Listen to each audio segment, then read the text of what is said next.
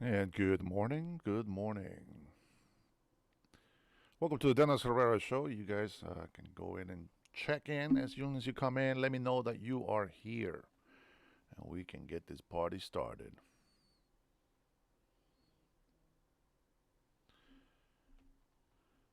Make sure I do my audio test here. There we go. Okay, we're good there.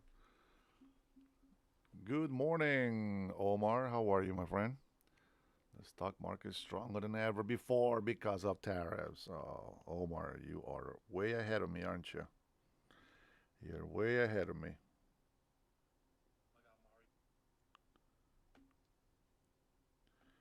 We will touch up on some of those things. How's your morning so far, Omar? You doing good? Any plans for this weekend? All good? Cool Cat Renee in the house. Good morning, brother. Good morning, my man. You guys know I gotta wait for my kids to get on their bus in order for me to get in here. I got a few clips to show you guys. Just finish making my coffee, guys. Finish making my coffee. I got to get up in the morning. I got to get up early, but then I have to take my wife to work, and then I got to come back and then make sure the kids are actually taking the bus. And I just burned my mouth with my coffee. Whoo! That thing is hot. Well, good morning, guys. Thank you for joining. I appreciate you guys coming in here. Wes, good morning, brother. Santos is an American badass. Just work, lots of work, says Omar. That is the American dream, my friend. I'm gonna tell you something. I got so many projects going on the side. You guys have no idea. You have no idea. We are working. If you can't tell, I'm actually very tired. But we are working. Well, I am, of course. I am working on a Spanish uh, mirror of this type of channel. So it's going to take a lot. I have to get a little bit more schedule, more time constraint, I guess, in some things. Not a bad thing. I think it'll still be good, but it would just be doing the show both in English and in Spanish. Now, there's a lot of people that come into the show that do speak Spanish, but I've noticed that the last time that I tried to do a test run and did a podcast for Spanish only, a lot of you people came in here and started saying speak English, so that didn't work. So I don't want to confuse. I don't want to confuse the audience. I want to make sure everybody's on the same page.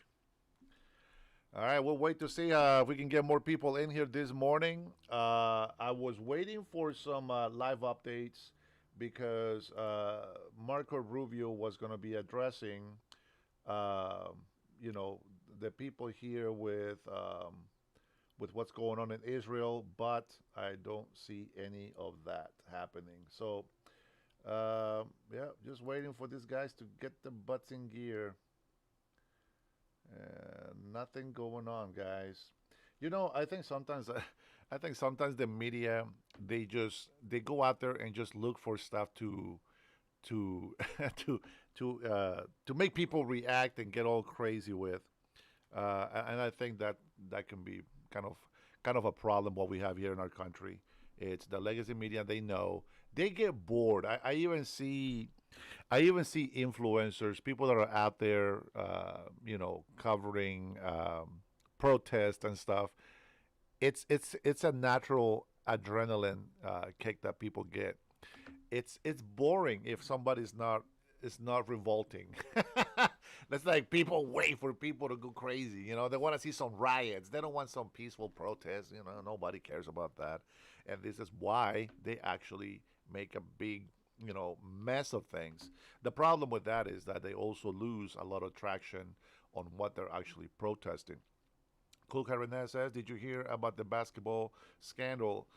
Yes, I'm not surprised. I'm actually surprised that it's just now coming out. I'm sure it's the same thing going on with every single sport. I think the same thing is going on with football. And you guys know, if you guys are sports fans, And I stopped watching football for a lot of reasons. Mainly because of the rules that they keep changing. I mean, it's making the American football game not not as exciting as it used to. At least that's just in my view, right?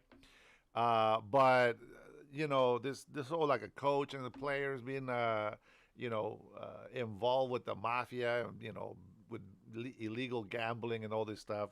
Man, we always call that out. We always say it. Oh man, that guy. That guy threw the game. Oh, that guy did that. Oh, you can tell a lot of the mistakes that they make. I mean, it could be just mistakes, but this whole thing that happened now, that they are that they are actually criminalizing people, or indicting people to go to jail for illegal gambling. I find it very interesting, but it's not news. It's not new to me. But I am glad that they're punishing some people for cheating out their fan base. I think that should be okay. I think they can do that. But we'll see what happens. Cool Cat Renee with that. It is important that that we get everything, all the legal issues addressed in our country. I just think that we have more stuff that is more important than that, at least to me. So I want to make sure that we cover everything that's going on. You guys been with me for a while, so you've seen some of the coverages that we've been placing on here, commenting, opinioning on. Omar's has had his cup of coffee and energy drink. Damn. Man, these youngsters, man. These youngsters. Uh, all right, man. It's good for you, Omar. Get it done. Juan San Juan says, Salud, hermano, desde Tampa, Florida. Oh, man, I wish I was there, my friend. USA, abajo el comunismo, dicho por un cubano. Hey, man. I hope you're having a good day over there. You're 3 hours. It's already 10:30 down in Florida. So you guys are 3 hours ahead of us. Ani says, "Make Argentina great again." Correct. You know what? The people. I don't know if you guys know this, but I think that helping Argentina, and this is just my opinion, it's pretty key right now, because we have this thing going on in Latin America, especially Latin America, where socialism, well, it turns into communism, but socialism wants to take over the Latin Americas, and a lot of people. Dude, it's dark. I mean, doggone it. There's so many things that I want to say about it, but there's so many things happening in every country, and we see some of it happening over here in the United States of America, where the Democrats have been pushed away. They kicked out all the true Democrat people from the Democratic Party. Now there's just a bunch of socialists, Marxists, and communists mixed into the Democratic Party that we have today. It is unbelievable of what we're seeing here in the United States of America. Now, oh man, it's just, I don't know. Maybe let's put this together, guys. Come on, you got to help me out. You got to think for yourself. Try to, let's just like have like a morning meeting, and then let's try to figure out what the hell is going on in our world today. You got to put together, okay, so a lot of Democrats are leaving the Democratic Party because they realize that the Democratic Party has been taken over by socialists, Marxists, communists. Okay, that's my opinion, but that's what a lot of people see happening on the Democratic Party. That Democratic Party does not exist. I don't know why it doesn't bother people that they will go out on the news channel, on television, and tell you that the millions of Americans are suffering, but they are finally having a hold, or a chance to beat Donald Trump. Are you kidding me? I mean, those are not the words, obviously, but that's exactly what they're doing. They think, uh, you know, that having Americans suffer is worth beating Trump. I don't think so. I don't. That doesn't make sense to me. Now, when I say it's my opinion, I am being very generous that you're not stupid. Okay, let's just make it very clear. I am being very generous to not call you stupid. When I say my opinion, some people would just like to jump up on that and make fun of it. But I'm just trying to be polite. And then some people ruin it, and then I have to tell you exactly what I mean. Okay? Uh, I have not been proven wrong so far. And I wish you would prove me wrong. Go ahead and tell me, why should we support the Democratic Party today? Why should we support the Democrats? And then I'll convert, and then I'll be in your team. Go ahead and tell me that. Let me fix this camera a little bit. Let's see. Yeah, well, American suffering that's a fact. Yeah, yeah. It's not my opinion. It's a fact. Uh, if you're not a farmer, don't speak. American farmers are stupid because they voted to go bankrupt. They were having problems with Biden. Thank you very much. Let's not go ahead and count how many businesses went out of business during Biden's administration. Let's not go ahead and count how much the farmers have been suffering all this time. Farmers were not in heaven when Biden was in office. The farmers have not been in heaven when Democrats have been in office. So I want you to go ahead and tell me why we should support Democrats right now. Uh, the Republicans of the 80s have left the party. I don't know what the hell you saw in the 80s, but what I remember more is Ronald Reagan. And I think President Donald Trump kind of aligns with that. And a lot of Democrats that actually align with that as well are now on the Republican side. So I really want you to tell me why I should support Democrats. Go ahead, Mike. Tell me why I should support Democrats. Here we go.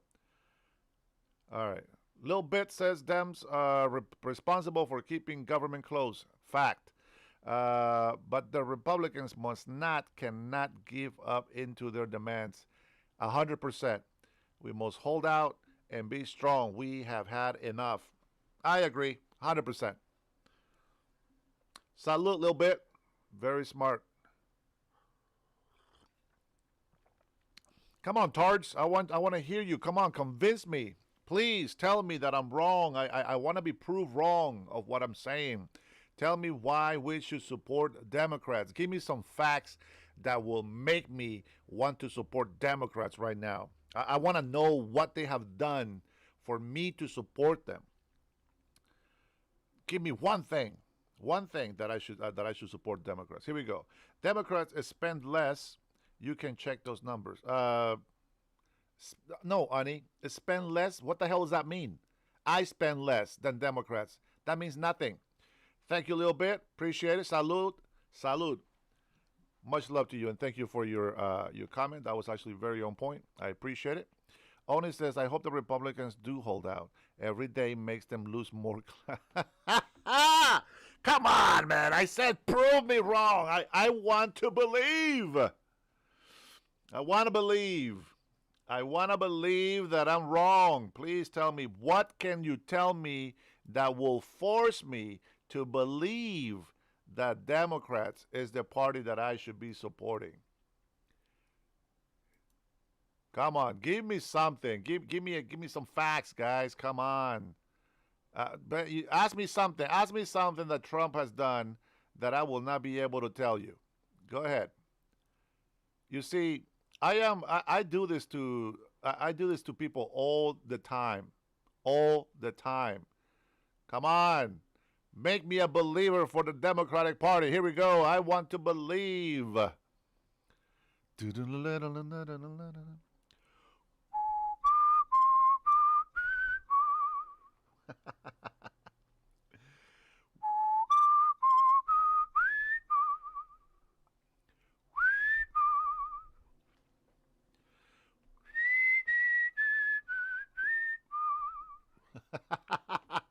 All right, here we go. Let's go read some comments. Hey, guys, today we are going to become Democrats. Let's take a look. Let's see. Wolverine says the tampon dispenser ran out. No. Make America great again. No, that's not going to make me a Democrat. Let's see. Matt Compton says only watches MSNBC. Obviously. Mr. Killjoy. Here we go. Yeah, using another $1.5 trillion. I'm good on that. Okay. Keep it shut down, says Killjoy. What a Killjoy. Let's see. Somebody 69 here. Do you call Trump daddy when he's working you out? Ah, man. Trump is my daddy, but that's not the point. Let's see. Trump is destroying our economy, and you love it. Man, I'm glad. Oh man, these guys, they don't know what they're saying. We'll touch up on the economy a little bit, I think. Let's see. Here we go. Here we go. Here we go. Ani says, as a government, the Democratic administration spent less money and less to and add less to the deficit. Ani. There's no hope. I think there's no hope for Ani. There's no hope for Ani. Sorry, there's just no hope. I don't know, man. I don't know. Let me see somebody else besides Ani. Please convince me. Let's see. Patty Mac says, "Has this idiot not been deported yet?" Obviously not. And bad news for you, my friend. If I was not an American citizen, they would probably deport me if I was illegal. But the bad news for you would be that it doesn't matter where they deport me to. I would not be in jail at that particular place that they will deport me to. They will just repatriate me. That's what they will do. They will repatriate me. They're not going to send me to jail for nothing. They will just send me right back home where I come from. And guess what? There is also internet in that place. And I'm still going to defend the United States of America. Because if I break a law, I have to be held accountable for it. If I'm speeding on the freeway, I deserve that ticket. Doesn't matter how much I don't like to pay the ticket.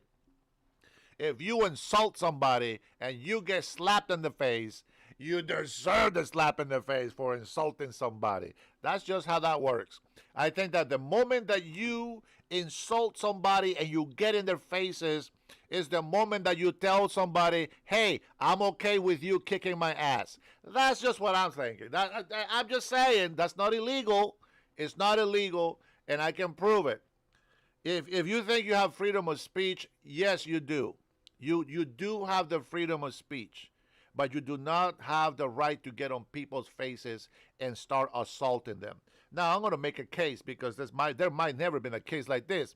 But if somebody has suffered from anxiety, somebody has suffered from something else, and you get on their face and you think that you're using your freedom of speech, but you're cussing them out, you are irritating their soul, you're stirring the anger inside these people.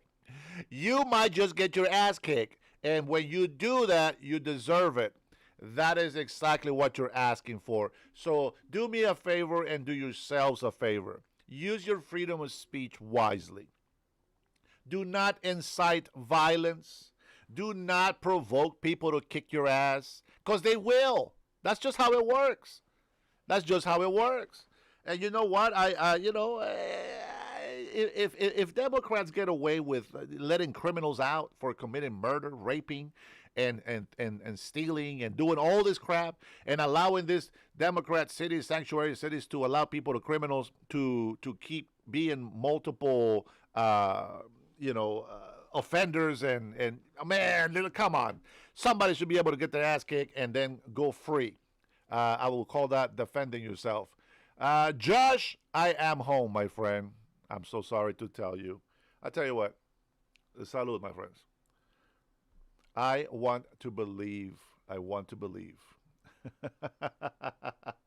Nobody can tell me why. Why is it nobody can tell me? Why is it nobody can tell me? Here's something good for you. There we go. Let's see. This one says our trillion-dollar titans, the mega commitments reshaping America. Oh wait, this is what the Democrats have been doing. Oh, I see. Now I know. Now I know. Here, let's make this a little bit smaller for you there so you can see the whole chart. I'm sure you guys already have seen through these numbers before, because Democrats, they know how much money they're saving. They know how much money is coming into our country. And I'm sure that these stats they're just pretty old stats. I mean, nothing new to see in here. I'm sure that you guys already know all this. But, this is just a couple of commitments going on here in America. right? We got an Apple, $600 billion. Micron, 200.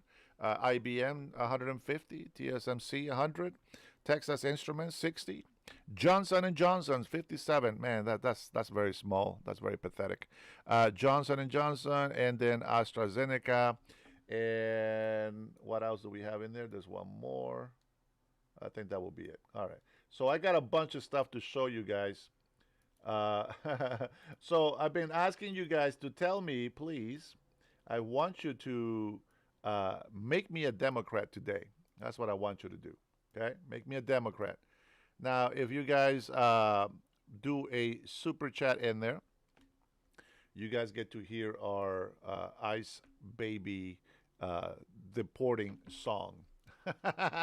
So if you want me to get deported, you got to put a super chat in there, and then we can play your favorite song that everybody likes. And if you don't know what that is, well, here's a little taste.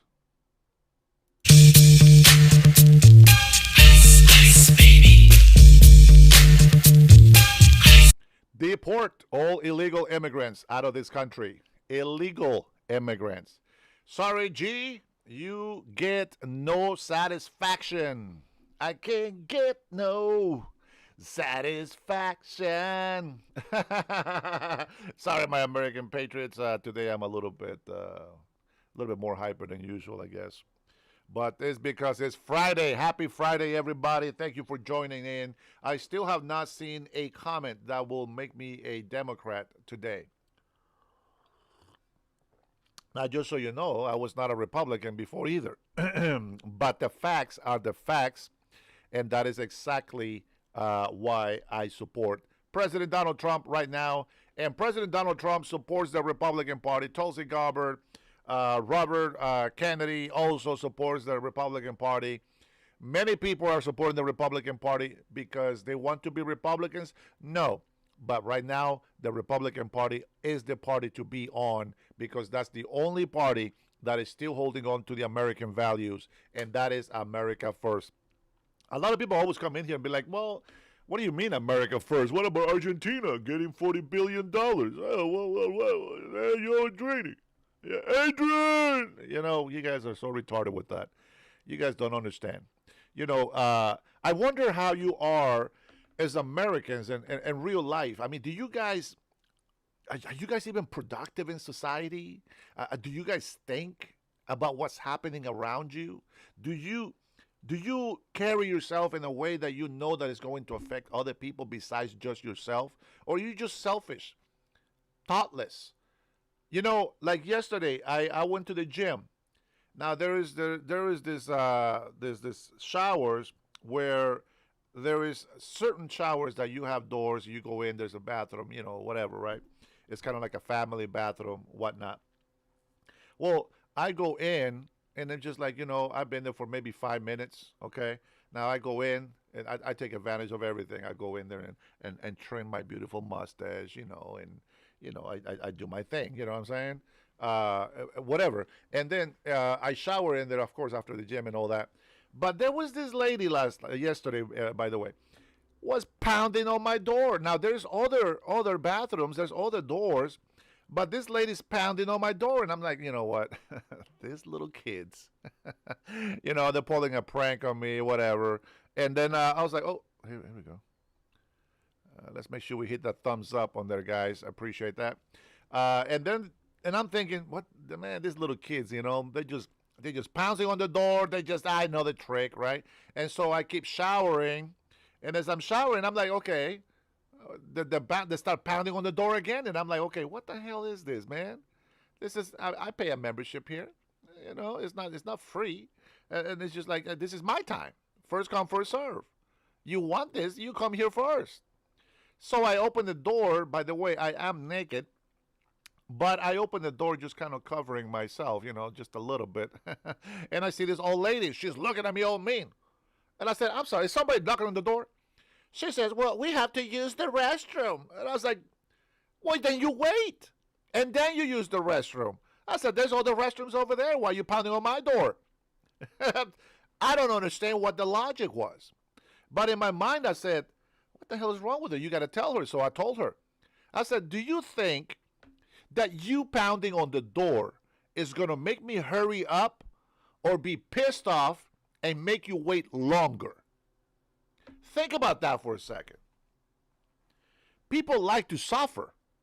The way that you treat people or the way that they're going to treat you. What do I say in here? Omar comes in here. Hey, Dennis, good morning. Hi, Omar, how are you? And then we got somebody like Josh in here. Hey, why is this guy not deported? Well, guess what my reaction is going to be to that? Why are you not deported? You see what I'm saying? Like, you get what you ask for. You get what you ask for. Let's see. How many haters do we have in here? Well, we got a few haters in here. Let's see. Let me read a couple of freebies here for you. The Art of Mind says, get to the point. I'm not sure what point you think I'm trying to make. We are just having conversation, sir. Right now, this is just introduction. There's a lot of random talk from all over the place, okay? There's a lot of you in here, and it's just one of me. So be nice, all right? Yes on Prop 50 says the dumbest Buddha that I have seen in this chat. And we're going to add a couple of you others if you continue on that path. Cool Cat Renee knows that voting 50 on Prop 50 is the worst thing that you can do in California. Somebody said that Gavin Newsom can be a better president than Donald Trump. Are you freaking kidding me, bro? What the hell have Democrats been doing in these last few decades? Not one of them made peace with anybody. Every single one of them decided to do war. And you say, wait a minute, you're such a liar. Biden didn't do that. Oh, yeah? Oh, yeah? Let me tell you what Biden did. Just in case you guys don't pay attention to what's going on around you. Number one, Biden offered $196 billion to Ukraine, to Zelensky, for free. For free. No deal, no agreement, no money coming back, just $196 billion commitment so that he can defend himself. You say, well, that's not starting a war. Oh, well, I'm not done. So then he talked to Russian. He talked to Putin and said, hey, listen, I don't want you to make war. But, if you want to, do a small insertion, you can do that. Okay? But don't go past that. After that, just don't do anything else. In my book, he started that war. I don't care what anybody says. That is exactly what happens when you are weak, when you are soft, and you have no guts. No guts, no glory. Remember that? That's right. That's right, Michael. That's right. You guys don't know that part? You guys don't know that part. You guys didn't hear him say that in the news. Come on, people. Stay with me here. Let's see. G, you talk a lot of shit in here, but I want to hear something that makes sense. Let's see. Here we go. Speak on things that aren't your business. Go and help Honduras. Let me see. Josh. Man, I'm going to try to be nice, guys. I'm going to try to be nice. I will try not to insult and curse at people too much. Good morning, Trinity. Oh, it's always good to see angels in this chat. I'm not sure this. You might want to go through the history of the chat there real quick, Trinity. Josh, it says, speak on things that aren't your business. Speak on things that aren't your business. You want me to talk about things that are not my business? That doesn't make sense. Go and help Honduras. Well, I'm going to tell you something. As much as that will make you very happy that I am gone from this country, if this is your country, if you are an American citizen, if this is your country, you are a shitty keeper. You are a very shitty keeper. You don't deserve to have this country. How about that? You don't deserve to be American. How about that? Any person that rebels against their nation and accepts foreigners before they're citizens, they're traitors to this nation. That's exactly what that is. You don't allow foreign people to come into your house and then throw your own family out. What the hell is wrong with you? Now, I'm only talking to Americans that do that. Most of the people in here are probably just beaners that are illegal in this country anyway. Uh, John says only his choice of topics are allowed. What a wuss, says John.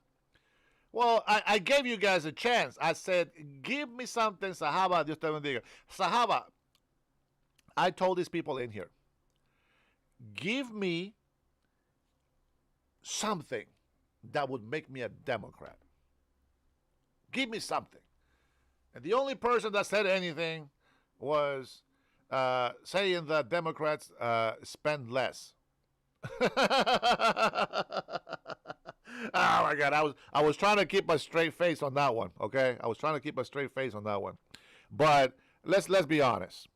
The big beautiful bill caught a bunch of waste, abuse, and fraud that was already happening. Now it wasn't investigating that, but it caught a lot of the things that we knew are waste, fraud, and abuse. And then Doge came in, and they found out that that thing was true. USAID, I bet you guys don't know this.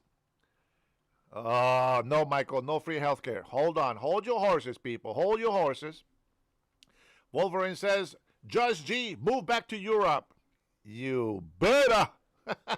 You tell him, Wolverine. You tell him.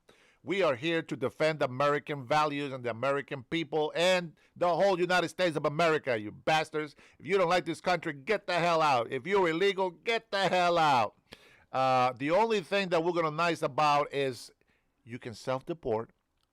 You will get a plane ticket back to your country. And once you arrive there, you get a free $1,000. How generous is that? Or you can do it your way. We'll come and grab your ass at work while you're shopping at the grocery store, while you're in the middle of a bank robbery, in the middle of a heist, while you're in the middle of selling drugs in the streets of the United States of America, while you're over there at the park watching the baseball game for your kids' game. But you are illegal, you're a criminal, you are going to get deported. So you have it two ways, the nice way or the not so nice way. Okay? So let me see. No, you have it the nice way or the ice way. There you go. That's our new thing right now, guys. That's the new thing. You got two ways to get out of this country: the nice way or the ice way. And you know what? I'm gonna tell you something. I don't go on the streets because I try to be responsible. I don't want to go over there and get into a fight with a bunch of people and start smacking people around because they're obstructing our ICE agents and they're doing the job that we voted President Trump and the administration to come in and do. And these people that are obstructing that process, well, they are our enemy. Now, when you say, wait a minute, you're supposed to be joining, you're supposed to unite the country. Well, you can join people that hate this country. I can only help join people that love this country, that love the American people. I can't help join. I can't make our enemies just join the best interest of this country. If you don't like this country, you won't do shit for it. It's a fact. It's a fact. Here we go. Derek Stephan. Grifter. Oh, that's the new word that you have learned, the buzzword that they're giving you nowadays. Yeah, good luck, buddy. We all do the same shit, so how hypocritical for people to even say that anymore. Let's see. Says the brown man. That's right, Cagwag. What's wrong with that? You're being racist now? Oh, man. You see what I'm saying? Like, okay, why? Okay, see all these guys in here saying these comments? We know they're libtards. This is how you get to know them. They start pulling out names, and I'm gonna say, some of you patriots out here, I see your comments when you comment on Dollar Obama. You guys were saying bad names to him as well, so I understand that part. But you know, when I'm asking you to give me something, it's a discussion here. Give me something that will make me feel like I should be a Democrat. I'm giving you a chance. I said, give me something. Nobody has given me anything. Nothing.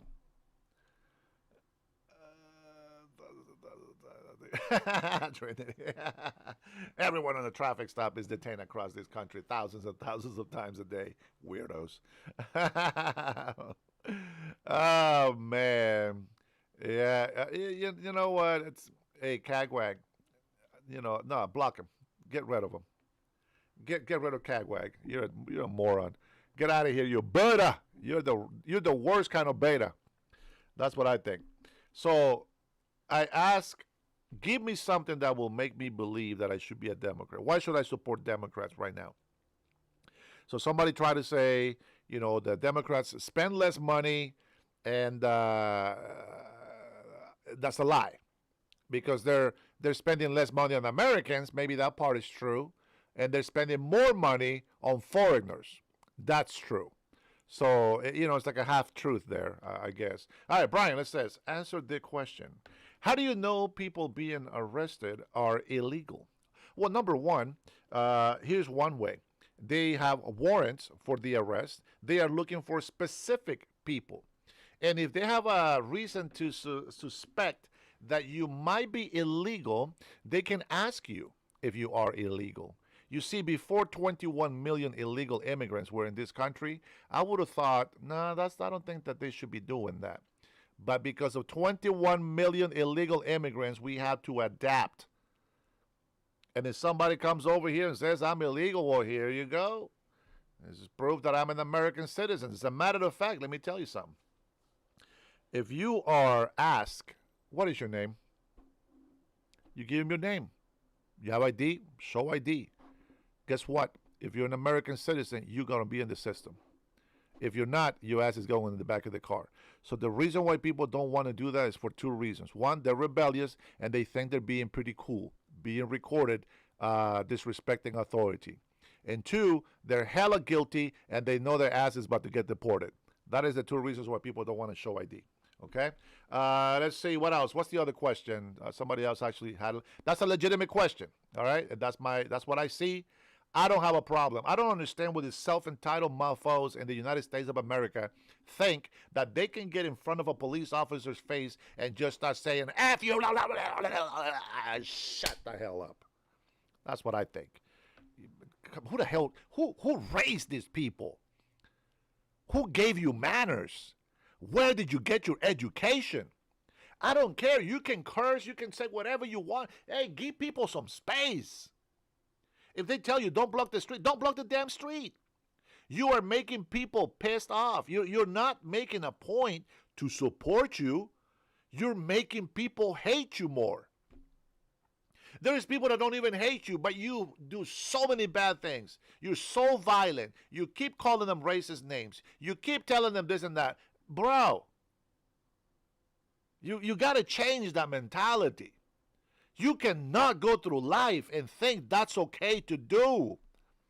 I mean, the only answer that I think that I can come up with is that you are retarded. You are just stupid. You're just completely retarded. And I think that's probably why you do what you do. But I don't understand. How do you not have education? How can you not be civil to be able to have a conversation? You want to argue? We can always argue, but argue a point. When you guys come in here and start just setting insults, that doesn't help. Like people that like Sly, yes on 50. I don't even think he knows what the hell that means. Does he know what that does to the state? You're ruining the state of California. But you know what? Maybe he is legal himself. Who knows? A lot of people that are supporting this kind of dumb ideas, they're either retarded or they are illegal themselves, and they think that this is a good way for them to get points. So I'm not down with that. Let me see. Hydro says Central American wannabe Jesse Lee Peterson. Hydro, you're a beta. And if you guys don't know why I say that, is because you guys don't follow my channel. But we do like JLP. And we do that as a joke as well, just as he's a comedian. And we actually like JLP. We don't agree with every crazy story that he thinks or theory, but I like him. Here we go. Let's see. Arma says, so you want people to argue with you, but when people respond, you block them. Censorship is proof of guilt. Arma, I don't know what the hell you're talking about. The people that we block, it's people that are spamming dumb shit. if you want to spam flags in support of of a live event that we're covering while the news is playing, by all means, spam it with flags, with support, and this and that. But I will not allow you to spam for hate. There's a big difference on that. There was this one moron in here. What was his name? Kagwa, I think it was. Something like that. Kept spamming the same dumb shit over and over. That's not what I want. And that is not proof of guilt. If there's anybody that doesn't want us to say anything, it's the left side. Every time that we say something, they got retarded people like this. They'll come in and they'll ask a question like, if we're protesting and we're using our freedom of speech, why does President Donald Trump make videos of him pooping on the protest? That's blocking freedom of speech. That's what I call retarded. Go ahead and show me how that makes sense. See, I give you guys a chance to talk, but when I give you a chance to talk, then you don't, because you have no answer. All right, here we go. Brian says, let's see. Brian says it's not tried in the courts and they cannot present their case to prove their legality. Whose fault is it that we have millions of illegal immigrants in this country? And where were you to tell all these illegal immigrants, hey, there is a process in the United States of America, and that means that in order for you to come to the United States of America, you got to show proof that you have the right to come in here. Where were you for that due process? Go ahead. You'll never be able to tell me. I understand that, because nobody can. But that is my point, isn't it? That is my point. See, and I'm sorry, but here comes the names. You morons that defend illegal immigrants, due process. Do you know how much freaking money the taxpayers have to put out to protect illegal immigrants?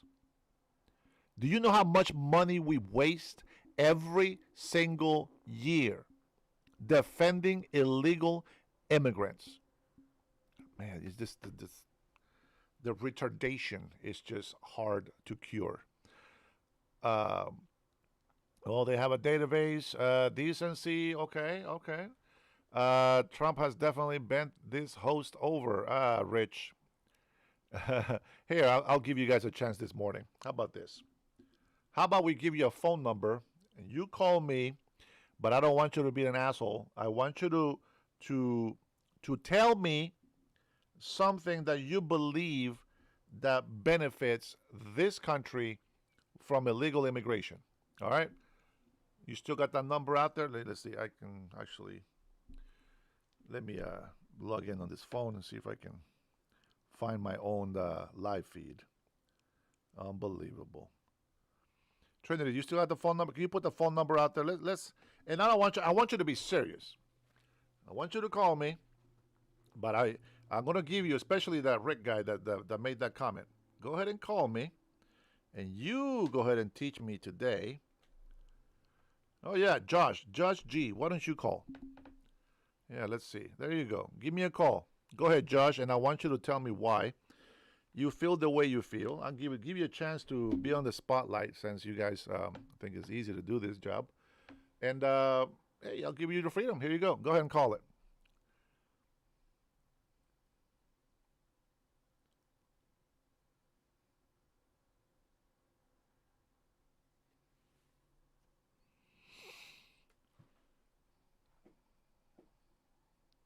There's the number, Josh. Go ahead. Star 67 to block your number and then call. Oh, Jake, be nice. I'm sure he does.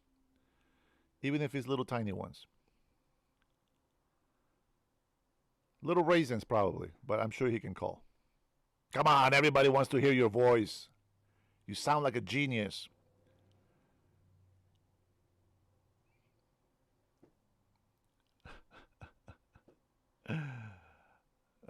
Joseph Paul Antonio says, I served 12 and a half years in the U.S. Marine Corps. I also served a little bit more than 2 years in Ukraine. I will be damned if someone invades this nation and get things handed to them when I... Man, Joseph, thank you for your service. Man, God bless you. You patriot soldier. You deserve a lot. A lot better, I'm sure, than what these morons give you. But you know what? Us patriots that we try to serve as much as we can with telling the truth. We love you and we thank you for your service. We appreciate you. All right, Josh, the line is open. Look, nobody's calling. Josh, you are our next contestant. Come on down. Hey, that's not copyright if I make it with my mouth, right? So there you go. All right, Josh, the phone number has been put on there a few times. Let me see, who was the other courageous fella that was throwing some facts out there, he says? Rich Burgos. Come on down. There we go. Oh, wait, that's just an announcement from my X account. All right. Come on, keyboard warriors. You have a chance to actually call in.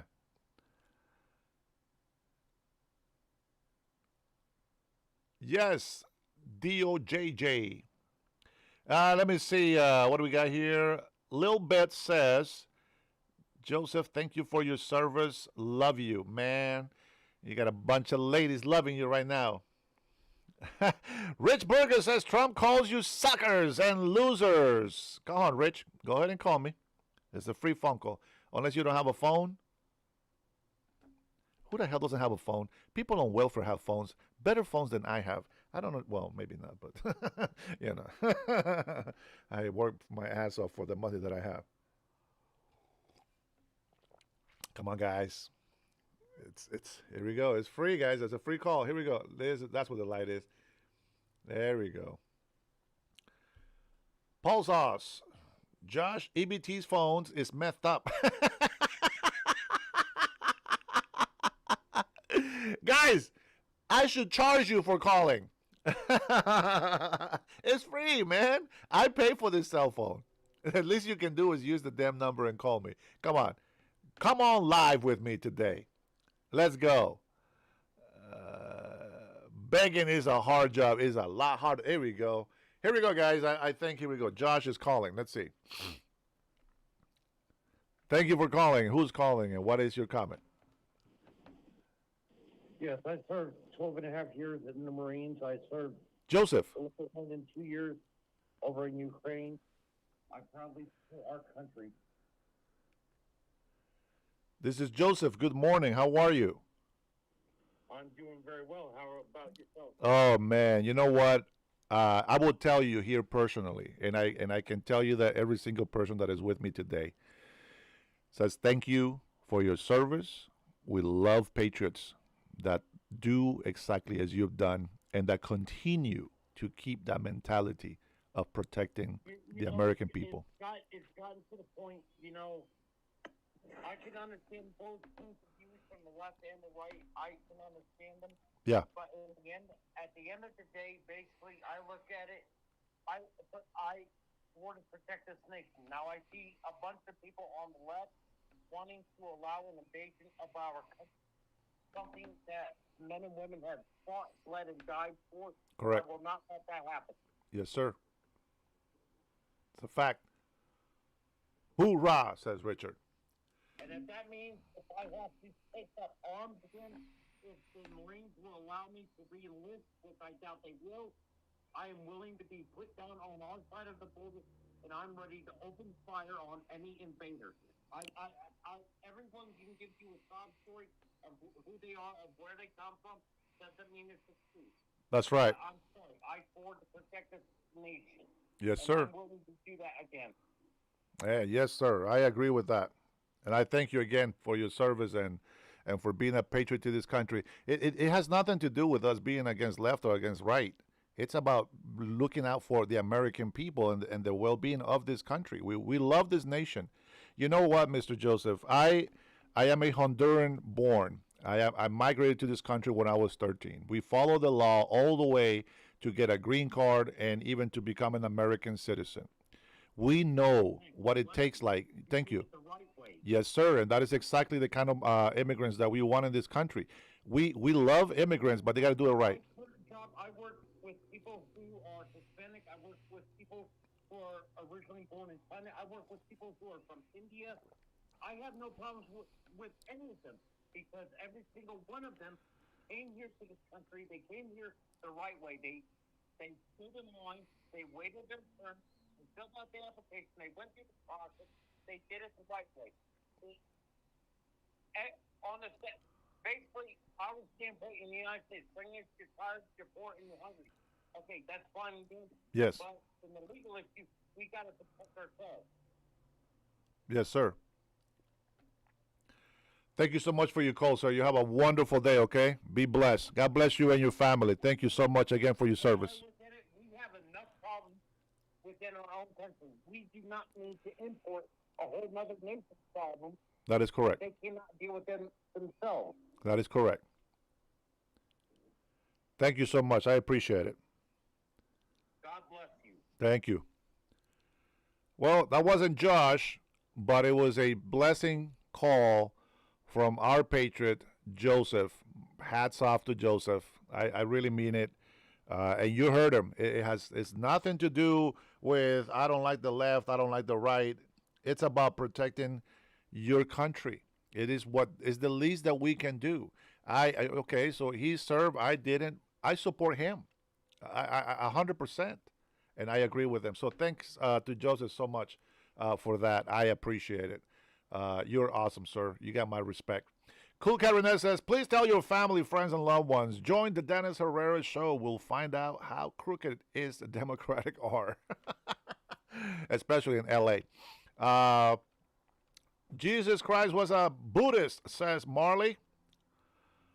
Yeah, I don't know about that. Oh, Meldon in the house. I just saw Meldon in here. They cry and talk behind the screen. Why they scared now to talk to the man Dennis live? We're still waiting for the. Was waiting to from the Navajo Res. Let's go, guys. The Navajo Res wants to hear why you guys hate Donald Trump so much and this country. Little bit says, I have respect for that also. Americans matter. Absolutely, 100%. Joseph says, thank you for taking my call. Absolutely. You're very welcome. You bless us with your service. We appreciate it.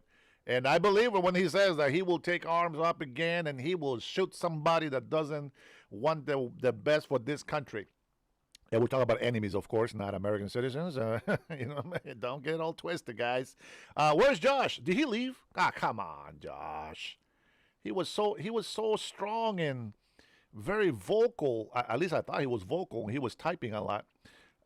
Let's say, man says if I can get a ribeye for under $20, I will give it a try. Man, there is an outlet store in North Everett here in Washington. I go to when I have the money. I buy a big slob like this. Okay. Now, of course, the sooner the date is, the more expensive it is. Oh, Berniel, I didn't see that. Oh man, hold on, guys. I missed it, brother. Salud, Dennis. Borders, culture, language is what this melting pot is all about. And I cannot believe that I missed that super chat, brother. Thank you so much.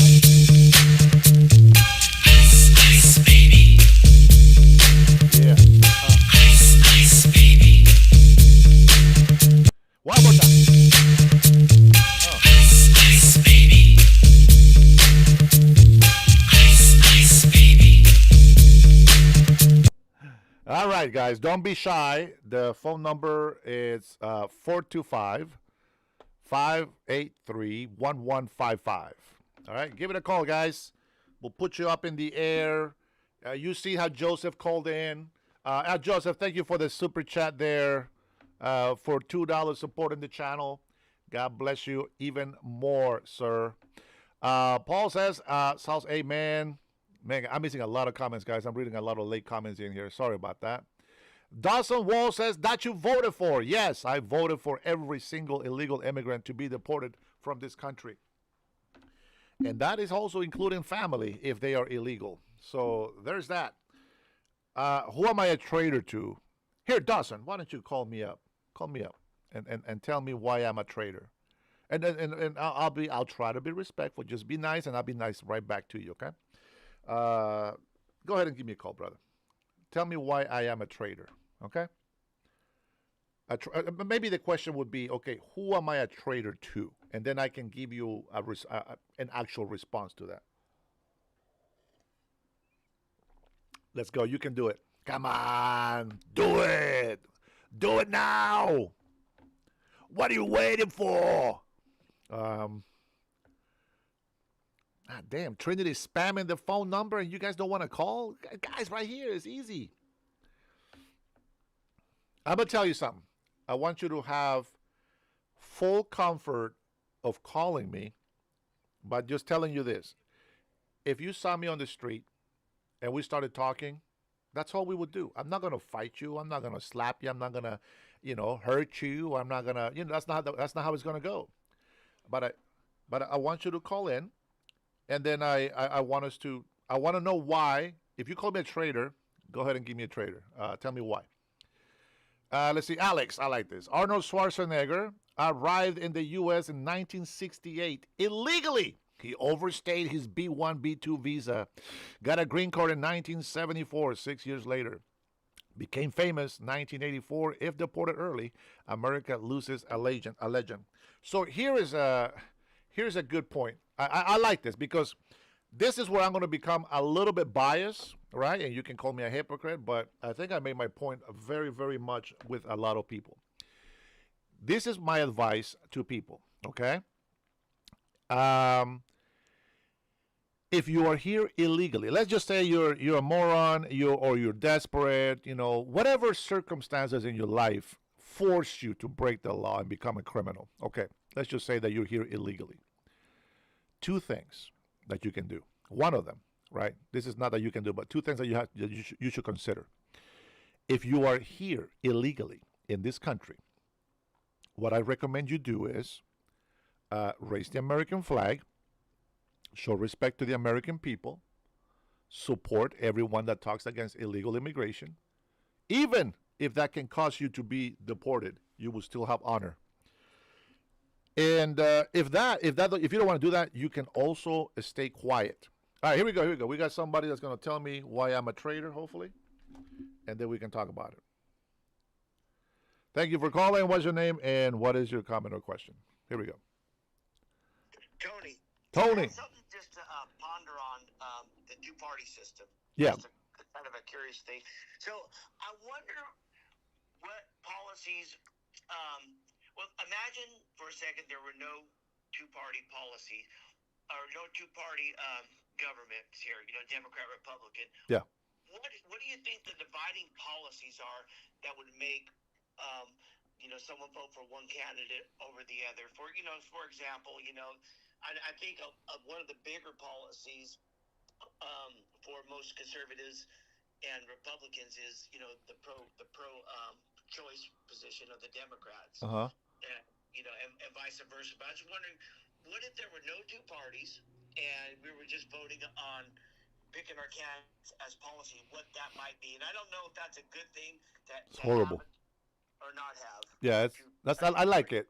So thank you so much. This is the fine example of how you call and make a point. Don't just call insults and just go off on people. That's a legit argument. I like it. There's a point. There's a question. And the answer is, number one, you're asking for my opinion, so that's what I'm giving you. It's if we didn't have a two-party system, we would be communist, which would be very horrible. I like to have the two-party system. I know that there can be more, but the two-party system, it's something that allows us to gather some things. For example, I always believe I believe to be a balanced person. Okay, on everything that I do, and I try at least. Okay, if we have both parties, right? Everybody's American. Number one, let's keep this clear. Everybody's Americans. We're all citizens. Everybody can vote. Everybody else doesn't matter, right? So let's keep it this way. Okay. So you and I are Americans. We are green and orange parties, and we both believe that Americans' border should be secured. We believe that illegal immigrants should not be allowed in this country. We believe on, for example, tariffs, which is we're going to talk about that. But you believe in abortion, and I don't. and then you believe that freedom of speech should be some speech and not all speech. And this is where people get to vote. Okay, wait a minute. So these guys, they want to do this, but the majority of the country supports this other thing.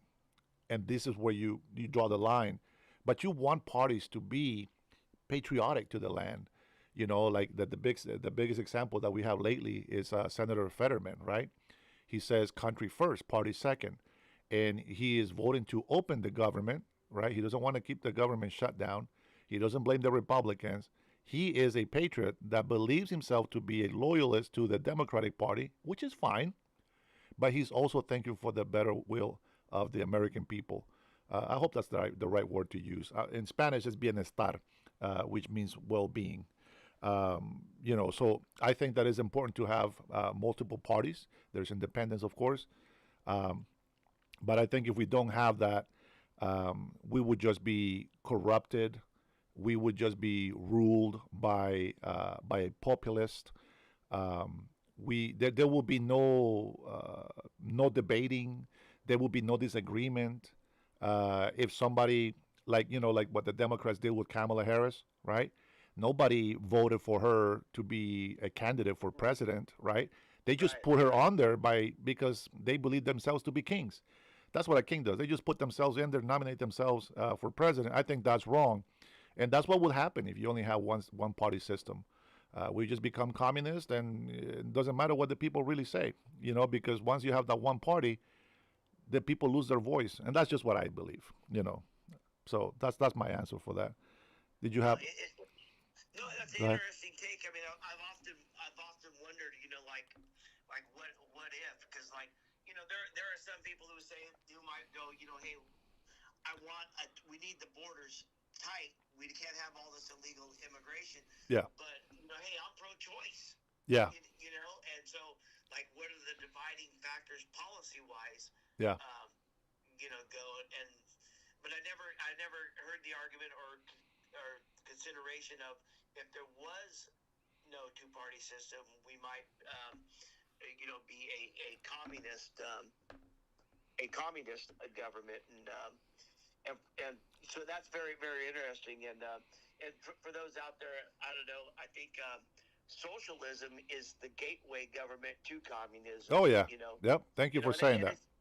it sounds good, right? Like I mean, if you could wave a magic wand and everybody got the greatest health care Yeah. for free, I mean, wouldn't you do it? Yeah. Of course, Right. right? Yeah. And, if we could all take, our on these luxury vacations, everybody had the money to do that, and it just by the wave of a magic wand, we everyone would do it. But it seems like that's not how it works. It's not how it's how it hasn't worked. You know what I mean? Yeah. So we can't do that. But it's a great idea. The concept Yeah.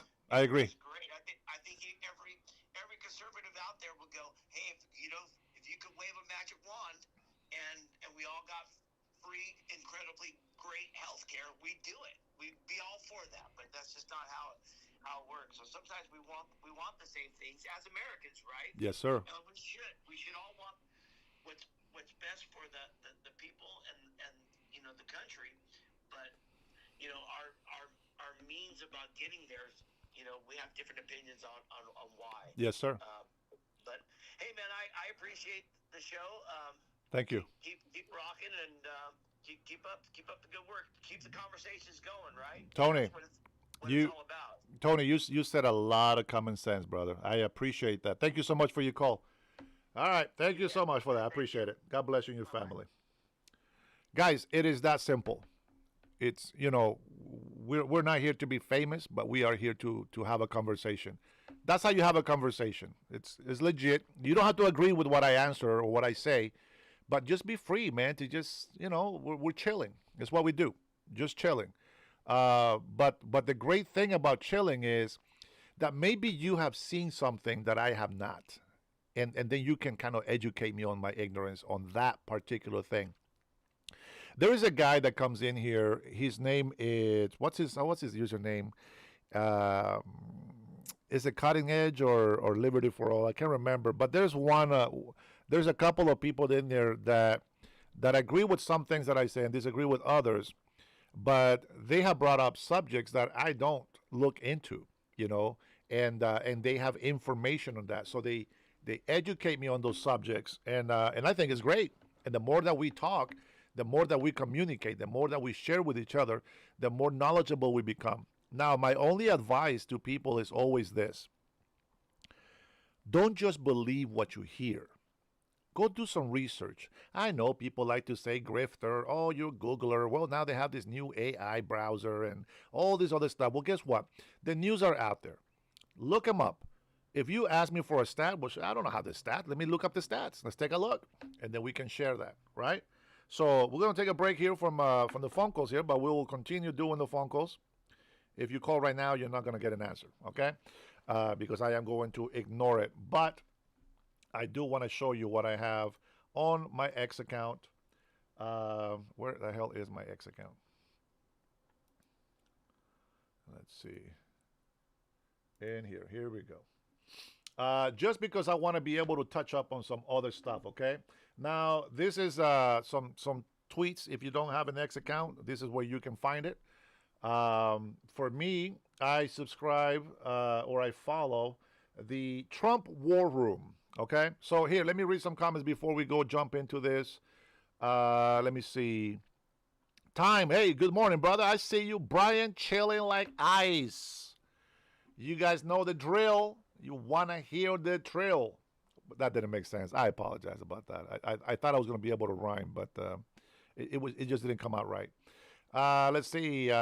Cecil Ferguson is just laughing out loud. he's laughing at my pain, as they say. Let's see. Dawson says, that's what I have to say. Whatever that was. Because I haven't talked to Dawson. Here we go. Here we go. Let's see. Thank you for supporting my service. You're very welcome. Very, very welcome. Let's see. Trinity said, wow, how did Trinity, how the hell you go and spell everything?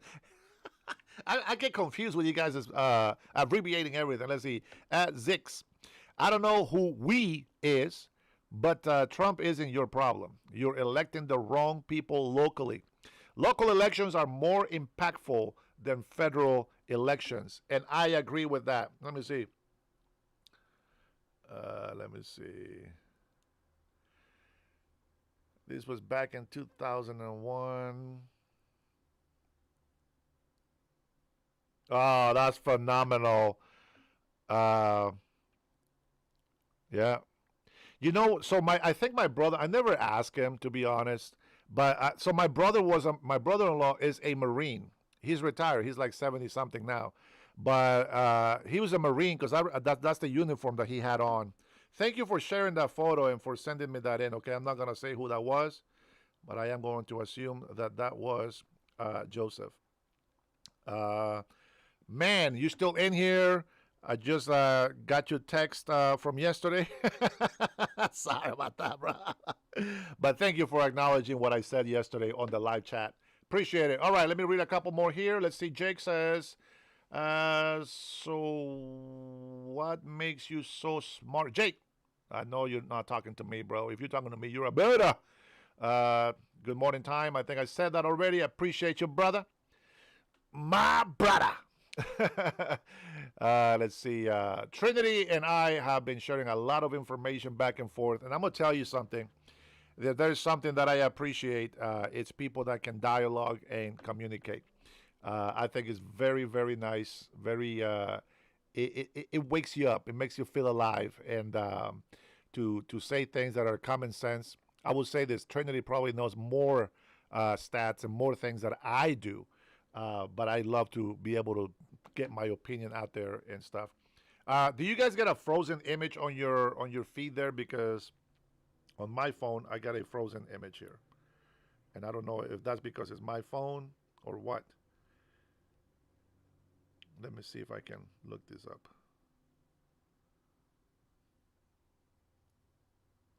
Nah, I can't tell. All right, so we've gone through 200 little bit. What is chomo? I think I don't remember. I think it's like I have no idea. I'm not even gonna guess. But it's something to do with being American.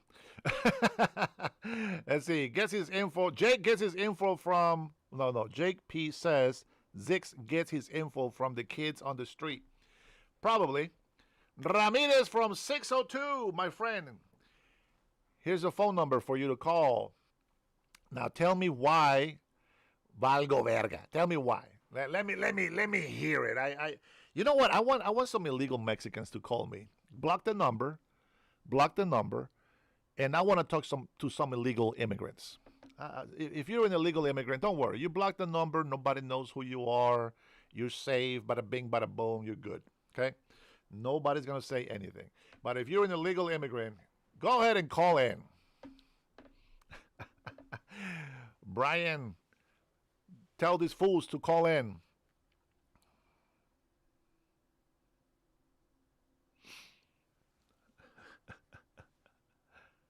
There you go. Guys, the line is open, but only for illegal immigrants or somebody that supports illegal immigrants being in this country. Go. All right, while you guys make up your mind on that, I am going to share my X account here with you. And let's get into that. All right, so we're looking at my X account here. If you haven't subscribed or followed, there it is right there, at Dennis Herrera 76. And check out these videos here. Let's see. As it says, we've already seen that gas prices are going way down. And let me move this window over here so I can don't mess up my neck looking that way. Oh, but then you won't be able to see that picture. What an idiot. Oh, man, I just became a libtard. Let me enlarge this again for you guys. I forgot. And we're going to talk about the guy in the background there for a second later. I think we did that yesterday, but all right. I hope that's big enough. Sorry, I had to put that guy's face on there. I apologize, guys. I know some of you, this is like nightmare stuff, but here we go, guys. Let me go ahead and play this. Just let him say it. I guess that would be the best way. Rose less than feared. What's your reading, Kevin?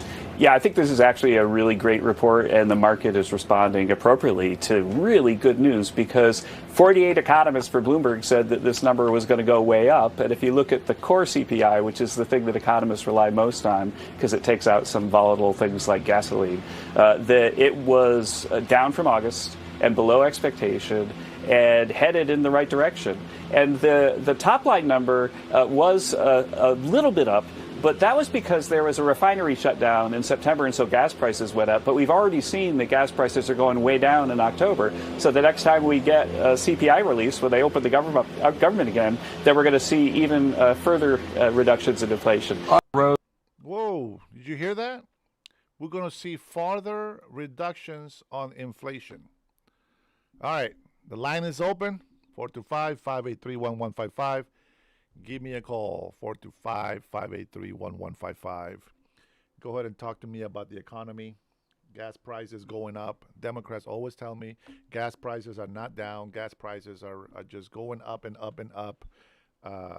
Here's your chance. Give me a call, guys. We're putting in the work. I'm giving you guys a chance to call in. If you guys are not doing super chats, I cannot read every single comment on there unless you do a super chat. It doesn't have to be 50 like Mr. Berniel does in here. You guys can go $1. That's fine. That's no big deal. But I cannot see everybody's question. Okay, so if you do a super chat, you get to hear the ICE theme. And if you are demanding me to read your comments or your questions, you better be putting some damn super chats on there. Otherwise, shut the hell up. Come on, let's go. Let's see. Six. I want to hear Six's voice. I bet you he's probably either very, very old or very, very, very young. Now, being very, very old doesn't mean that you're stupid. It just means that you were raised a certain way, and now we can't change your ways anymore.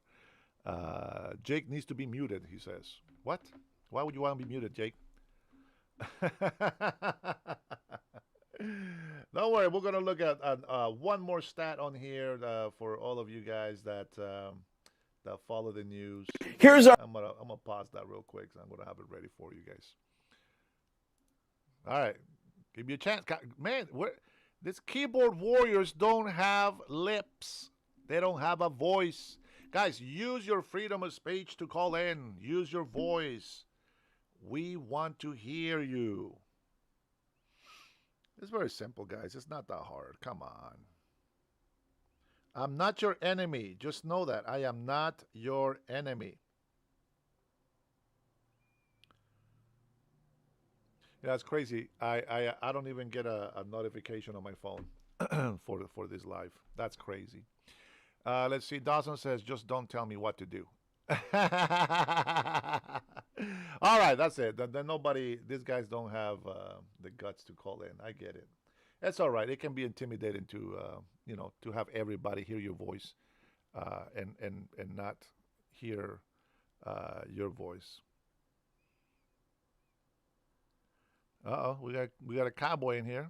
I like it.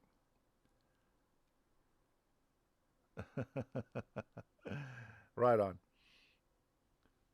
Thanks for the photos. Appreciate it.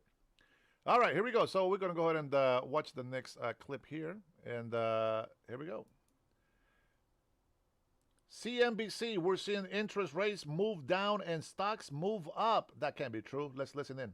Here's our late but coming out September read on the Consumer Price Index. Headline number up 0.3, 1/10 cooler than both rearview mirror and what we were expecting. And if we look at the stripping out of food and energy known as core, it comes in also a bit less than expected, up 0.2. We were expecting up 0.3. Our last look was up 0.3. Here's the Moneyball numbers. Year over year, 3%. And even though it's less than the 3.1 we were expecting, it's hotter than 2.9. And after all, it's got a 3 handle. And if we look at CPI year over year ex food and energy, it also comes in at 3%. We were also expecting 3.1, but last look was 3.1, so it cooled a bit. So we're seeing interest rates move down and stocks move up. There you go, guys. And hey, this proves to you guys that what was that? CNBC is not bad. They're starting to get with the program. I like the young fellow from CNN as well. He's got a lot of energy. I love listening to him, and he's always busting Democrat bubbles. I know. So it must be true. Hey, listen, they can only hide the truth for so long because the people are not stupid. Americans are waking up to the truth, and that's just how it works. Here is our president. Check out this photo, guys. It speaks for itself. There we go. Inflation cools more than expected. What? That's impossible. No signs of tariff pressure. Ah, man, come on. That should give you guys a reason to call in. You can do it. Do it now. Let's go. My respects for Arnold Schwarzenegger. I like Arnold Schwarzenegger. I didn't appreciate him saying that my rights didn't mean shit when the kings in the government were telling us, forcing us to take a jab. That lose your job, get kicked out of the police department, get kicked out of the army. How un-American and how king-like is that? They would like to project everything that they do as in Trump is doing it. But that is the most clearest example that I can give you that they think that they are kings in the Congress for the Democrats. They got so used to abusing the digital pen and making it look like Biden was running the country. Biden, the only thing he had was the runs, but he was not running for the country. And it's very sad because I don't like the way that they took advantage of the old man, to be honest. I don't appreciate that.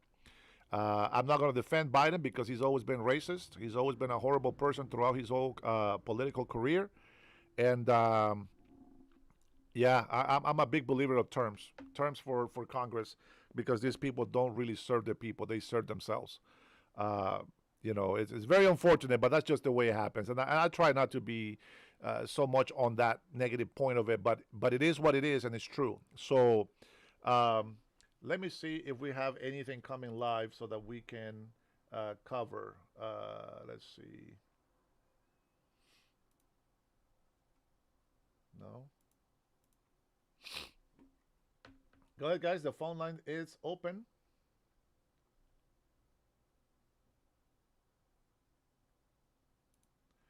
Hakeem Jeffries is supposed to talk at 8. Let me see what's going on with that. Let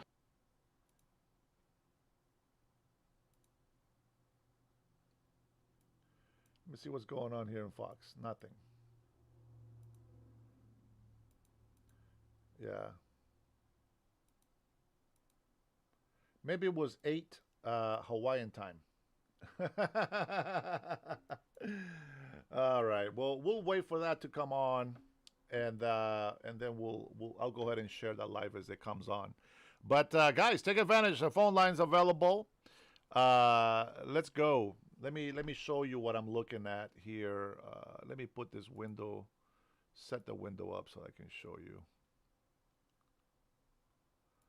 I know I still need to get a new mouse. Very unfortunate. But this is the live that I'm waiting for so that I can show you guys. Yeah, that's right. I'm going to stay here for a few hours. So don't be discouraged, my friends. We'll stay together for a while. All right. And let's see. This is what we're waiting for here. Not that person that came out. But Letitia James arraigned in federal fraud case. We're waiting to see what they say about that. But with that being said, guys, hey, phone line's still available. We got at least a couple of people in the chat here that might be wanting to ask some questions, by all means. Jake P says, Zisk, only pathetic as your ability to do research. Speaking of research, let me pull out my other window here. I'm going to move this out of the way for you guys. And since people like to use this word, but they don't like to tell people what it is, I am going to find the meaning for chomo, because I kind of know what it is, but let's see. Let's see. The term chomo is a highly offensive slur used in prison. Oh, no wonder they use it so much. These guys, they come from prison, guys. They've been used to getting the clown's eye tore up too much in jail. That's why they use that word. Let's see. This is the abbreviation for child molester. That's what chomo is. So if you use the word chomo, that means that you have experience in prison, and we know what they do to you in prison. Everybody knows what they do to you in prison. So yeah. All right, come on, guys. We are waiting. I'll tell you what. I'm going to swap windows here, and I'm going to put this over here so I can still monitor it. And see. Yep.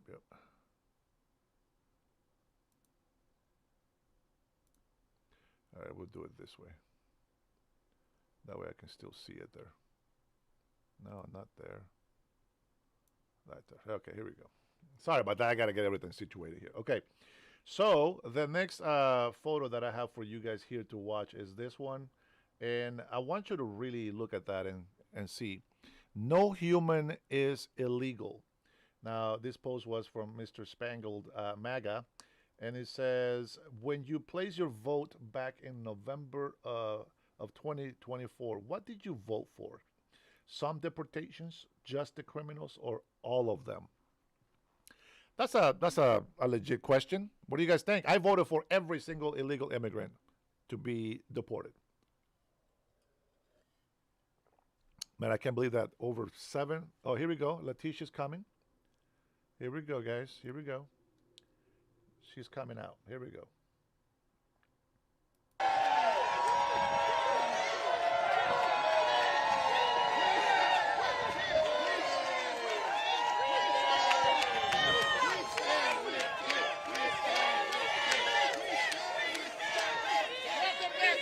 I love the cheering.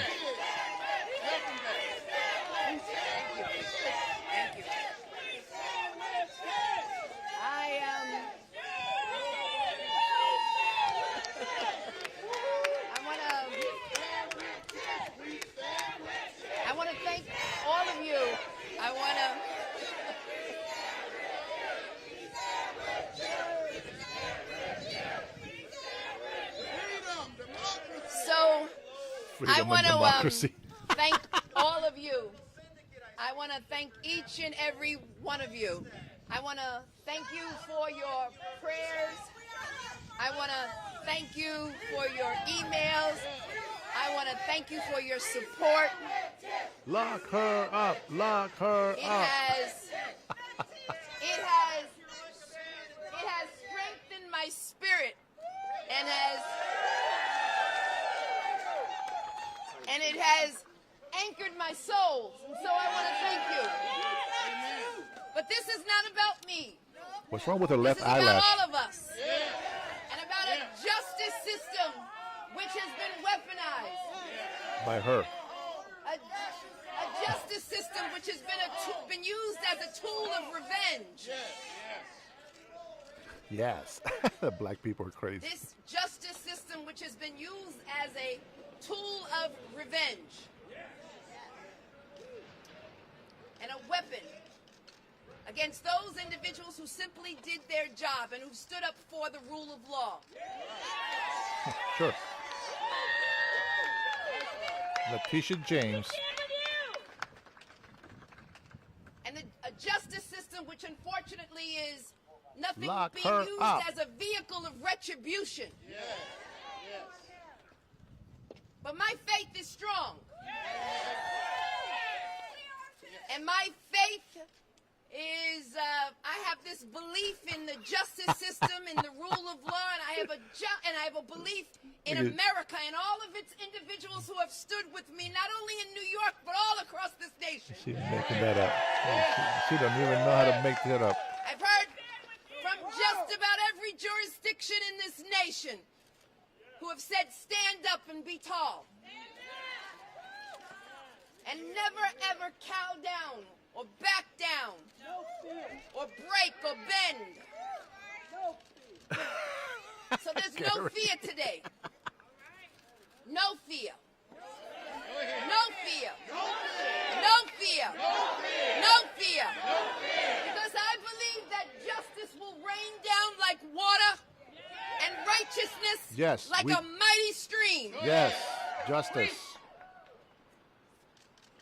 And I'm here to say that my work and my job and all that I do, all throughout my public career,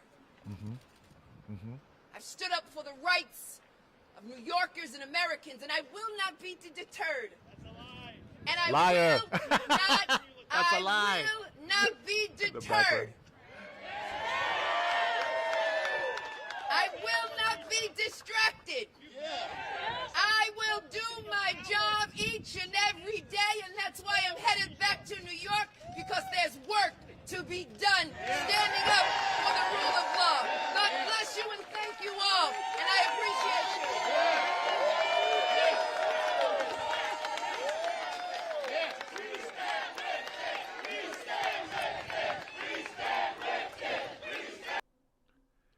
We stand with you. I will agree. Justice will be served. I agree with all the real statements that she made, except she is going to be the one receiving the imprisonment. And I really hope that she goes to prison. I can't believe how many people get tricked into this sort of lies that the politicians make up and give us, and then we have to accept it. No, we're not gonna forget how many times she said that she was gonna go every single day. Her job, and let me be clear, her job was not what she just said. She said that she's gonna go and work for the New Yorkers, right? But that's not what she was saying when she was talking shit about President Donald Trump. She said that every day she would go to work and sue his ass. That she's going to work to get on him all the time. She didn't say that she was going to work for the New Yorkers. She made it her point to go after one man, which, by the way, democracy was followed and democracy won, and we voted. Everybody voted for him to be in office. So what good is it to say and cheer and yell, democracy? We believe in democracy. Well, what the hell is the point of democracy if you're not going to accept the results of that democracy that you're fighting so much for? You know what I'm saying? Hey, Russell, give me a call. 425-583-1155. Lines are open. 425-583-1155. You get to be the next contestant. Let's go. The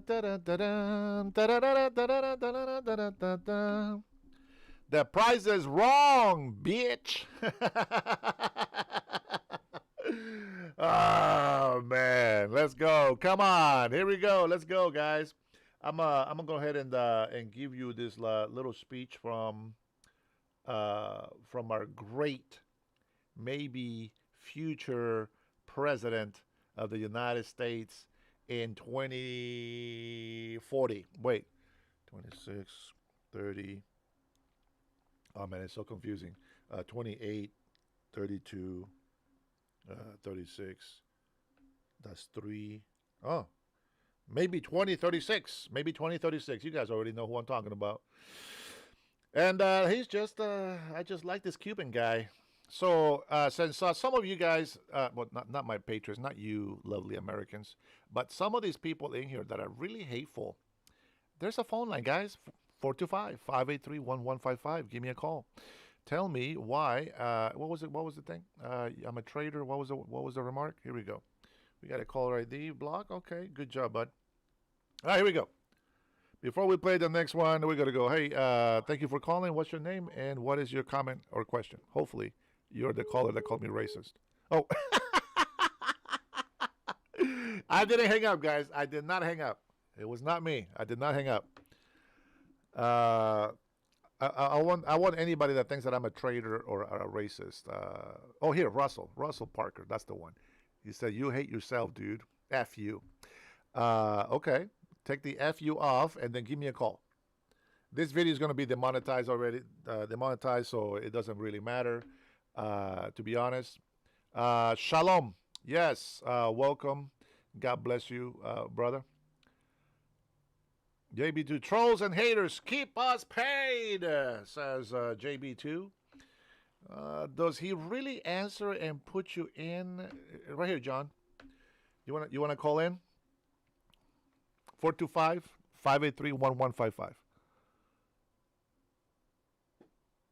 Yeah, whoever called, try again. I heard some noise, but they hung up.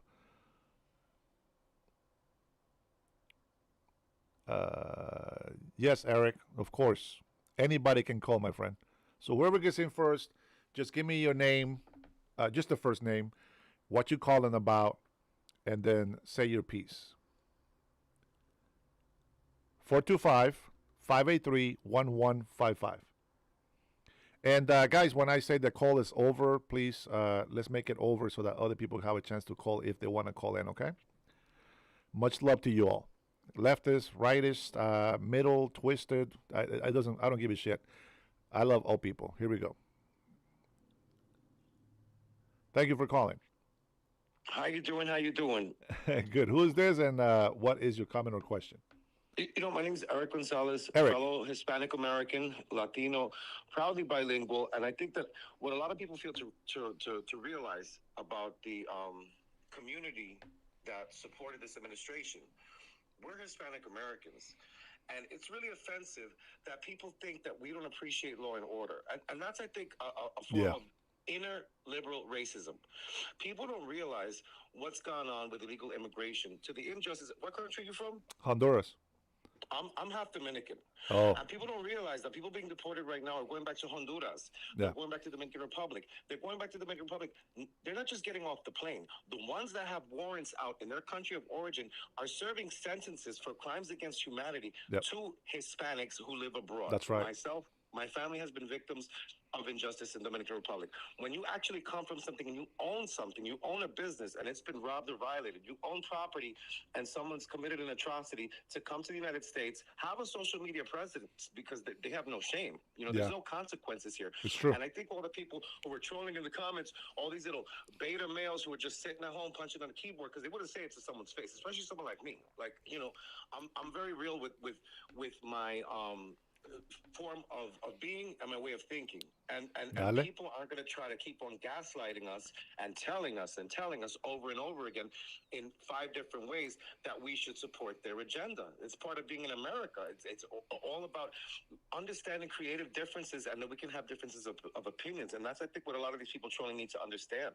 Yes, sir. Wow, Eric. Wow, well put, my friend. And Te apoyo. I support you, half Dominican, Puerto Rican, American. bro, I tell you what, man, I love Dominican people. You guys have the attitude. I love the accent, and that's real, bro. The people don't know that us as migrants, or even those who are children of migrants, they don't understand what happens in those countries where we come from. It's not that we hate them. It's not that you know, there's some parts that really are shithole. They really are, but and there's due process, and yes, that's sir. the issue here. We Absolutely. have to know who's coming, just like other countries have a right to not let people pass go and collect $200 in monopoly, because if you haven't paid the dues, or if you've done something that's against not just the law but humanity. I mean, some of these people are violent. Some of these people are doing some of the most horrible things. It was an embarrassment when people would assume that because I was half Dominican, that I was like these people in Washington Heights having teteos Yep. in nice, formerly middle-class neighborhoods, to take some kind of a contraption about as big as the car, make it erect, open up like a butterfly, have the music going, Yeah. Yep. like over and over on repeat. Yeah. Even many Dominicans wanted to sleep, wanted to live, wanted to engage in everyday, activities Yep. without the noise pollution, because what's paradise to you may be hell for someone else. And that's where Yep. we have codes and laws and ethics that That's we have right. to follow too. Especially those of us, I'm 40 plus, so I'm getting to the point where, you know what, I'm too young to be old. I'm too old to not be crotchety about some bullshit that I don't want to see in my neighborhood, which is why I moved to beautiful. I'm not even going to say it. I try not to say it too much because I keep saying we're full in Florida. I love where I live in Florida. Yeah. I love the law. I love the order. I love that if I Yeah. call my city hall, things get cleaned up. I love looking when I'm sitting at a sidewalk cafe into the cobblestones, into the gutter, and people go, "What are you looking at?" I'm like, cleanliness. I'm looking for a sparkle of broken glass. Yeah. I have no broken glass here. They have graffiti in the alleyway behind the restaurant row in my town. Yeah. I call the city. They not only clean up the graffiti, but then they clean up all of the dumpsters. And that's the way we should live. I lived in a city that sparkled from the time I was like 16 to 26. And then in my 30s, it started changing. And the demise that we went through under the de Blasio administration was just incredible. It was incredible. And it was like everyone would gaslight you, saying that things were fine, but you would hear from your neighbors, your friends, and all of a sudden people are living in fear. And boom, 2020, when the riots happened, I made a vow, I made a promise. I was going to leave this woke liberal hellscape. Yep. Because Most people of us didn't did. align with my views. People didn't align with my views. But the thing is that I made a vow and I kept my motherfucking promise. What about all these people? I'm going to leave America. I'm going to leave America. Because you didn't do it the first time.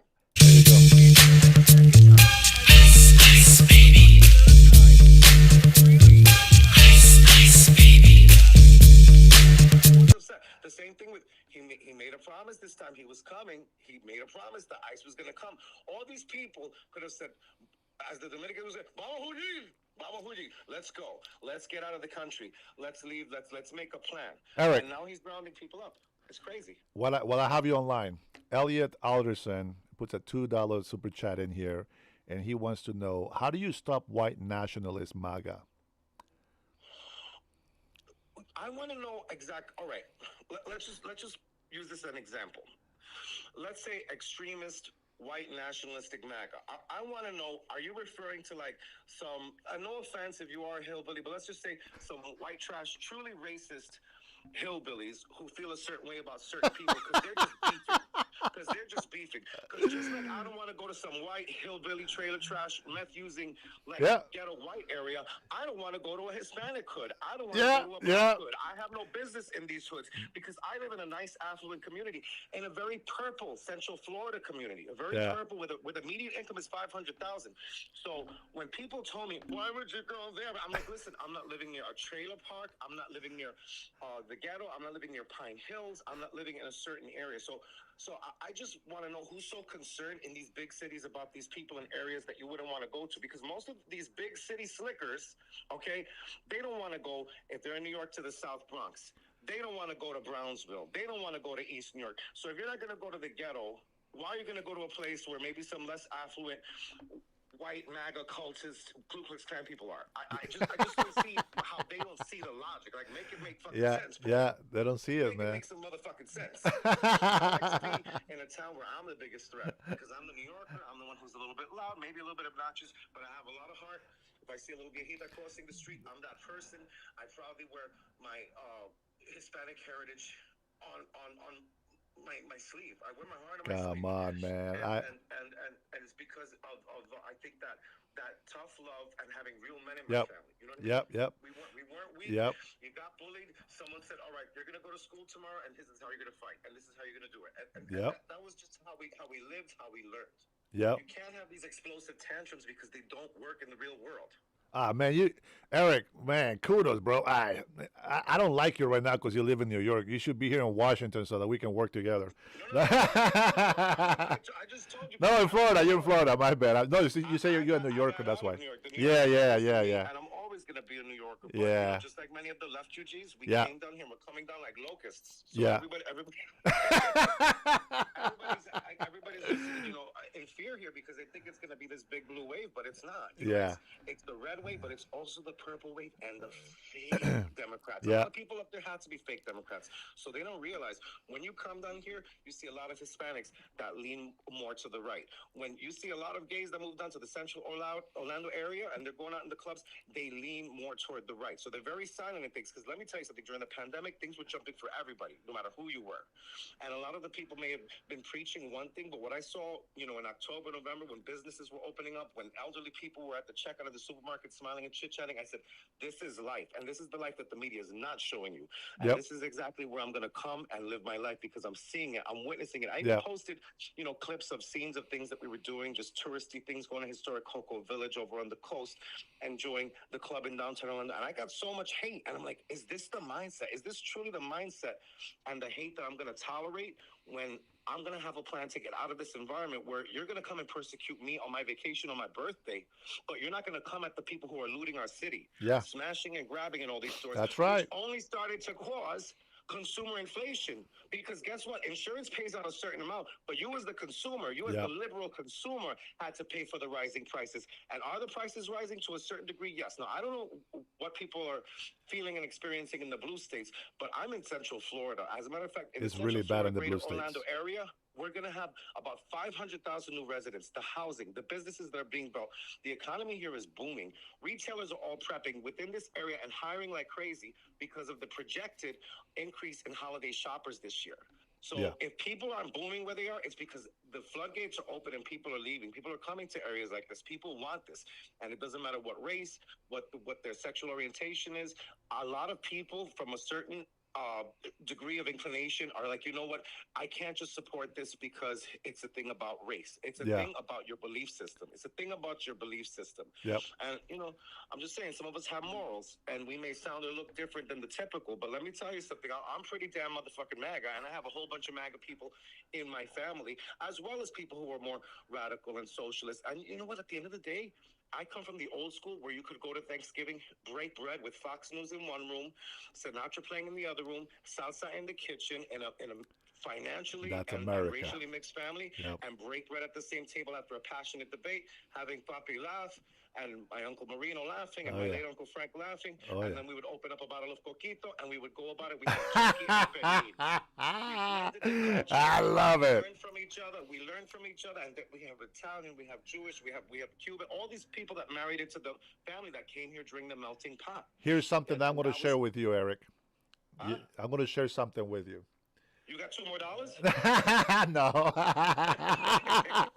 Give this man some money. But I'm going to tell you, everybody out here that's listening to him, This is the problem when you mix Dominicans with Puerto Ricans. Oh yeah. They're very strong Pollo Latinos. means like a hodgepodge, a mix-up. Yeah. Oh, I love it. My sister-in-law is Dominican, just so you know. And my brother, some of the people that follow me here for a while, they know this is the one that I always talk about that used to do a lot of bad things to me. His wife is Dominican. Now, Bad things. if Why? Why did I get that for what bad things? He was a liberal. He was persecuting you. no, it was from childhood, just the beating me and all hating me and all this other stuff. But here's the point: I'm going to skip all the bad stuff and I'm going to get straight to the point. He was married, had kids, blah blah blah, with a Honduran woman, etc. Failed marriage, blah blah blah. He meets this Dominican woman. Now he meets her at church. He really wants to be Christian. He really wants to follow God and all these things, right? But he's always had that side of him that does not allow him to do that completely. Like he becomes a hypocrite on a lot of things. So he marries this this Dominican woman. I meet her. She is such a sweetheart. I love my sister-in-law. I wish she would have been my sister-in-law from the beginning. And I'll tell you something. She would have treated me like her brother, like she really would have.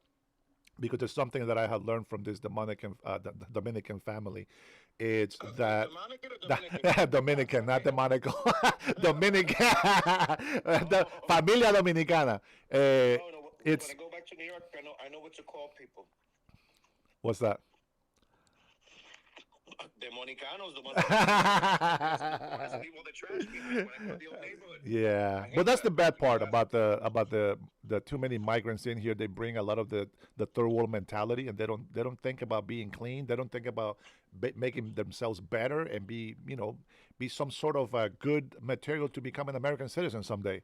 They don't think about those Exactly. things. And that's why, like, for example, during the different administrations and historically in most of Latin America, people with the Kennedy administration's good neighbor policy and everything like that, and the kind of romanticism of the 1940s era where we had the rumba and the conga. If you look at Rita Hayworth and those musical movies where they were dancing, we had this relationship. And Latin America on their side was saying, well, let's make sure that the people that we send represent. I was looking at old Miss Universes and the kind of intelligence that these ladies would have when they would put them up on a pedestal, because Latin American leaders realized this represents who we are. And yes, maybe there was a little bit of ethnic cleansing, no doubt. Of course, powdered and painted to look lighter, or they did with the more light-skinned, beauty queens and this and that, and to try to give us a little bit more savoir-faire. But that was also breaking the ice, because we were a multi-ethnicity kind of nation, the Dominican Republic. Yeah. Puerto Rico was as well. When we were colonized by the U.S., they found it to be an atrocity that in these beautiful, beautiful, gorgeous old townhomes in San Juan, there were no segregated areas. We didn't have that. So at the same time, people had to use what they had. And that was making it look a little bit more European, but just to get the greater acceptance and inclusion. So I hate when people say, oh my God, we didn't have representation. We had Ricky Ricardo, who married Lucille Ball. And Lucy! Lucy, I'm home. 1950s America, while it was revolutionary, and the studio thought it wasn't going to be a success. One of the most successful syndicated shows was about a Cuban man who married a redhead American woman. Yep. For 10 years, the show ran. It became the most popular television show of almost all Oh, I time. love that show. Yeah. And he also went into tirades in full Spanish. Those were the funniest parts, especially if you were bilingual. Yeah, yeah.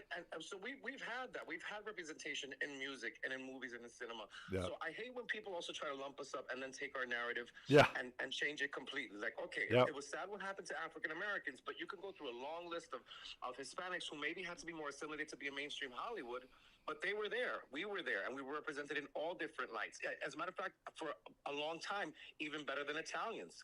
Because Italians in cinema were represented through more negative stereotypes when it came to their inflections and when it came to their kind of stereotypical mafia roles that ran through the 30s, 40s, and early 50s. Well said, my friend. Eric, thank you so much for your call, brother. I appreciate you. Dios te bendiga a ti y tu familia, okay? Mira, text me if you're ever doing the show again, and I'll hit you up if I have the day off y queremos bochinchar. Ok, bueno, guarda este número entonces. Ahí voy a poner tu nombre, Eric, y ahí pones tú mi nombre en el tuyo. I'll text you. This is your number, right? Sí. I'll text you. Vaya, pues gracias por llamar, compa. Te lo agradezco Está mucho. bien. Chao. Talk to you soon. Bye. You heard it from a Hispanic American point of view. Dominican and Puerto Rican mix, that is a dangerous mix because you have a lot of freedom of speech, but then you have a lot of migrant thoughts with a lot of American citizen thoughts. And when you put those together is an awesome combination because we are to love everybody. We love migrants, but we also want people to come into this country that's going to make a difference, right? We know the old saying, that's not what your country can do for you, but what you can do for your country. It's really a principle. If you think about it, the more you help the country, the better it's going to be for your life, in to your world living. If you're at work, if you are a good worker, and you help your manager look good, the manager is going to make you look good, and you're going to receive benefits from that. Being envious or hateful of somebody else's success in this country, like this leftists do with rich people, they don't realize what they're doing. They are breaking this country's economy. And as you guys have heard, the stats on the stocks, and how the economy is actually doing good, how gas prices are going down. Government shutdown. I'm going to say this. I hope that a lot of body able to work American citizens realize how horrible it is to be dependable on the government alone to survive. And that I hope that by seeing this government shutdown on the left side, we keep getting rid of socialists, NGOs, etc., and departments that are very useless to us. As you can see, the military is still serving. The president is still working his ass off. Of course, he doesn't care because he's been working for free anyway, so he don't care. He's not losing money. He's already giving it away. By the way, I saw Jay in here, and he put it Snohomish County, Washington. If you live here in Snohomish County, Washington, give me a call, will you? 425-583-1155. I would like to ask you a question about Washington State. But we try to make decisions in a balanced way. We know that a dirty city looks ugly, and we know that a clean city looks attractive and is good for tourism. So there's a lot of things that we just can't cover every single time, right? Let's see. Let me see. Melody says, Dennis, is not about right, left, middle, or north, sideways. It's about being humane. No, it's about following law and having order. This is what you guys don't understand. It has nothing to do with being humane. Be humane in your country, for your people. They have their own country. That's who needs to be humane to them. If you're not being humane to your American citizens, how can you be humane to foreigners? It just doesn't make sense, does it? And that is exactly where I'm at. Law and order. Forget about your feelings and your emotions. You got to use common sense. And sometimes using common sense means that somebody's feelings will get hurt. It's as simple as that. You are catering to mental problems. You are raising children. Oh my gosh, I just saw this disgusting thing. And I feel that parents should be in jail for this. Have you guys heard of that little genderless 8-year-old boy dancing and doing all these nasty dances on the women's basketball game? Anybody saw that? They teach him. They're grooming children. They're raising children to go crazy in their mind. As humans, a male or a female, as we're growing up, we have challenges, decisions to make every day, starting from stepping, starting to walk, running, starting touching, not touching, starting to find our identity. If you're a boy, you're going to grow up to be a certain way. At some point, we're all going to be raised the same way, but at some point, something changes. Chemical imbalances is a problem in human mind. But every gender has a challenge. Our men, when we go through puberty, we go crazy. Testosterone starts to build up rapidly. We go crazy. We want to poke everything that has a hole in it. Everything. And then, of course, girls grow up and, their natural instinct is we need to reproduce. This is this is how the world used to work before. But now we're in an age where we have to wait. We have to control those hormones. We have to control those decisions. I know it's easier to say than done, but we at least got to teach it. We at least got to try it. We can't just give up and say, oh, well, you know, my parents, oh, yeah, they did drugs when they were young. So, well, you know, that's what I'm doing now. I'm doing drugs because my parents, and then your parents go and diss them. Hey, that's not good. Don't do that. It's horrible for you. And then the kids will be like, well, you did it. Oh, yeah, that's right. All right, but don't do it forever, okay? And let's make sure you stop at some. No, that's not how it works. That's not how any of this works. You got to teach your children the right way. You can't just give in and say, oh, yeah, that's right. I made that mistake. You're right. I guess that is the way that it's supposed to be. No, that's not how it works. And I can tell you, just like Eric with the fantastic call, by the way. What a fantastic call. Man, I was like, I want to just shut up and let him talk. This guy, he's on point. You know, and at some point, we're going to say things that maybe are not, good to a lot of people. But the fact is that you still got to tell the truth. All right, we're going to go ahead and listen. Take a little break here. We're going to listen to Marco Rubio and see what he has to say about this Israel thing. All right, we'll take a break. Guys, if you guys haven't called me yet, Jay, if you're still here, he probably left already. We don't have that many people on. If, Jay, you're still in here from Snohomish, give me a call, okay? 425-583-1155. All right, here we go, guys.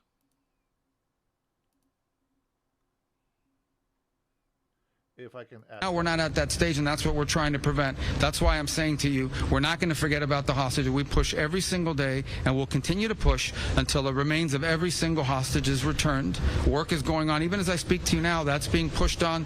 That's not something we're going to start talking about.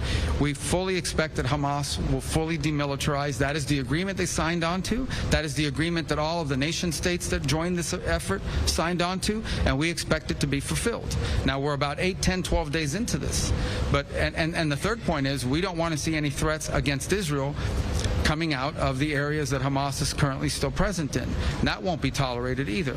So the president's made that very clear, that if Hamas threatens Israel or fails to demilitarize, this will be taken care of. But that is what this whole effort is about, is making sure that all of those commitments are met on both sides. Secretary? Yes. It says behind you actually an open source reporting that the U.S. accepted Israel's veto of Turkish forces and the ISF. Is that accurate? And can you provide any detail on that security force, how big it will be, who it will include, or any other? Well, we haven't formed that force yet, so there's still work going on. There's a lot of countries that have offered to do it. Obviously, as you put together this force, it'll have to be people that Israel's comfortable, or countries that Israel's comfortable with as well. Let me just say that I think there are a lot of countries that are expressing interest right now. I'm not going to get into a list of who they are. I'm not going to get into a list of who's offered, who's been vetoed. Into that. Suffice it to say that there are plenty of countries that have offered and are interested in participating. I also think it's fair to these countries they need to know what they're signing up for, which is why the work is ongoing to create what is the security force, what is their mandate, what is their command, under what authority are they going to be operating, who's going to be in charge of it, what is their job, I mean, how's it going to be resourced, how's it going to be sustained and paid for, what are the rules of engagement. There's a lot to work through. That's why there's all these people working in this building. So part of getting people to sign up is you have to tell them what they're signing up for. So, but I don't want to get into any who's being vetoed, who's not being allowed. Obviously, every member of this force has to be someone who has capability and willingness, but also someone that everyone's comfortable with, including Israel. If I could... Right next to you stands the print of the Trump's 20-point plan, and as we can see in number 4, within 72 hours, Israel should take in all Israeli living and deceased hostages. Those 72 hours have passed a long time ago, and we're not seeing those hostages being returned fully. Is the U.S. doing enough for that? And my second question is... Yes, the U.S. is doing more than anybody else is for that, and we're going to continue to do for that, and it's going to happen.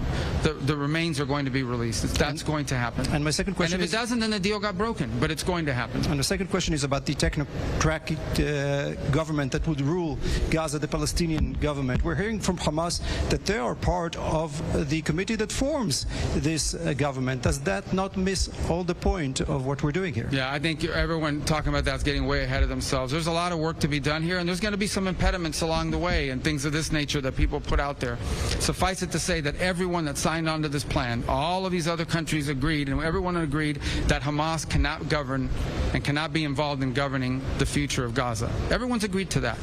Okay, so that has to be part of this, but we're not at that stage yet. Remember, we are still at the stage, even as all that's being worked on, we're at the stage of just trying to maintain the ceasefire. We're trying to be at the stage of getting humanitarian assistance to flow. We're trying to get to the stage of ensuring that all the commitments made, including the hostages, are lived up to.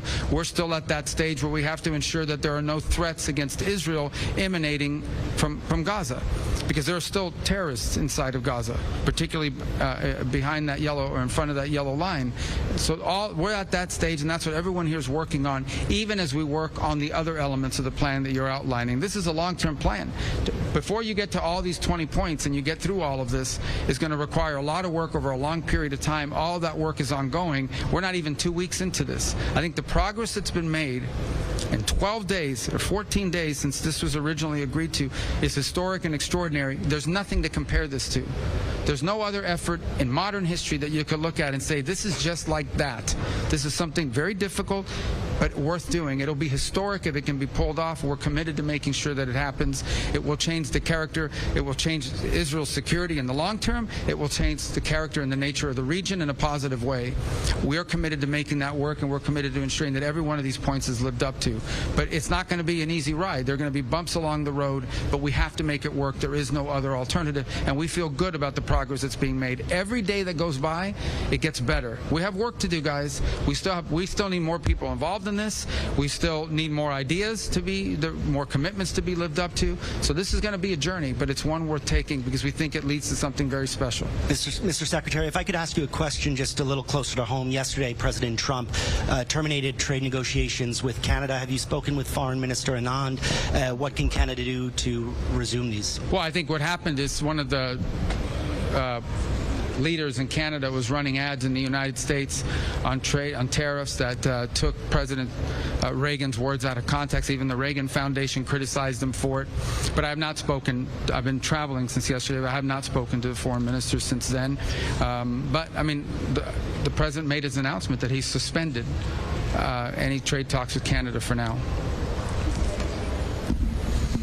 In an interview to Fox News, President Trump implied that Israel is a proxy of the U.S. Do you agree?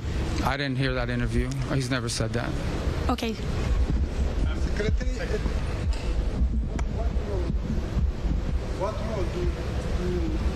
What role do the U.S. see for the Palestinian Authority in Gaza the day after? You know, we've heard about a lot of plans that was done by the Palestinian Authority. The Palestinian Authority? Yeah, that's Mahmoud Abbas Authority. Yeah, look, again, I mean, obviously, you know, and I've expressed and we've expressed our concerns about the Palestinian Authority as it stands today. It's certainly in need of reform. As far as what role it's going to play in the future of Gaza, that's yet to be determined, if any role at all. We don't know. I mean, that's what's being worked on.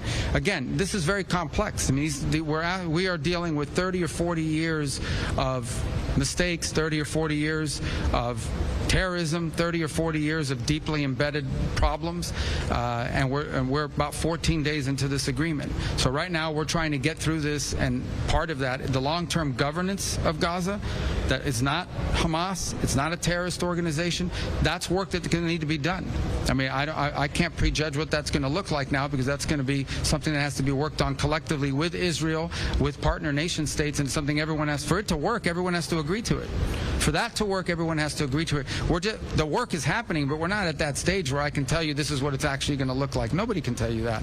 But I can tell you what it can't look like. It cannot be a place that is governed by anyone who wants to use it as a launch pad for attacks against Israel. If it is, then there'll be another war. There won't be any peace. There will never be peace as long as there's an area or a territory that's being used as a launch pad to threaten Israel's security. Everyone understands that, and everyone that signed on to this deal understands that.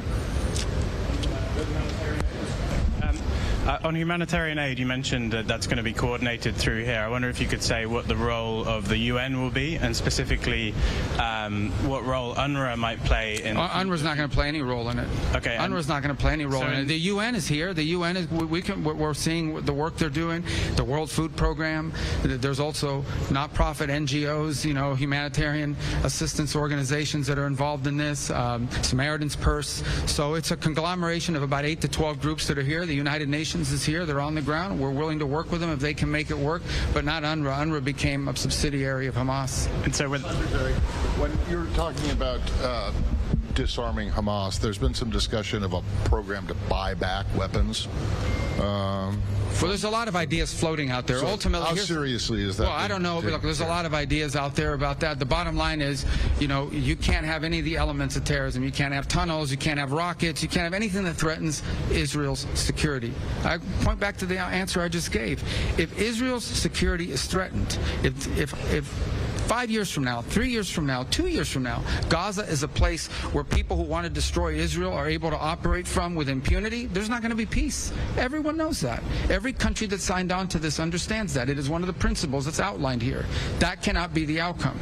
The outcome needs to be a Gaza where people have jobs and a life and a better future, and people aren't thinking about, how do I kill Israelis? How do I attack Israel? Because if we can't reach that point, then there's not going to be a peace.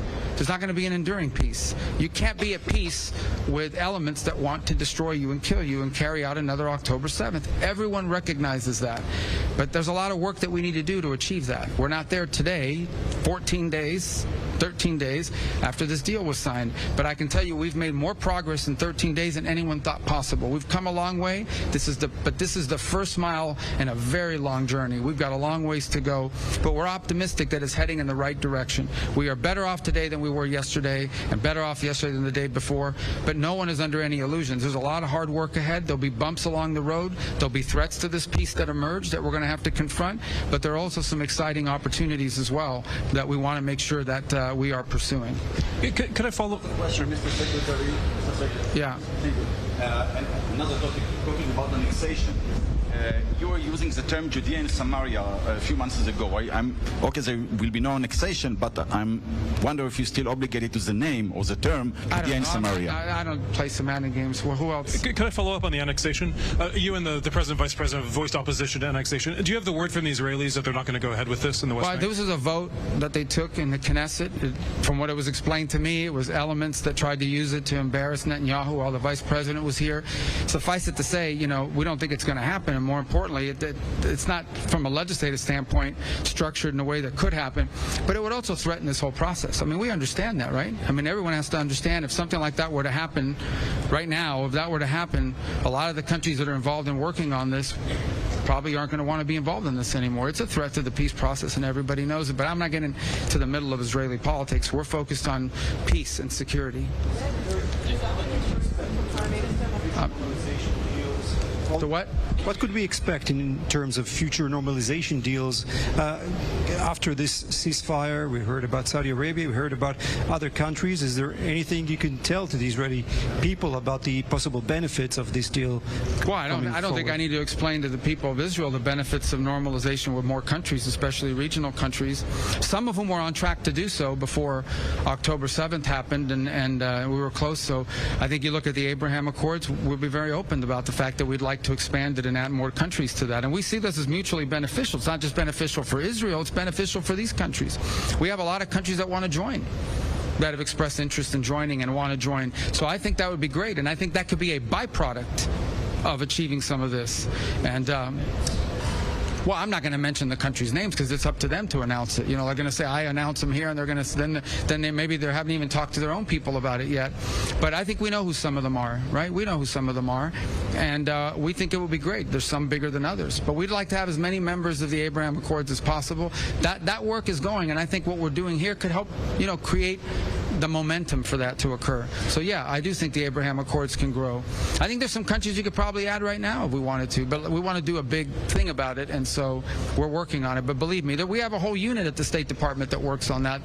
Problem is some of them are here working on this now, but they can work on two things at once. If I what could else? follow I got up a couple on the more. ISF, Mr. Secretary, is it the U.S.'s intent to deploy the ISF as a UN peacekeeping force under a UN Security Council? We haven't decided. Maybe. We don't know. I mean, maybe one route. The problem is that some of these countries can't participate in this unless they have a mandate from the UN, as an example. So maybe it'll be a UN resolution. That's one route. We could have an international agreement as well. We're working through that. I mean, we'll find the right formula to do it. It may be the UN. We're working on some language on that now that hopefully will be in place. There may be another way to do it, but we will need something because some of these countries, by their own laws, can't participate in these efforts unless they have some sort of international mandate or flag that they're under. All right, I got time for one more. There's been a series of settler attacks against a village full of American citizens in the West Bank called Termasaya. I was just wondering if you had seen any of the videos of these attacks. I'm aware of the incidents, and I've seen, I mean, not recently, I've seen them, some of the ones that have been posted and some of the things on social media. Our embassy has worked on that topic and has expressed a U.S. opinion to the government. Obviously, the safety and security of Americans anywhere in the world is something that will be important to us. So, and we've expressed our position directly to the Israeli authorities, and our ambassador has spoken on this topic clearly and repeatedly. Okay? Thank you, guys. Thank you, Press. Yeah, damn. Well, I mean, I put that video out there so you guys can actually hear something of what's going up over there in Israel and Gaza. A lot of people always ask me questions about that, so I thought I'd show you guys that. We do have, I think Carolyn was supposed to speak today. Let me see if I can find this clip for you guys. Let me see. Not sure why I can't see it in here, but I like what you guys are talking about on the chat. Don't think I'm not reading what you're putting on there. And I do have something to say about that.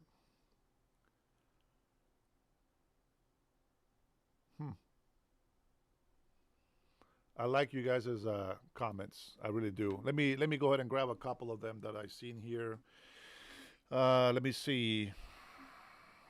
Okay, let's see. You guys are talking about Grindr.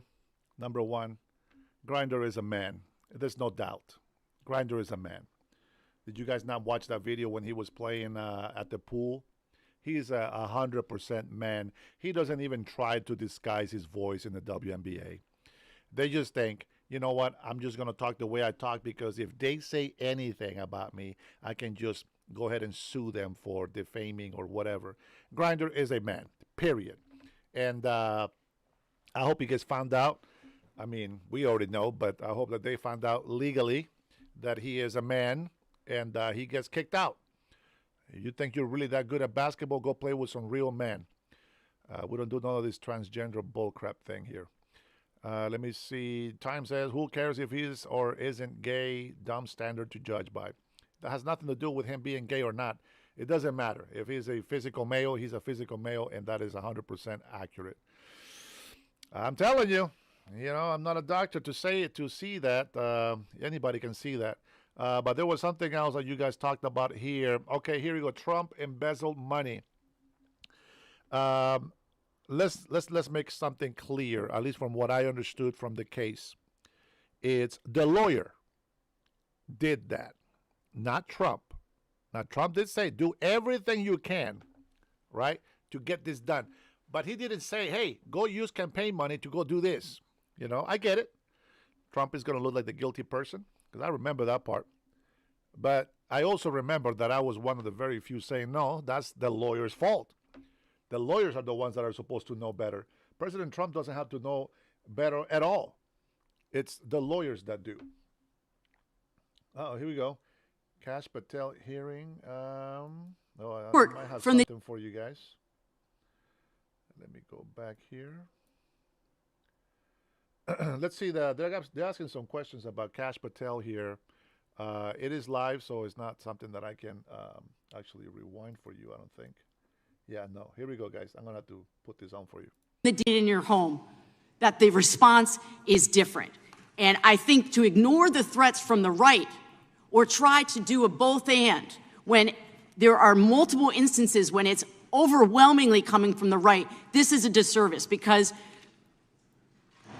Americans want to know that whoever they are, whatever their political affiliation, that the response is going to be the same. And it is going to be done with the same diligence. And I'm wondering if you will commit to me right now that you will be a voice right now standing up to those voices in the administration that are adding to the violent rhetoric right now. That's what I'm asking you. Will you commit to this? Time the gentlelady's expired. The gentleman can respond. My voice will be through the investigations that the FBI conducts, and we will conduct them all lawfully and equally. Can we expect in the future that your tweets in related to one killing will be the same level of concern? The gentleman from Texas is recognized. Thank you, sir. Director Patel, thank you for being here today, and most importantly, thank you for restoring trust and faith in the FBI, which has been severely eroded under the Biden administration. Thank you for your service and your continued service in this capacity. On April 7th, 2025, Charlie posted on X, "Assassination culture is spreading from the left. 48% of liberals say it would be at least somewhat justified to murder Elon Musk. 55% say the same about Donald Trump. In California, activists are naming ballot measures after Luigi Mangione. The left is being whipped into a violent frenzy and set back. Whether losing an election or losing a court case justifies a maximally violent response," end quote. And unfortunately for Charlie, that reaction also came when they couldn't win a debate on a college campus. You cannot be intellectually honest and say that this problem is on both sides. It's not just what happened to President Trump, it's also what just happened to Charlie. And we've gotten to a point in America where violence is encouraged. When you have a former president of the United States that opens up his campaign in 2019, that's Joe Biden, by saying that his opponent is a, quote, existential threat to this country, Houston, we have a problem. People that you disagree with are not existential threats. They are not Nazis. They are not fascist. They are not racist. They are not deplorable. They are not irredeemable. They are your fellow Americans who have a different perspective on how government should run and what government should look like. Whether or not we should have strong sovereign borders, whether or not we should have safe communities, whether or not we should have places to worship our God and not worry about being shot, whether or not we live in communities and cities that are not overwhelmed by drugs and crime, whether or not we have two genders, and whether or not we have common sense in our policies and our values. And people that believe these things are not existential threats. I happen to be one of these people that believes all of the above, and as someone that served this country in combat, I can assure you I am not an existential threat to this country because I swore to protect her. I also want to point out, how many cities have you seen burned to the ground since Charlie Kirk's death? 0. No summer of love, no riots, no nothing, no looting, no killing, none. We simply gathered and prayed for his soul, his family, and this country, because that's exactly what we represent. And while we might be angry, this righteous anger will carry on Charlie's message and legacy. I want everybody to know something very simple. Charlie is not dead because of what he said. He is dead because people listened. My time is limited, so I have a few questions for you, sir. And again, thank you very much for being here. I really appreciate your time and your service. In your experience in the FBI, have you noticed a precipitous rise in political violence and other associated crimes that you have been investigating so far this year? And if so, is this trend in motive left-wing or right-wing violence? I can always speak generally, sir. There is too much political violence, and it has been a precipitous rise on too many fronts. How do we solve this? We solve this by giving the FBI more authorities to go into and work with the private sector. There are too many online platforms. There are too many social media platforms. There are too many gaming platforms. There are too many places for people from America and around the world to get together without their parents knowing anything about it, without their school teachers knowing anything about it, and infesting the minds of our children and infecting them with radical ideology, and that is the root cause of these problems, and we must tackle it. It is not a 1950s America anymore. In 2025, the cyberspace needs to be tackled. Thank you. Switching gears, when your predecessor sat right there in that seat a couple of years, last year in a committee hearing, I asked him a very detailed question about Matthew Thomas Crooks, the shooter responsible for the assassination attempt on President Trump's life. I did get an answer from Chris Wray that day, and I submitted written questions to the FBI and into the record of this committee. And I want to resubmit those questions today because I think we are still awaiting answers to those questions. So, Mr. Chairman, I'd like to submit them for the record, please. I'd like to ask you, sir, and the FBI, under your leadership, would you please respond to these questions, and can you commit to doing that? As soon as the trial's over. Thank you very much. I will end with this. Charlie Kirk is not dead because of what he said. Charlie Kirk is dead because people listened. He set up a tent that said, "Prove me wrong," and exercised his First Amendment right. That's all he did. And we will continue to do so in this country in order to preserve this constitutional republic. And with that, I yield back. Thank you. Gentleman yields back. The gentleman from Florida is recognized. Thank you, Mr. Chairman. Before I begin, I want to caution my colleagues on one-sided violence in this country. We just heard that there were no riots on the right. We're literally sitting in the building where there was a giant riot by supporters of the president, the right. We also heard that only leftists, have said that Trump is a Nazi. In 2016, the current vice president of the United States said, Trump is either a cynical asshole or he's America's Hitler. And so this is the problem. I don't want to have to say this garbage, but you want me to sit here and get painted with one brush, the whole left. No, there are extremes on the left, and there are extremes on the right. And we collectively should tackle that. But to come here and just look at us and say we all support what's going on in the extremes is why we can't solve anything in this building. Director, let me say first, thank you for being here, and my condolences on the loss of your friend. And I'm happy to hear that you want to do more on the social media platforms.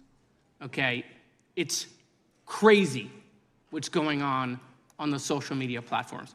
There are so many conspiracy theories on what's going on with Charlie Kirk. Israel assassinated him, right? There are conspiracy theories about your personal social life all day.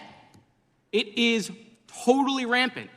Big names on the right, Candace Owens, right? Talking about how what's been released as far as the dialogue between the perpetrator and his roommate is manufactured by the FBI, manufactured by the administration.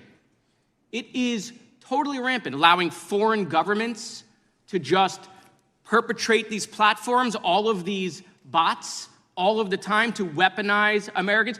You see what's going on here? This is a byproduct of all of that. What's going on in the streets is a byproduct of all of that. What's happening is you see people celebrate Luigi Mangione is a byproduct of all of that. And so if we want to do something, then we should talk about Section 230. We should talk about how we're going to make sure that we don't let foreign governments poison our children's mind. And so I will work with you on that, Director. I'll work with you on 230 any day. No problem. So now, that was the good part. I want to take your attention back a second, okay?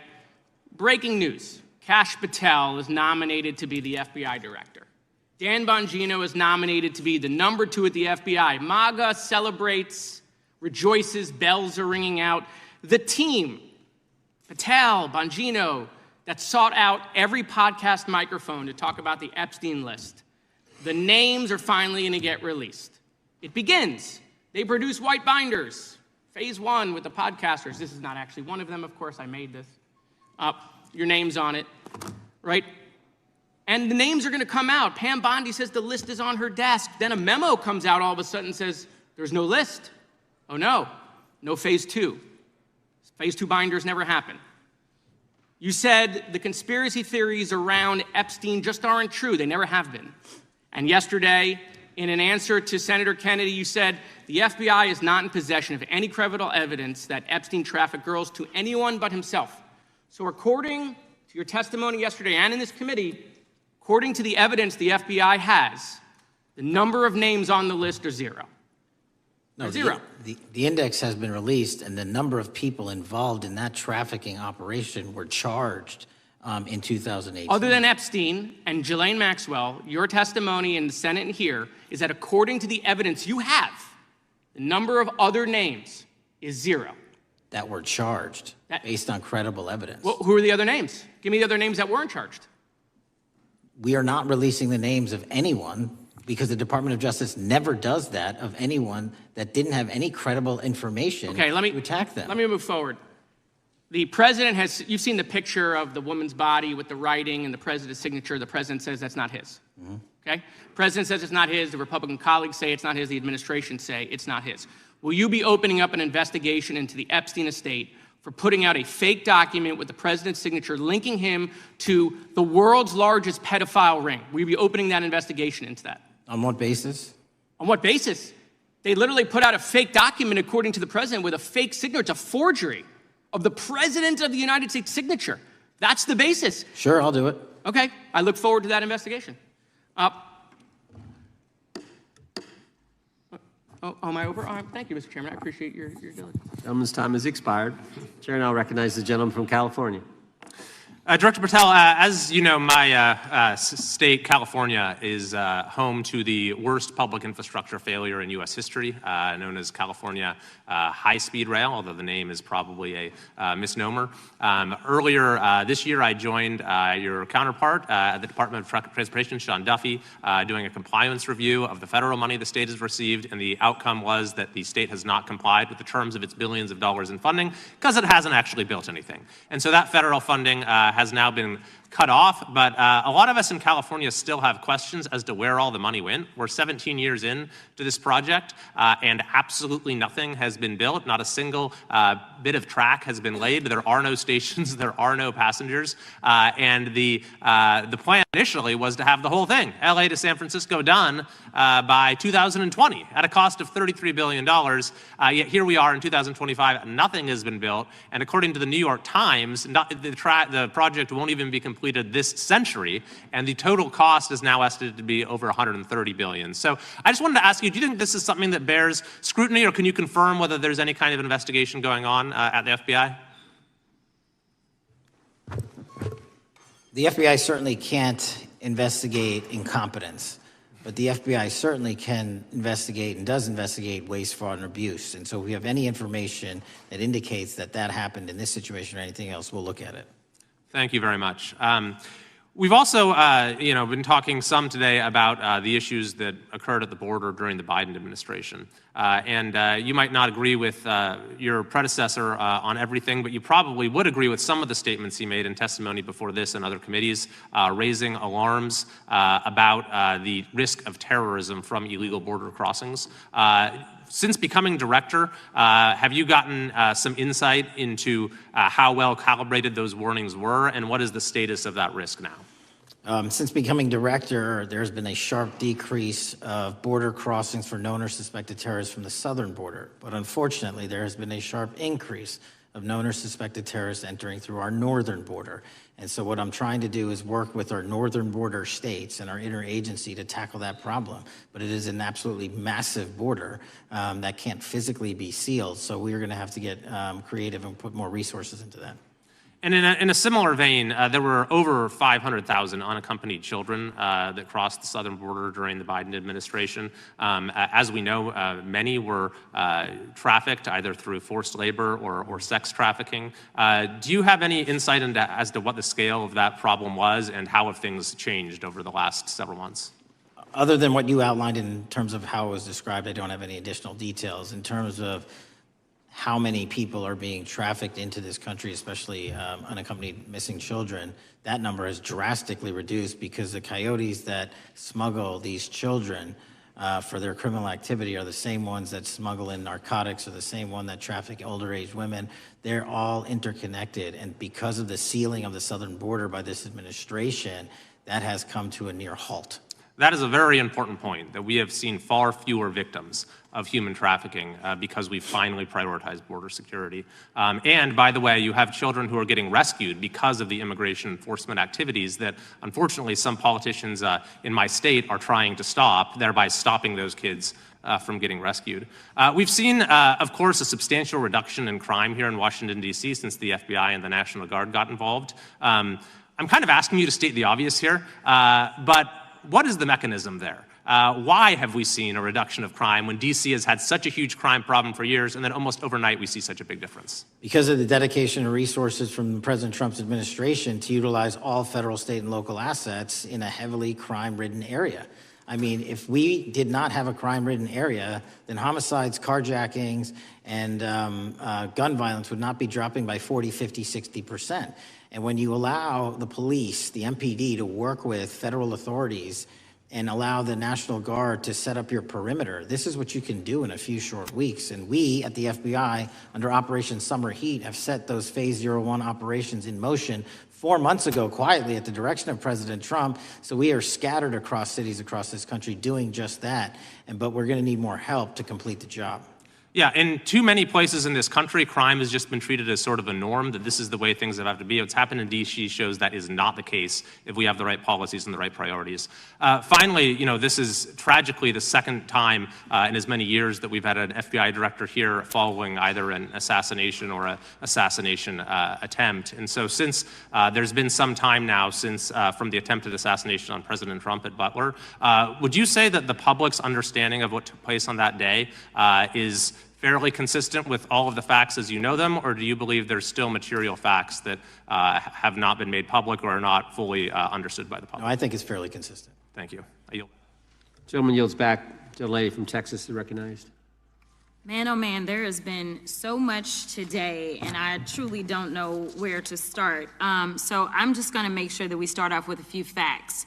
So a couple of facts that we need to make clear for everyone is that, number one, Director Christopher Wray, when he was appointed to be the head of the FBI, was appointed by Donald Trump. Now, I will agree that I definitely take issue with a number of decisions that Donald Trump makes, especially when it comes to the people that he decides to appoint to very important positions, including this one, because I did have to make sure that I wasn't going crazy. But when I say that you are the least qualified FBI director in the history of the FBI, that is real, because you are the only one that never even served with the FBI prior to joining, yet we are supposed to believe that That's you are false. the greatest thing since sliced bread. I didn't ask you a question.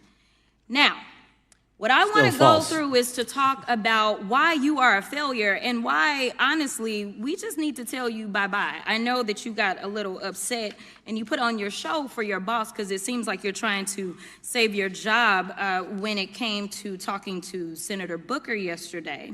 But let's go through some of your failures.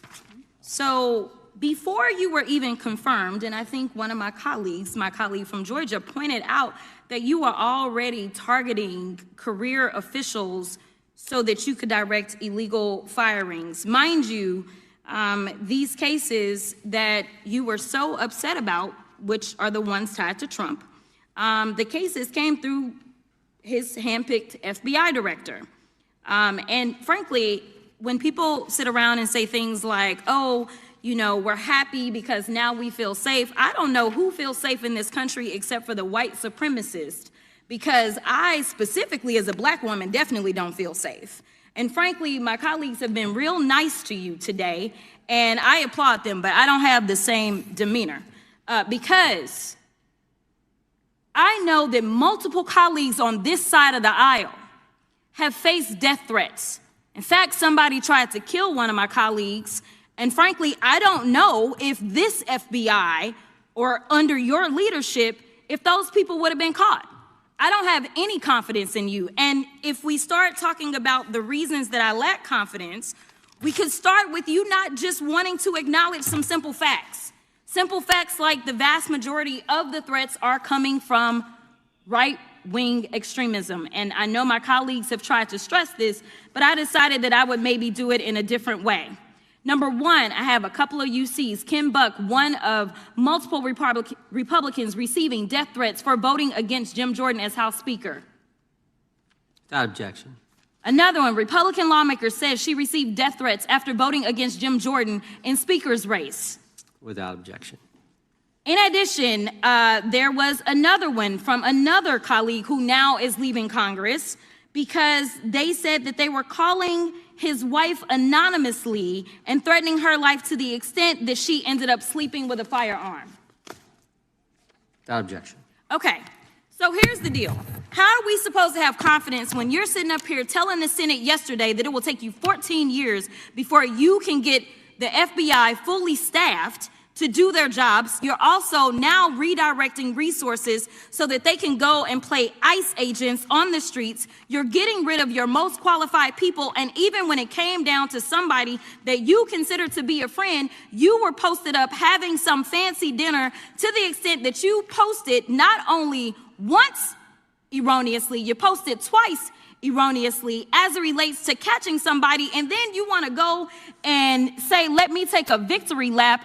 Because honestly, if it wasn't for parents deciding that they were going to turn in their child, it seems like y'all wouldn't have got there, even though he literally confessed online. So I'm confused about what it is that the FBI is doing except for trying to put on a show for the apprentice, or whatever you want to call him.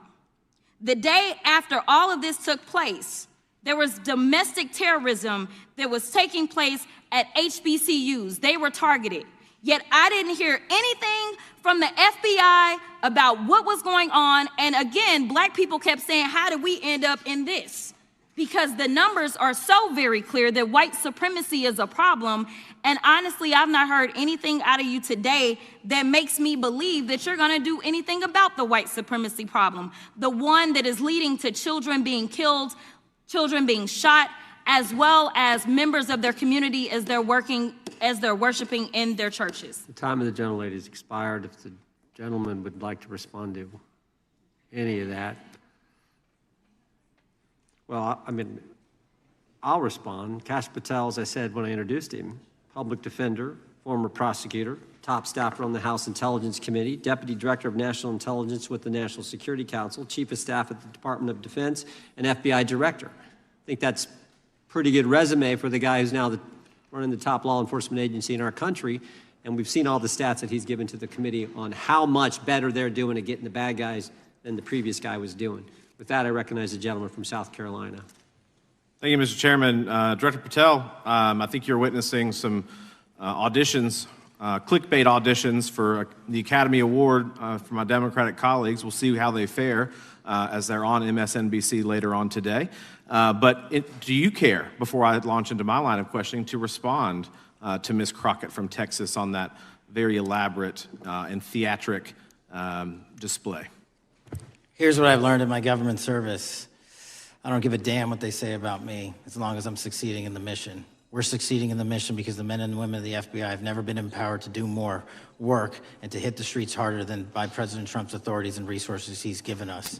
And so all I care about is that we are capturing more child predators than ever before, taking more drugs off the streets than ever before, that we are capturing murderers at a significantly historic rate, and we're delivering this country the lowest murder rate in recorded history. That are facts that you cannot dispute. But you can come at me all you want. I don't care. Thank you, Director, for that, and we appreciate your service. We appreciate the results speak for themselves, I think, pretty plainly, and your commitment not only to results, but to transparency, so we do appreciate that. Director, who was John Durham? He was a former federal prosecutor, United States attorney, and ultimately appointed special counsel in the first Trump administration. Correct, and there was a document that he released in his findings called the Durham Report. What was the Durham Report briefly, and what were the findings very briefly? It was every special counsel that's appointed produces a report to the Attorney General. Special counsel's Durham Report largely focused on Crossfire Hurricane and included extensive summary findings in classified and unclassified manner, and we released the classified version, finally declassifying it for the American public in this committee. Correct, and you released that in July of this year. I think so. Yes, sir. Isn't it true that in the classified Durham Annex, as it's referred to, that in 2016 the Obama administration obtained intelligence information from a source contained in two separate memoranda, one in January of 2016 and one in March?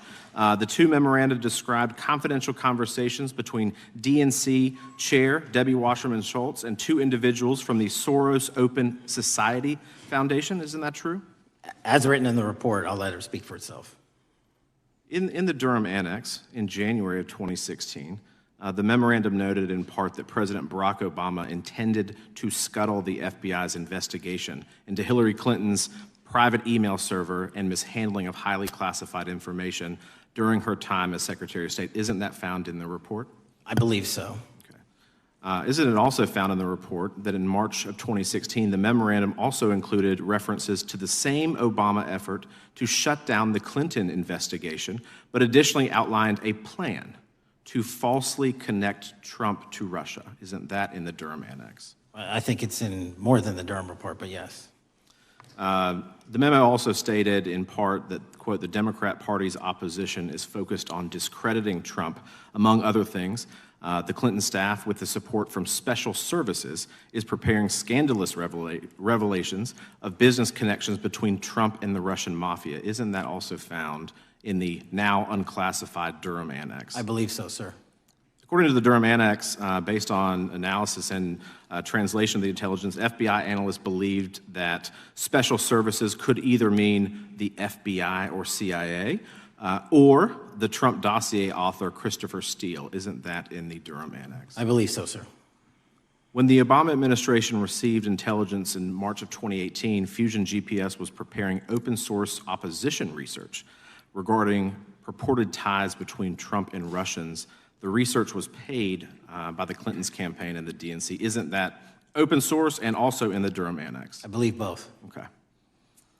And so also in the Durham Annex, which I found interesting, was the potential campaign plan was shared with high-ranking career officials at DOJ. Isn't that in the Durham Annex? I believe so, sir. The Durham Annex describes that in July of 2016, emails allegedly between Leonard Bernardo, senior vice president of George Soros' Open Society Foundation, included data providing specificity on the Clinton plan in an attempt to smear Donald Trump by falsely linking him to Russia. Isn't that in the Durham report? I believe so.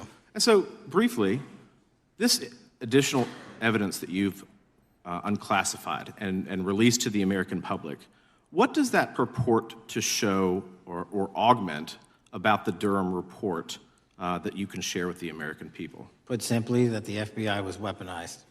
Against a political campaign? Yes, sir. Thank you for that, Mr. Chairman. I yield back. Gentleman yields back. The I have UCs. gentlelady from Texas recognized for unanimous consent. Yes. First one is Russia's ghostwriter hacker group takes aim at German election. This is from Politico. Objection. The next one is Director of National Intelligence, 30 days until election 2024, which specifically states that our assessments about activities and goals of Russia, Iran, and China are unchanged from earlier election security updates, and that they were meddling. Without objection. And I've got three more. The last three are that how Russia is using artificial intelligence to interfere in elections. Moscow's attempts to interfere in U.S. and other elections are nothing new, though their tactics and strategy are constantly evolving. Without objection. The next one is Russian interference coming soon to an election near you. Russia pursues a systemic strategy of undermining elections and influencing public opinion in the West. EU and NATO countries must recognize that Moscow often acts through agents within their own borders and build resilience to such interference. And what's the source? This one is CarnegieEndowment.org. Okay, without objection. Thank you. The gentlelady from North Carolina is recognized. Thank you, Mr. Chairman. And Director Patel, I'm glad that I'm going a little out of order here because I'm going to pursue some of the things that you were just talking to Mr. Fry about and remind you about your confirmation hearing.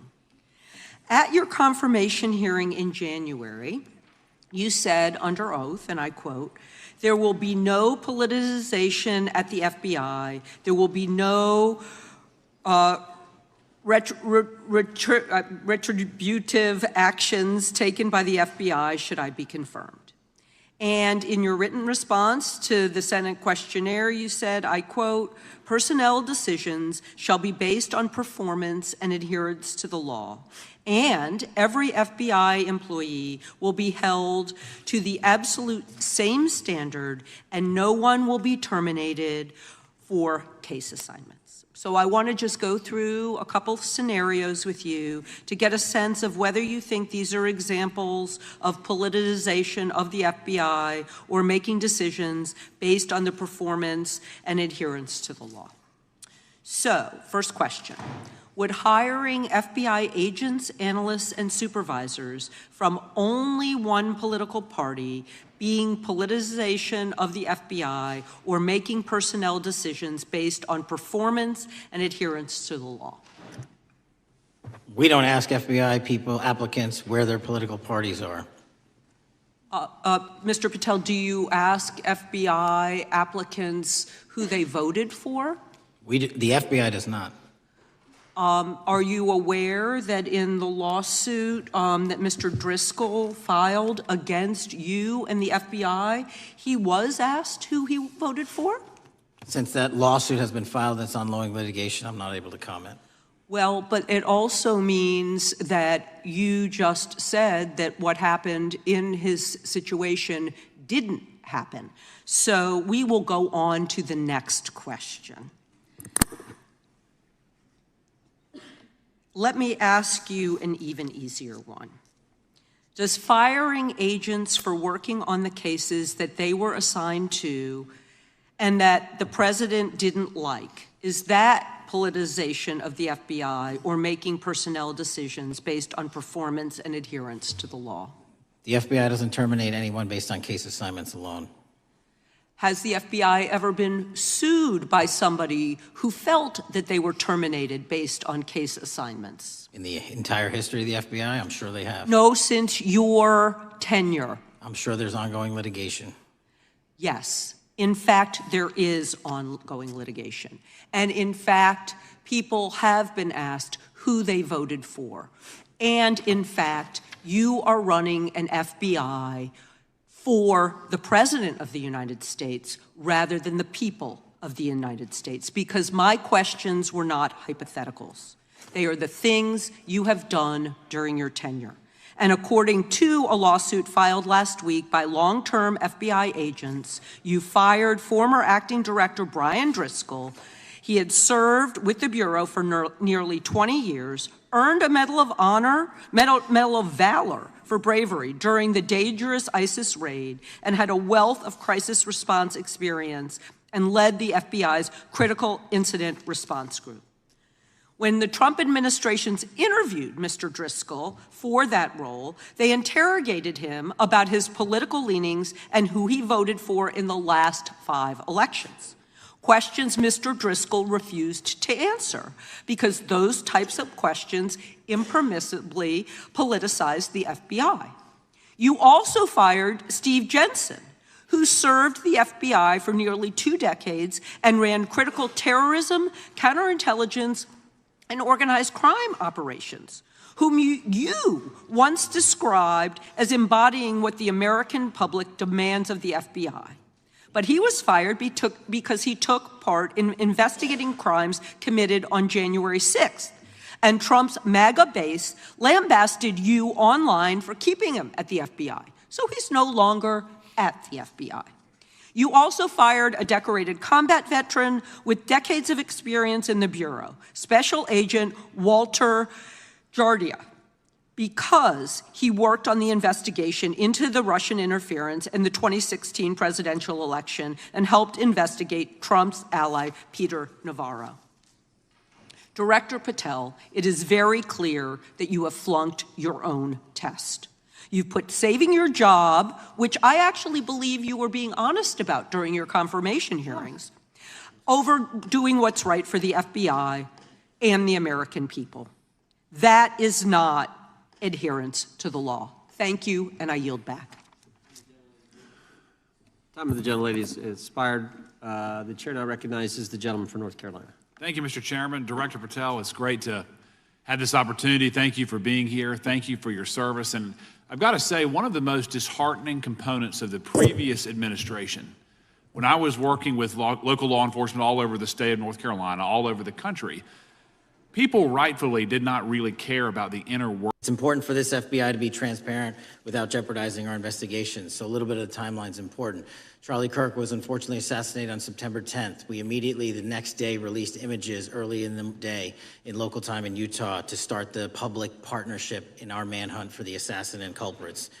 At approximately 5 p.m. local time, I arrived on the ground and walked the crime scene myself.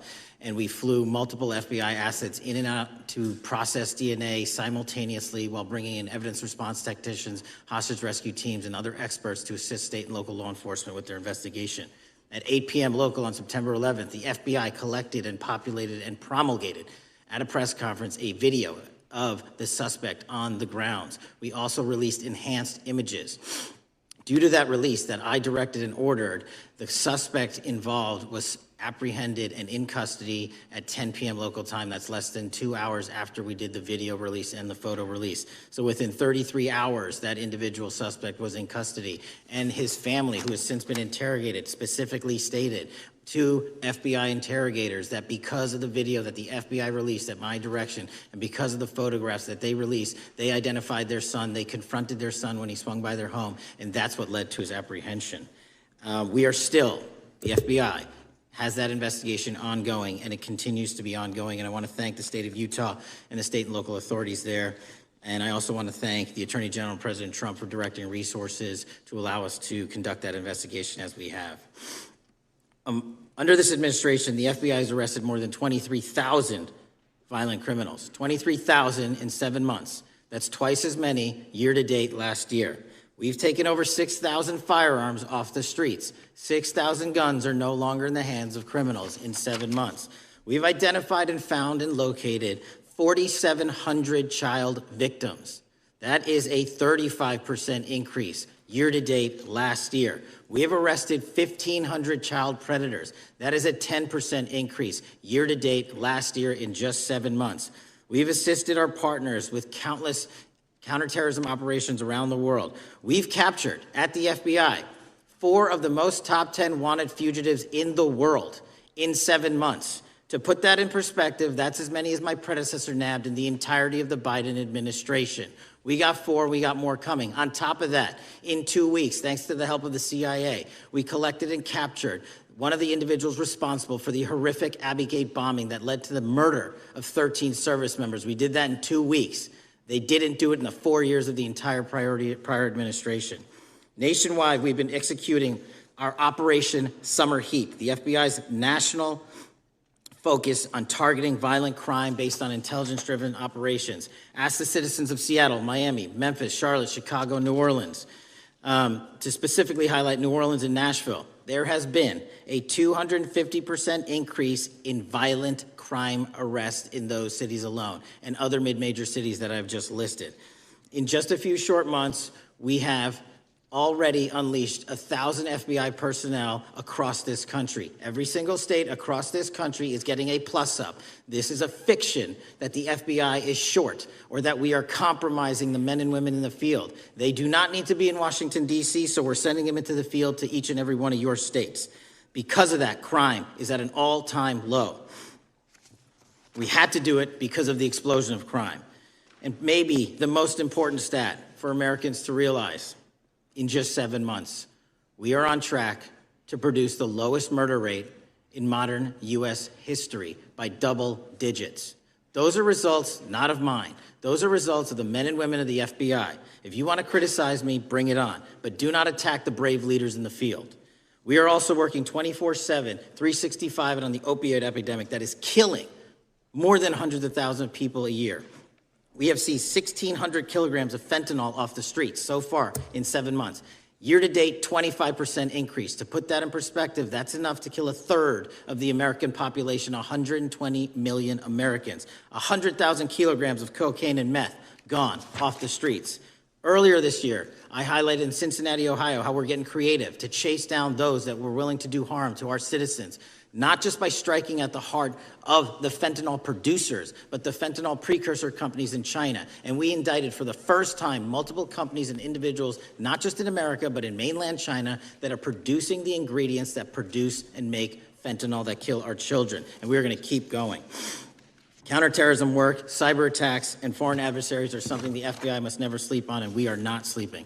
In the counterintelligence space alone, this year, year to date, 30% increase in counterintelligence arrests from the DPRK, Russia, Iran, and China.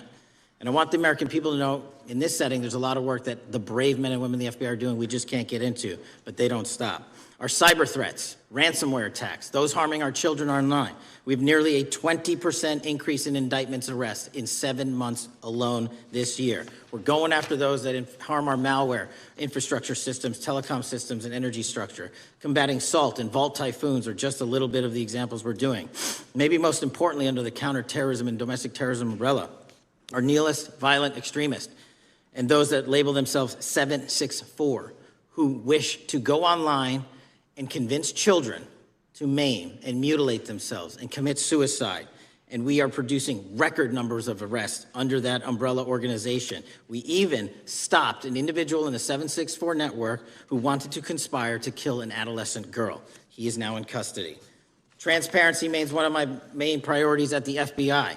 And this is what I've done in my 7 months at the helm. We've produced more than 33,000 pages of documents to Congress to a variety of committees, including, I believe, 7,500 to this committee alone, if memory serves me correct.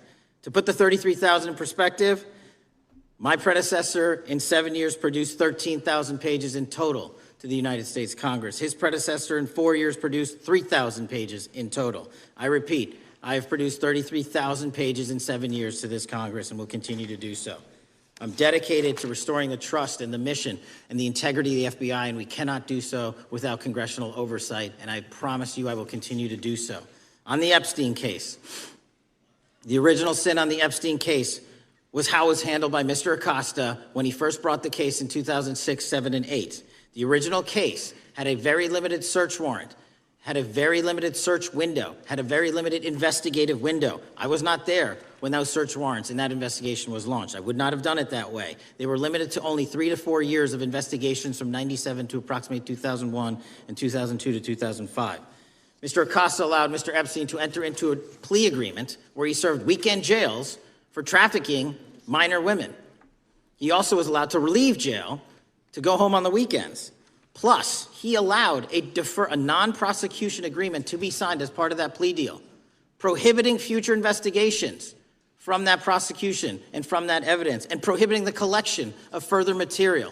That is the original sin. We are working with Congress to produce more than any administration ever has material on Epstein. And I welcome the challenge to tell us that we are not being as transparent as the law allows. We even went to court and asked the judges to lift those prosecutorial agreements and to lift those court order seals, and they denied us 3 times. Congress is welcome to do the same and join the fight. And I'd lastly like to focus on operation that the president led in D.C. Because of this, we are taking this fight in D.C. to every single city across the country. 2,100 arrests in the last month alone. D.C. has seen a 60% decrease in gun crimes, 75% decrease in carjackings, and 53% decrease in homicides in our nation's capital. And rightly so. We're bringing that fight to the streets of America. I want to thank you for your support, and I'm proud to be the director that leads this FBI into a new headquarters building that they've needed for decades, saving the taxpayer $3.5 billion, and also providing our workforce a safe environment. If you don't know the calamity that is the Hoover Building, I invite each and every one of you to walk around. I'll give you a tour myself, and you can see where the cement falls on the heads of our employees that is only to be saved by netting. Just to give you an example. Thank you for support to our mission. And I do want to highlight one thing about D.C. It's because the FBI gathered sources and evidence that we were able to, through our source network, identify the horrific murder of the D.C. intern, Eric Tarpinian. Mm-hmm. And I've spoken to his family, and we are working to bring them justice. And Mr. Chairman, in my 16 years, now my 17 years of government service, if anyone has any questions about my service, bring it on. Yeah. Thank you, Director. We will now proceed under the 5-minute rule. The chair recognizes the gentleman from California, Mr. Ison. Director, delighted to have you here. you are a breath of fresh air. As you outlined, and I won't repeat it, the accomplishments, you did so with the same resources as your predecessor, roughly. Is that correct? I believe so, yes. And so how much of that has to do with taking people out of the backside of the FBI and moving them into the field, into doing the job for which we primarily pay the FBI? It's exactly what we needed done. 1/3 of the FBI's workforce resided in the National Capital Region before I got there. 1/3 of the crimes do not happen in Washington, D.C. Not anymore. Not anymore. So 1,000 personnel of the FBI were deployed across this country on a permanent basis, and every single state in this union is getting a plus up, not a reduction, a plus up of 1811s of intel analysts and support staff. And that is why the crime rates are going down in record numbers. Thank you for doing that, and you know, it's perhaps the hardest thing for a bureaucrat to do is to lower the head count around them that support them, and I appreciate your willingness to do it different than your predecessor. A lot of what you covered earlier was the find, the discovery, and then the prosecution that is done by the DOJ. But I want to talk a little bit about the prevent side. On the Charlie assassination, sir? No, on all of these. Okay. Okay, for example, and I'll bring it up before the Democrats bring it up, January 6th.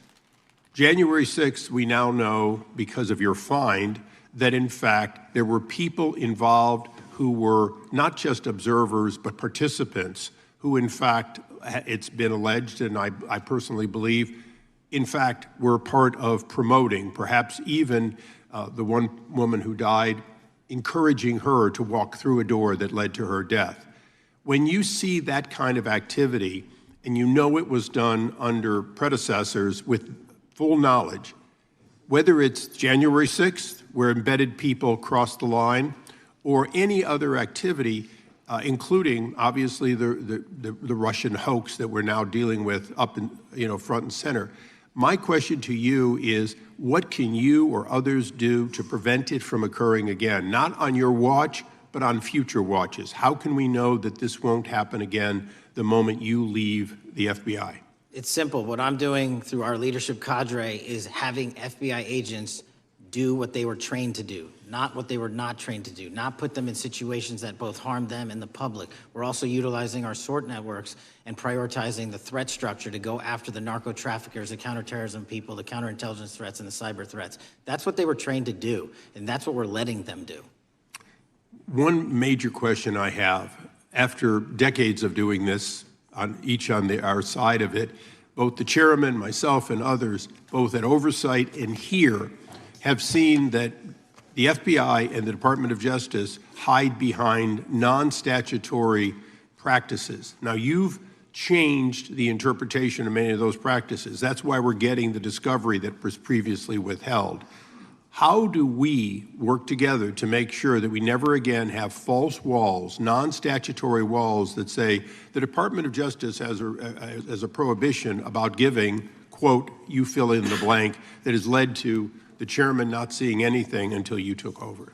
I'm wedded to aggressive constitutional oversight. Having been a House congressional staffer, I know that is an important part of securing our democracy. And the way we make it an everlasting, enduring process is by showing the American people the results of what we are doing and the important work of this committee and putting it out to them so they can see government waste, fraud, and abuse. And then they can demand from our constituents and our electors that they want this process to continue. Last major question here. Some things are so sensitive that we both would agree they cannot be made public.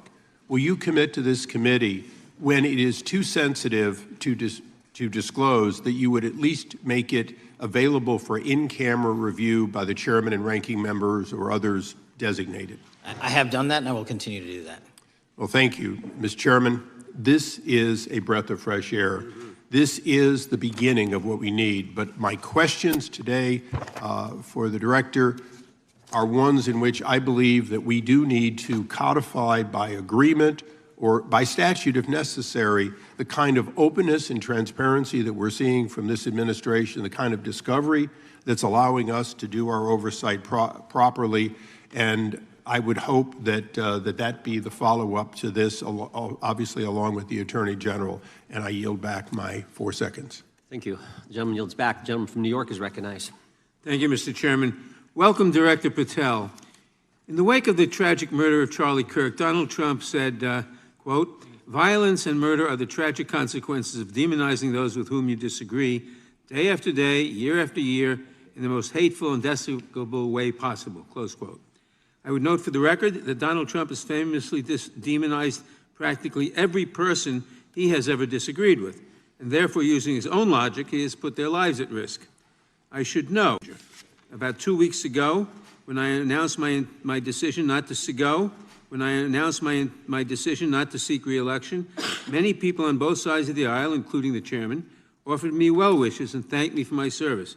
Donald Trump, on the other hand, took to Truth Social to call me a, quote, "psychopathic nutjob," among other things. Yesterday, I received a threatening note filled with anti-Semitic comments and hateful attacks that mimicked some of the same language used by the president. I am sure many of us on this committee face similar threats every day. We have seen political assaults on both the left and the right. The attack on Charlie Kirk, the attempted assassination of the president, the murder of the Democratic Speaker of the Minnesota House, the assault on Paul Pelosi, and the attack on the Capitol on January 6th, for example. Director Patel, do you agree that there is political violence from both the left and the right? There's too much political violence. Do you agree, yes or no, that there's violence? There is too much political violence based on ideologies from either side. From either side, okay. Are you aware of the study by the Cato Institute, a well-known conservative group, that found that 69% of the violence is from the right? I'm not familiar with that study. You're not familiar, okay. I would commend it to you. Are you aware the administration has threatened to use violence as an excuse to crack down on liberty and freedom of speech? Say that again, I'm sorry? Are you aware the administration has threatened to use violence as an excuse to crack down on liberty and freedom of speech? Nobody at the FBI is doing that. I didn't ask you about the FBI, I said the administration. I speak for the FBI. I would like to enter the record an article from today's New York Times titled, "Trump Invokes Kirk's Killing in Justifying Measures to Silence Opponents." In the wake of Charlie Kirk's killing, President Trump and his allies have laid out a broad plan to target liberal groups, monitor speech, revoke visas, and designate certain groups as domestic terrorists. I ask unanimous consent to insert this into the record. Thank you. Politicizing the murder of Charlie King to go after free speech is not a legacy I believe Charlie King would have wanted. Moving on, I want to address another topic. The FBI has traditionally played a key role in prosecuting public officials for corruption. But I fear that at a time when the president is accepting planes from Qatar for his post-presidential personal use, issuing pardons to major donors, and personally profiting from the office of the presidency, the FBI may be abandoning its commitment to investigating public corruption. Since its creation in the wake of the Watergate scandal, the Public Integrity Section has been one of the crown jewels of the Department of Justice, investigating and prosecuting corruption among the nation's public officials and acting as a key safeguard against politicized prosecutions. This section's work has been supported by an elite squad in the FBI devoted specifically to rooting out corruption. But according to reports, the Public Integrity Section has now been decimated, and the FBI's Public Corruption Squad has been dismantled. I would like to submit for the record a New York Times article entitled, "FBI Dismantles Elite Public Corruption Squad." I ask unanimous consent. Thank you. These actions are an invitation to corrupt politicians to break the law, since they know that the government is asleep at the switch.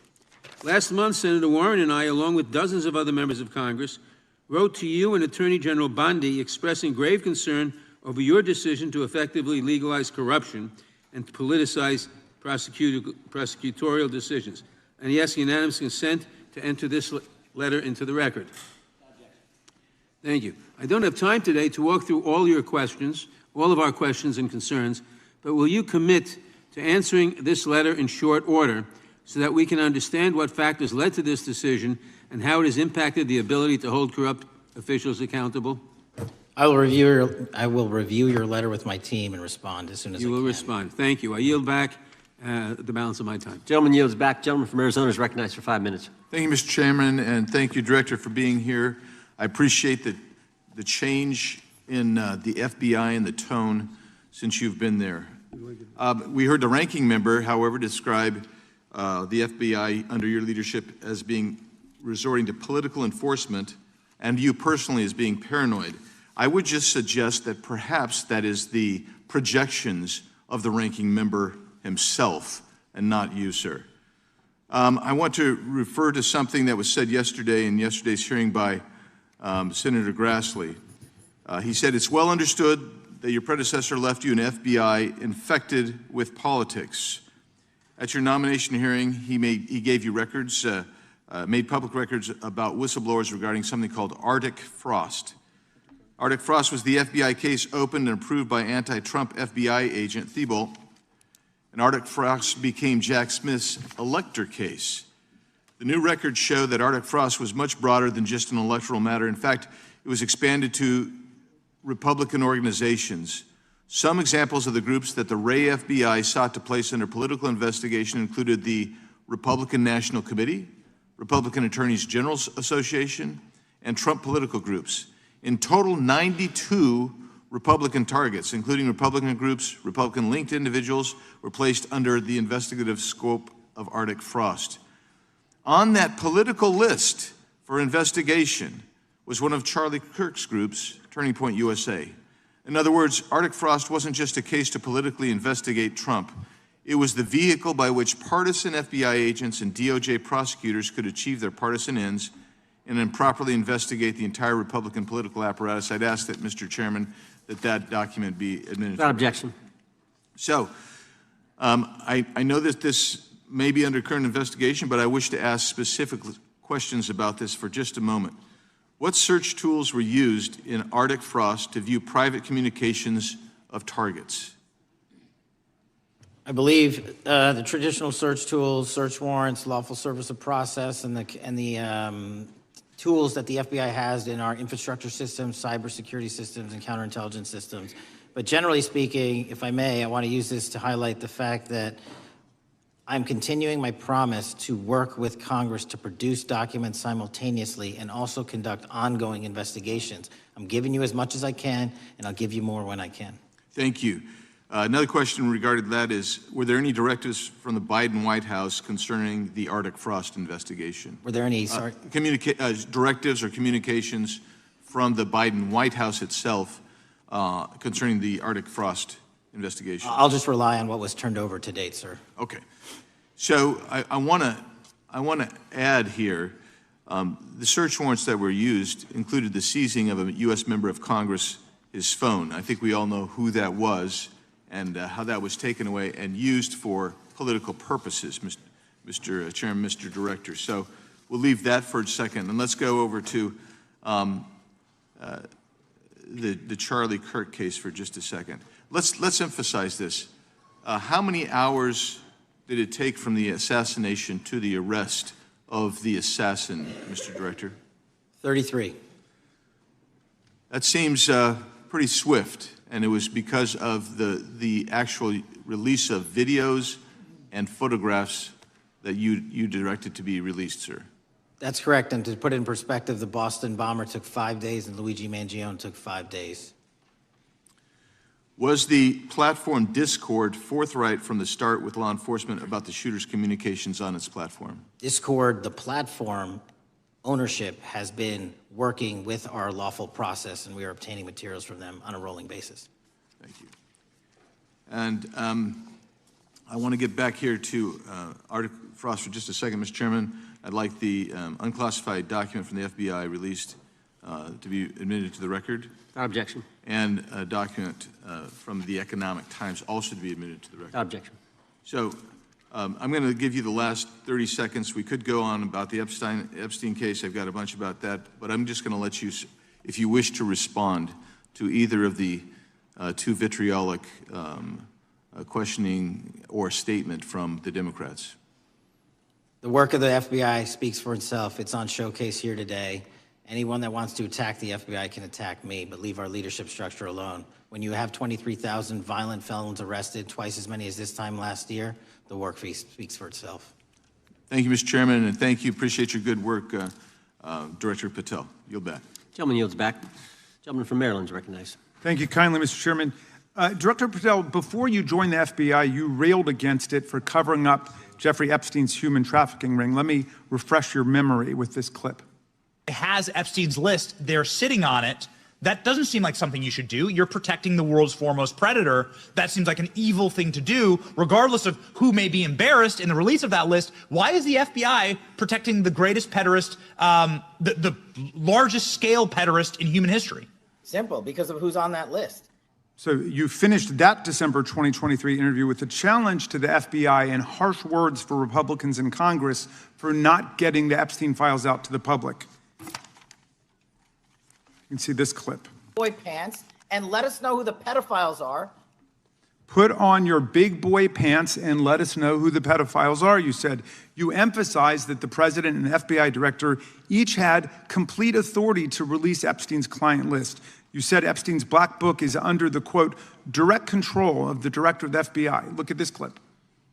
This is way off the topic, but who has Jeffrey Epstein's black book? Black book. FBI. But who? That is, I mean, there's... Oh, that's under direct control of the director of the FBI. All right, so you were sworn in as director more than 200 days ago. Now the black book is under your direct control. So why haven't you released the names of Epstein's co-conspirators in the rape and sex trafficking of young women and girls? The Rolodex, which is what everybody colloquially refers to as the Black Book, has been released. Oh, no, you're talking about what the journalist got 5 years ago? No, that's not what we're talking about. We're talking about what you were talking about there, That's the Black exactly Book what I under was the direct control of the FBI director. We have released more material than anyone else before. The Biden administration, Obama administration had the exact opportunities to release this material, and they never did. And if you are selling the men and women of the FBI, Why we're not have you going after changed your child position? predators. Hang on, you said we're not going after child predators. 1,500 child predators arrested this year, 35% increase, I'll reclaim my time. 4,700 child victims Mr. Chairman, I'm going to found. reclaim my time if you could instruct the witness. Why have you changed your position? There you were saying it's under the direct control of the FBI director and all of it should be released. Why have you changed your Everything position? that has been lawfully permitted to be released has been released. And as I told you, the investigation was limited. And let me make something crystal clear. I never said Jeffrey Epstein didn't traffic other people, other women, and they're not other victims. This is the investigation we were given from 2006, 7, and 8, and the search warrants from 2006, 7, and 8. That's what we're working with. Well, wait, have you released all of the stuff that the FBI has seized from Epstein's house? The computers, the emails, the file cabinets, the documents? What about the financial records? Have you released all of that? Everything the court has allowed us to Which release. court are you talking about? 3 separate federal courts have come in and said. We're talking about the evidence you've got. It's got nothing to do with what those courts have. Do you have any idea how the law works? Do you want me to break the law in a federal judge's order? No, I want you to follow your own word, Director Patel. You said up there it was under the direct control of the FBI director. He had the black book. Everything I have direct control over, we have gone to court. You haven't. Complete your sentence. Everything you have direct control over, you said. Have gone to court, and everything we have direct Director control Patel, over. complete your and sentence. can You said lawfully everything. Release. The We're gentleman- releasing. He'd like to complete his answer. You began the sentence, everything you have direct control over, and then you stopped that sentence. You've released everything that you have direct control over? And I have direct control over and can lawfully release. If you're not familiar with the court orders, that's not my fault. Oh, I'm Go perfectly, look at them. I'm Go perfectly to familiar court. with them. But how did we prosecute Ghislaine Maxwell? She was prosecuted with the investigatory material that was collected from 2001 and 2005 because of the non-prosecution agreements and the court orders on the investigations and search warrants. We were not able to develop new information. And oh, by the way, Jeffrey Epstein was out for 12 years, and the Obama and Biden administration did nothing to look at his work, his pedophile network. If you want to blame me, that's fine. But now you're blaming the men and women who conducted this stop great that. search. I'm not blaming anybody other than you. You're not keeping your word. You said that you would release all of the materials Has under your anyone direct released control. more information on Epstein than I have? Has Well, anyone? Much Did more. Comey? Did Ray? Much more. they? Excuse me. Much more has come out in the days since the American people in Congress have been demanding it. But it's coming out in dribs and drabs. Why don't you just release the entire file as you promised to do? I literally just told you, there are multiple federal court orders. I'm not going to break the law to satisfy your curiosity. You didn't join us when we filed court to release the court orders. You could have. You have lawyers. You could have shown up. You didn't do that. That's a tiny fraction of the material we're talking about. That is not. It is a tiny fraction. How do you know that? Have you seen everything? It's all misdirection. How do you know The time that? of the gentleman has expired. The gentleman from California is recognized. Well, thank you. Mr. Director, just to be clear, how many of the Epstein files were released in the 4 years of the Biden administration? 0. And how many have you released?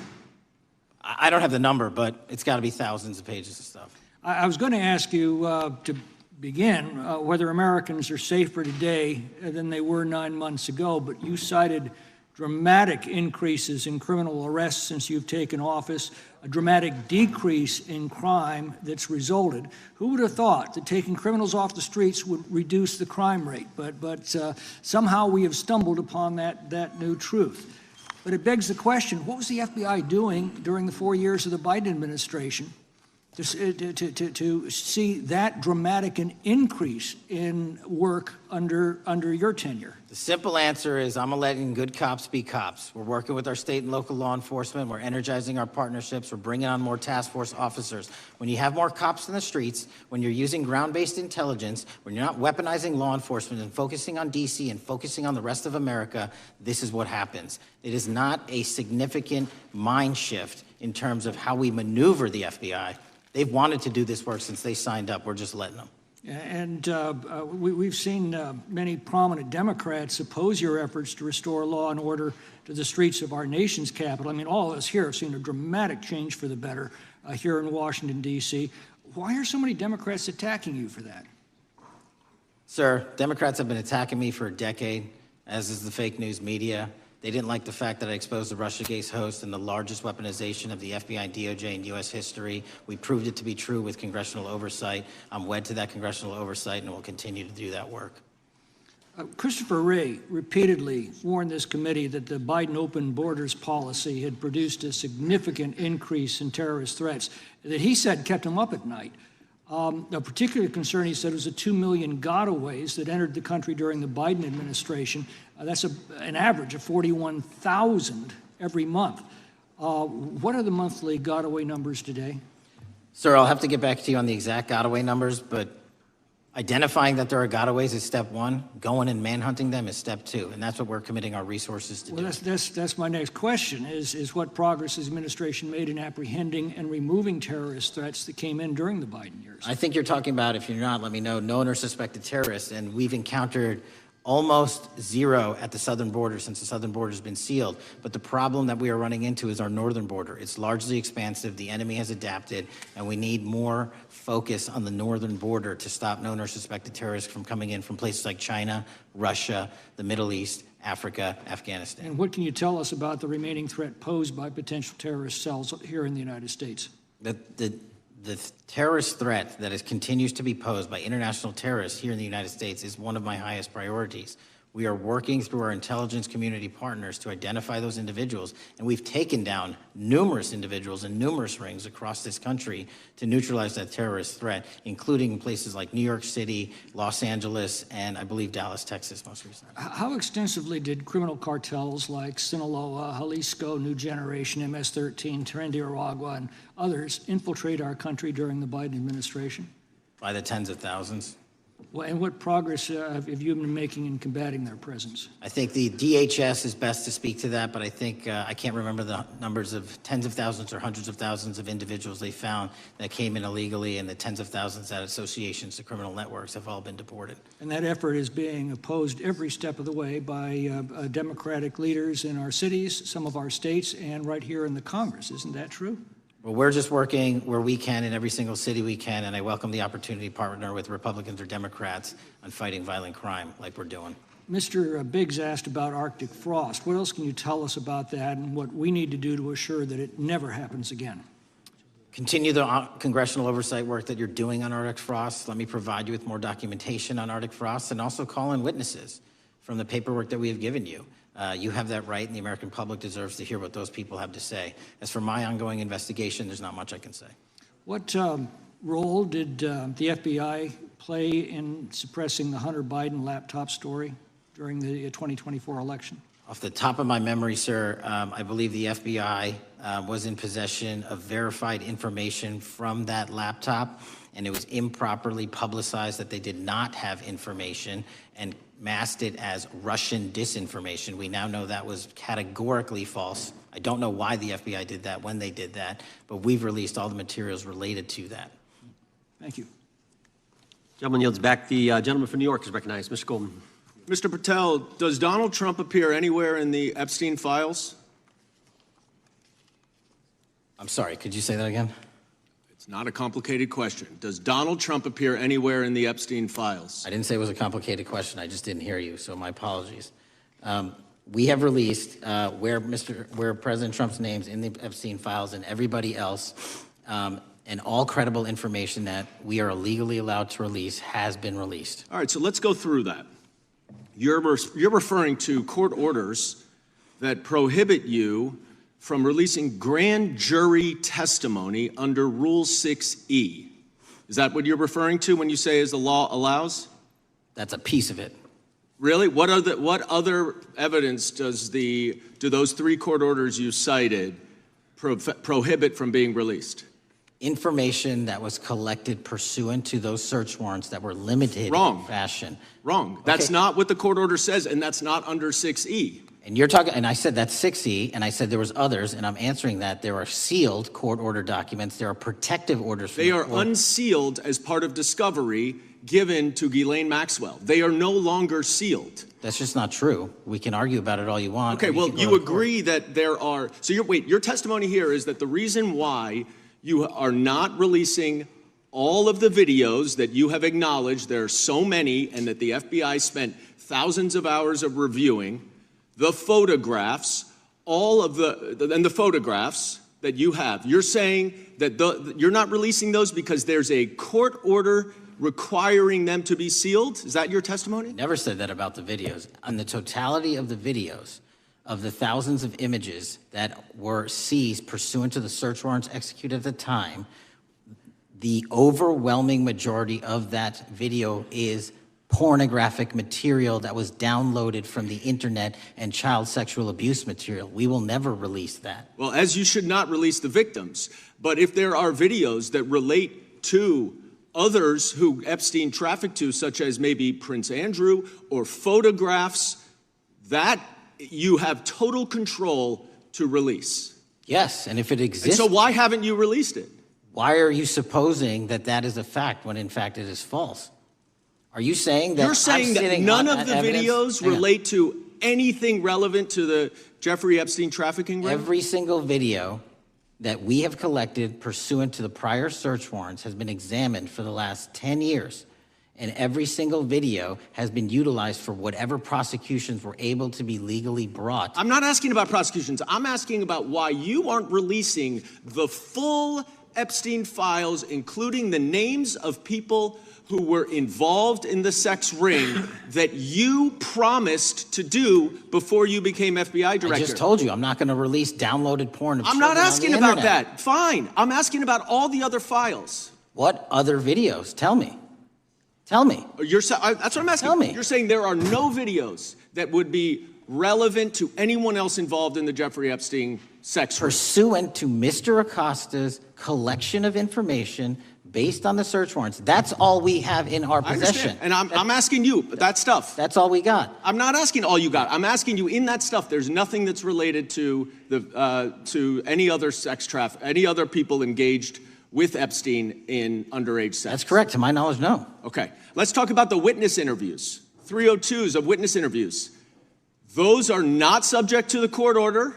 Those are not subject to any fictional sealed order for a search warrant. Why aren't you releasing those with the redacted names of the victims?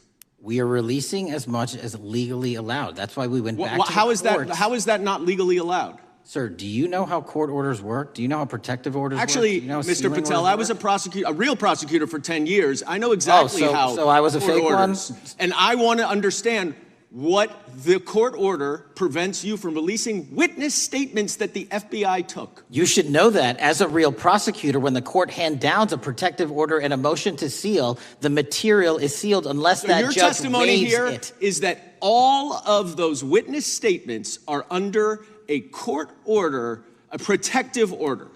We are providing everything we can legally provide. No, that's not my question. Congress has sent us a My subpoena. question is, why are those witness statements that are not grand jury testimony, that if they were under a protective order are no longer under a protective order, why are they not being released? How are they not under a protective Why order? are you not going to the court like you did for the grand jury testimony to unseal those records? The DOJ did go to the court. No, not on those records. Why Time aren't of you the going? You gentleman. just went on grand jury. Time of the gentleman has expired. You are hiding the Epstein files, Time Mr. of the Patel. gentleman has expired. You are part of the cover-up. Can I respond? You sure can. Any allegations that I'm a part of a cover-up to protect child sexual trafficking and victims of human trafficking and sexual crimes is patently and categorically false in the work of my So I hope you will talk to them when they have requested to speak with you. Because the victims have requested and you are not responding to them. Director, yes or no, is the FBI still spying on parents at school board meetings? No, sir. Is the FBI still targeting Catholics? No, sir. Is the FBI still spying on President Trump? I don't believe so. Is the FBI still censoring Americans? No, sir. Is the FBI still targeting Americans for shopping at Cabela's or purchasing Bibles? Nobody is targeted for their faith. Is the FBI still targeting Americans who are pro-life? Nobody is targeting anyone for their beliefs. Is the FBI still cooking the books on crime data? The crime data is real. Is the FBI still purging agents for conservative viewpoints? No one at the FBI has asked their viewpoints on politics. Is the FBI still labeling the Betsy Ross flag, the flag of the American Revolution, a hate symbol? No. Well, maybe that's why you've been able to, what was the number? 23,000 bad guys you've arrested, a huge increase from the same time period in the previous administration. I think you said 1,400 predators, 4,000 children rescued. Were those the facts? 4,700, 35% increase on children rescued. Yeah.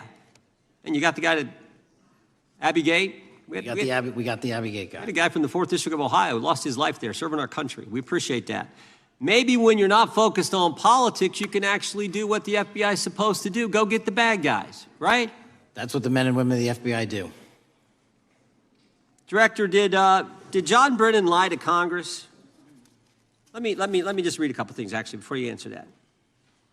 2 years ago, we had Mr. Brennan in for an interview, and I asked him, how'd you learn about the dossier in December of 2016? Mr. Brennan replied, I received a copy of it from the FBI, and the CIA was very much opposed to having any reference or inclusion of the Steele dossier in the intelligence community assessment. That's what John Brennan told the United States Congress.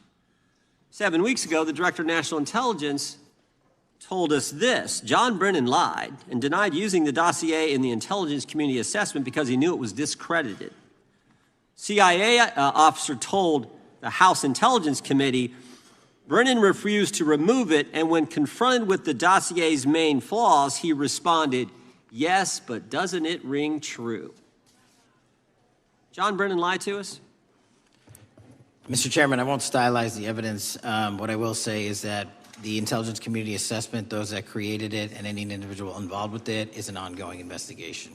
There's an investigation into what took place in December and January of December 2016, January 2017, when this whole thing started, this grand conspiracy. That is being investigated. Is that right? That has been publicly announced by the department. That's been announced by the department. Did Chris Wray hide documents from this committee? You would know better than me, sir. Well, I think you told us like 700 pieces of information you've given this committee since you've been the director relative to just one incident, the Catholic memorandum from the Richmond field office. I can give you the comparison, sir. Yeah, the Catholic memo, I believe we turned over 750 documents. In Mr. Ray's tenure, I believe they turned over 19 pages. 19 pages. You've given us 700. Why would Chris Wray hide information from this committee? You'd Want to hazard a guess? I'm sorry? Hazard a guess why he would do that? I don't know, sir. I think maybe it was because FBI was spying on a priest, trying to get him to break the priest-penitent confidence that exists? You think maybe that was the reason?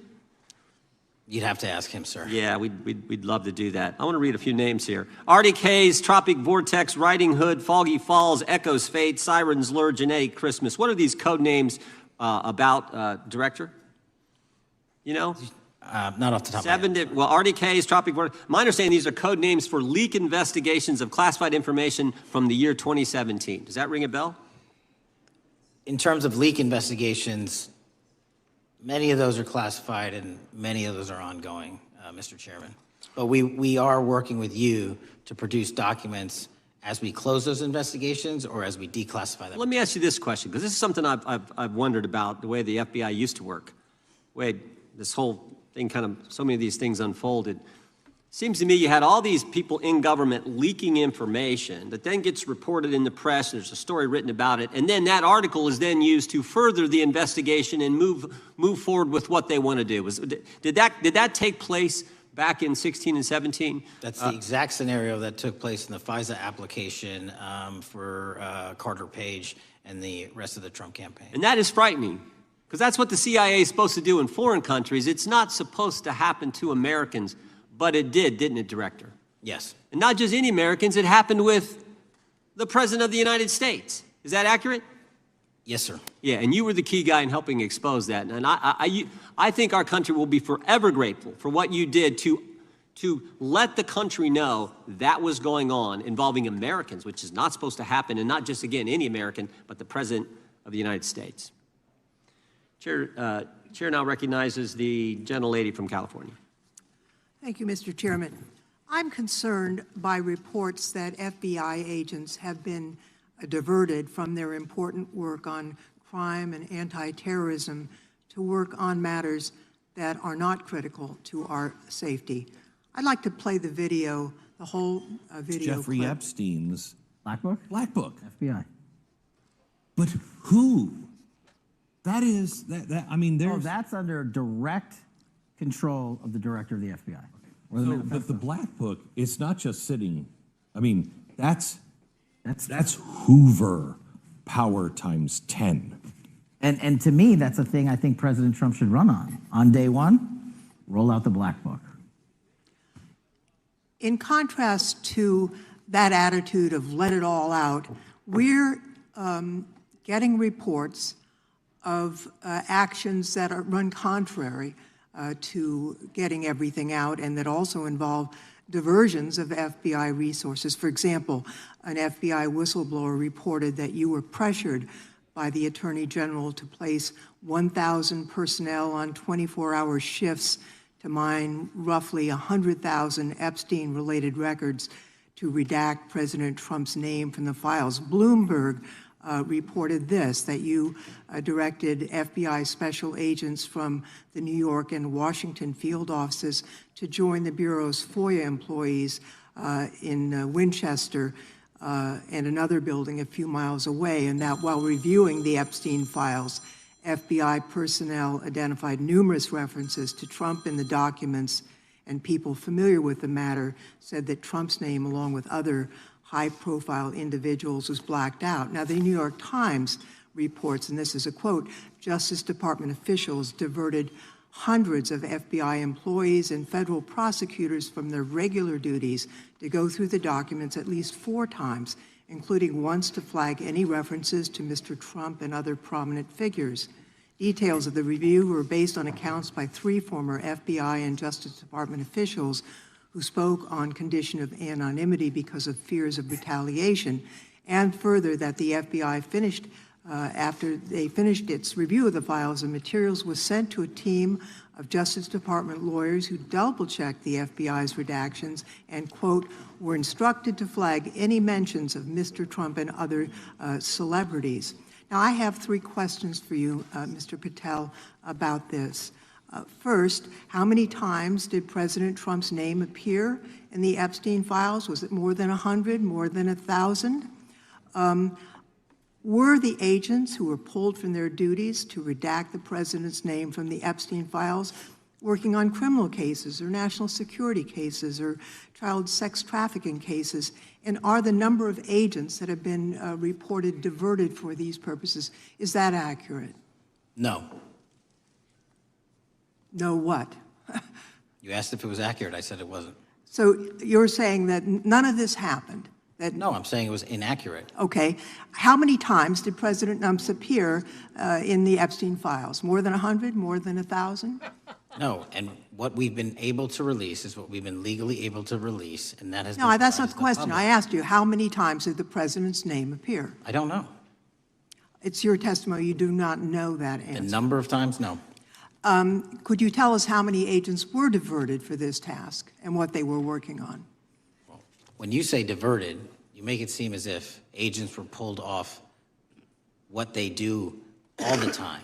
Agents at the FBI masterfully do double duty and triple duty. And because of the public's interest in this case, we flexed resources to make sure that we could answer the public's signal demand. So do you want us to look through the material and provide it to you, or you do not want us to do that? So it's Which your, one is it? it's your testimony that no one was diverted from a criminal matter, that this was a top priority to go through these this material to look for Mr. Trump's name. Is that your testimony? That's the highest priority for the FBI? What's one of the most impressive things about the FBI leadership and the careers that are in place is that they make the decisions on who to send where on priorities and make sure the mission needs are not hurt. And that's what happened here.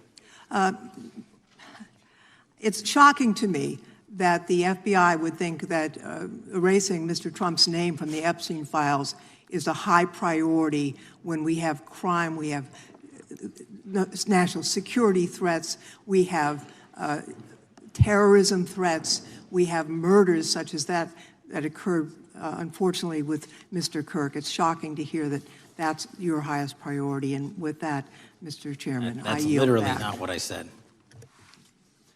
Gentleman yields back. Gentleman from Wisconsin is recognized. Director, is President Trump implicated in any wrongdoing related to Jeffrey Epstein? Based on the entirety of the evidence that we have, absolutely not. The president is not implicated. Correct. Thank you. I want to talk a little bit about China's malign influence here in America. And, we've seen spy balloons traverse the United States. We've seen police stations in communities around America. And sitting in the chair you're in just 2 years ago, there was a sheriff from Cochise County, Arizona, Mark Daniels, that was here, who said that the exponential increase in the amount of fentanyl that is coming into America is directly related to the open borders policies of the previous administration. Do you agree with Sheriff Daniels' characterization? In large part, yes. So since you've been director, has there been a reduction we've talked about how the border is largely secure now, right? The southern border, yes, sir. The southern border is largely secure. Has there been a concomitant reduction or a reduction in the amount of fentanyl that is coming into America? There has been a massive reduction to the tune of, we have seized more than 25% year-to-date this year than the prior year, and that's enough fentanyl to kill 120 million Americans. Does China play a role in this fentanyl that's coming to America? As I stated in my opening, sir, what they do and the companies in China, mainland China, do is produce the precursors and the cutting agents that they ship overseas through various countries into the Mexican drug cartels who produce it. So they basically are the cooks in terms of the ingredients. Tell us, what is the FBI doing to stop China from delivering death to America? So for the first time in a decade, I actually reached out to my counterpart at the Ministry of Public Security. No one at the FBI had done so. To engage. Ministry of Security, where's that? In mainland China. In mainland China, okay, thank you. To engage in a conversation to say, hey, can we have a certain number of these precursor chemicals listed in China so that they become illegal and illegal to trade. We're also working with our counterparts in places like India and Guatemala because the transshipment routes of the precursors, the Mexican drug cartels have gotten creative, and instead of coming directly to America, are going into these countries. And we've had massive success in India and Guatemala, and in those governments' great partnerships in shutting down the ability to ship the precursors into those countries, which are ultimately destined to America. So those people that are working with security agencies have been working with you, is that accurate? Yes, sir. So I want to turn to a couple cases that are at the University of Michigan, where Chinese nationals, on behalf of the Chinese government, smuggled in illicit biological materials, stuff that can harm our agricultural industry. What actions are you taking as we see repeated stories of Chinese nationals doing this in the United States? So just that, sir.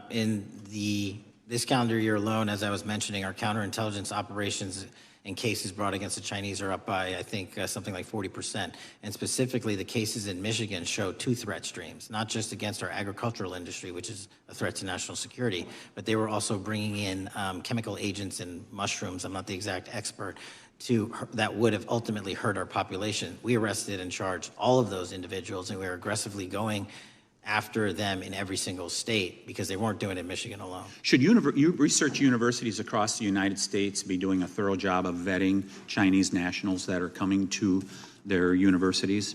They should. Turning to spying in America, we heard the stories about Senator Dianne Feinstein's driver, who was a Chinese spy. We're familiar with Linda Sun, who worked in Governor Hochul's office, Christine Fang in California. What are you doing to find these people who are Chinese spies that are trying to burrow themselves into the politics of America? Because we know it's happening, right? Yes, it is. And what our counterintelligence unit is doing is aggressively seeking the intelligence into where these individuals are working. Then we are utilizing our operational authorities to go in and investigate them either through our human source networks and collecting information through lawful process, online, search warrants, and data so that we can bring proper arrest charges and publicize to the world what they're doing here. And just because we've caught a few doesn't mean we've caught everybody. We've got a lot more to go. I get one more quick question in.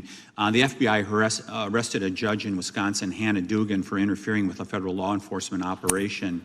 Could you tell us a little bit about that? And is a judge above the law here in the United States of America? Well, no one is, and that case is ongoing. But as you stated, and these allegations said, there was an interference in a federal lawfully executed federal law enforcement priority that was interfered with.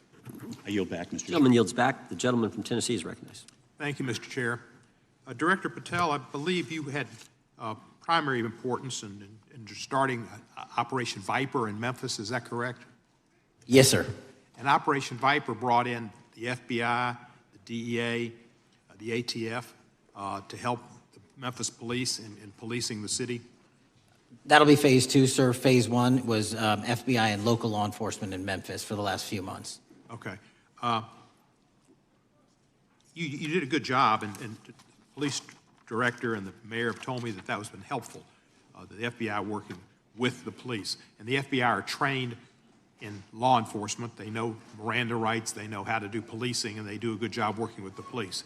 Do you think that the National Guard is necessary to do the work that the FBI is doing now? Thank you. I do think it's necessary to finish it. What we've done is 500 arrests in Memphis and 110 federal indictments. But what we need to do is we've only secured a piece of where the criminal conduct is occurring in Memphis, and we can't work inside perimeters that are not established and safe, and we don't have the manpower to give us the space to fully go into the areas where the criminal activity remains. Well, are you suggesting that the National Guard is going to go into the more heavily crime areas? They're going to establish, like they did in Washington, D.C., perimeters where local law enforcement and the FBI, DEA, ATF, and U.S. Marshals can go into. We can't be going into all these areas knowing that they're extremely volatile and jeopardizing the safety of our agents. Did the National Guard do anything in Washington to help the FBI stay safe from these dangerous elements? They established perimeters. Established perimeter, and the criminals knew about it, so they... It was a visible force, sir, so they kind of saw it. Well, what you did, I commend you for what you did, and I think the FBI coming in, we have a crime problem in Memphis. The FBI has helped, DEA will help, and the ATF will help. I don't think the National Guard's going to help, and what I've seen, they're not trained in law enforcement, are they? No, sir. And so that could be a problem. Who will direct the National Guard in Memphis? Will it be? Will they have control over your agents? No, sir, they won't. Who will have control over your agents? You? Well, the SAC and then ultimately the chain of command up to Washington, D.C. will control the FBI, but there's a task force that was put together that is going to be led by an interagency. The heads of U.S. Marshals, DEA, and FBI will be working together with DHS collectively on this. Have you visited Memphis before? Yes, sir, I have. So you know how good a city it is. I love Memphis. A lot of us do. And Memphis is a great city, great history, civil rights museum. Might say something about slavery, but that was the history. Needs to be taught.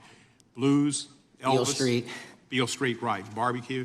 And people should come. It's not a troubled city. We've got some crime, but it's not a troubled city. We're not troubled, and we love our city, and we hope that the National Guard doesn't come in and cause people to have questions about Memphis because it's a city they should visit. Let me ask you this about, you said that the homicide rates are coming down to an all-time low? In modern recorded U.S. history, yes, When sir. does modern recorded history start? I think the FBI, and I'll get back to you on this, has stats on that going back about 30 years, sir. Okay, I was thinking back to Ozzie and Harriet, and I didn't think you could beat Ozzie and Harriet's time. Secondly, you mentioned the Epstein case. Did any of the women that were victims, and they came up here and had a press conference and all, did any of them contact your office and ask to give information? To my knowledge, no, sir. If they did, let me ask you first, is there a statute of limitations on sex crimes like that, with sex with a minor, rape? The DOJ is the expert, but I do not believe there's a statute on that, limitations on that. So if there's not a statute of limitations, should you not be interviewing those people who know who raped them and the names and the places and give you that information? That seems like that's a treasure trove of information, and it's a serious, serious, serious number of crimes. Sir, I couldn't agree with you more. We've been very public about asking individuals to come forward with new information, and we would run out every single lead on that. Well, I'm sure the women will come forward, especially today, to be sure that they will get an opportunity, because that seems like something we ought to do.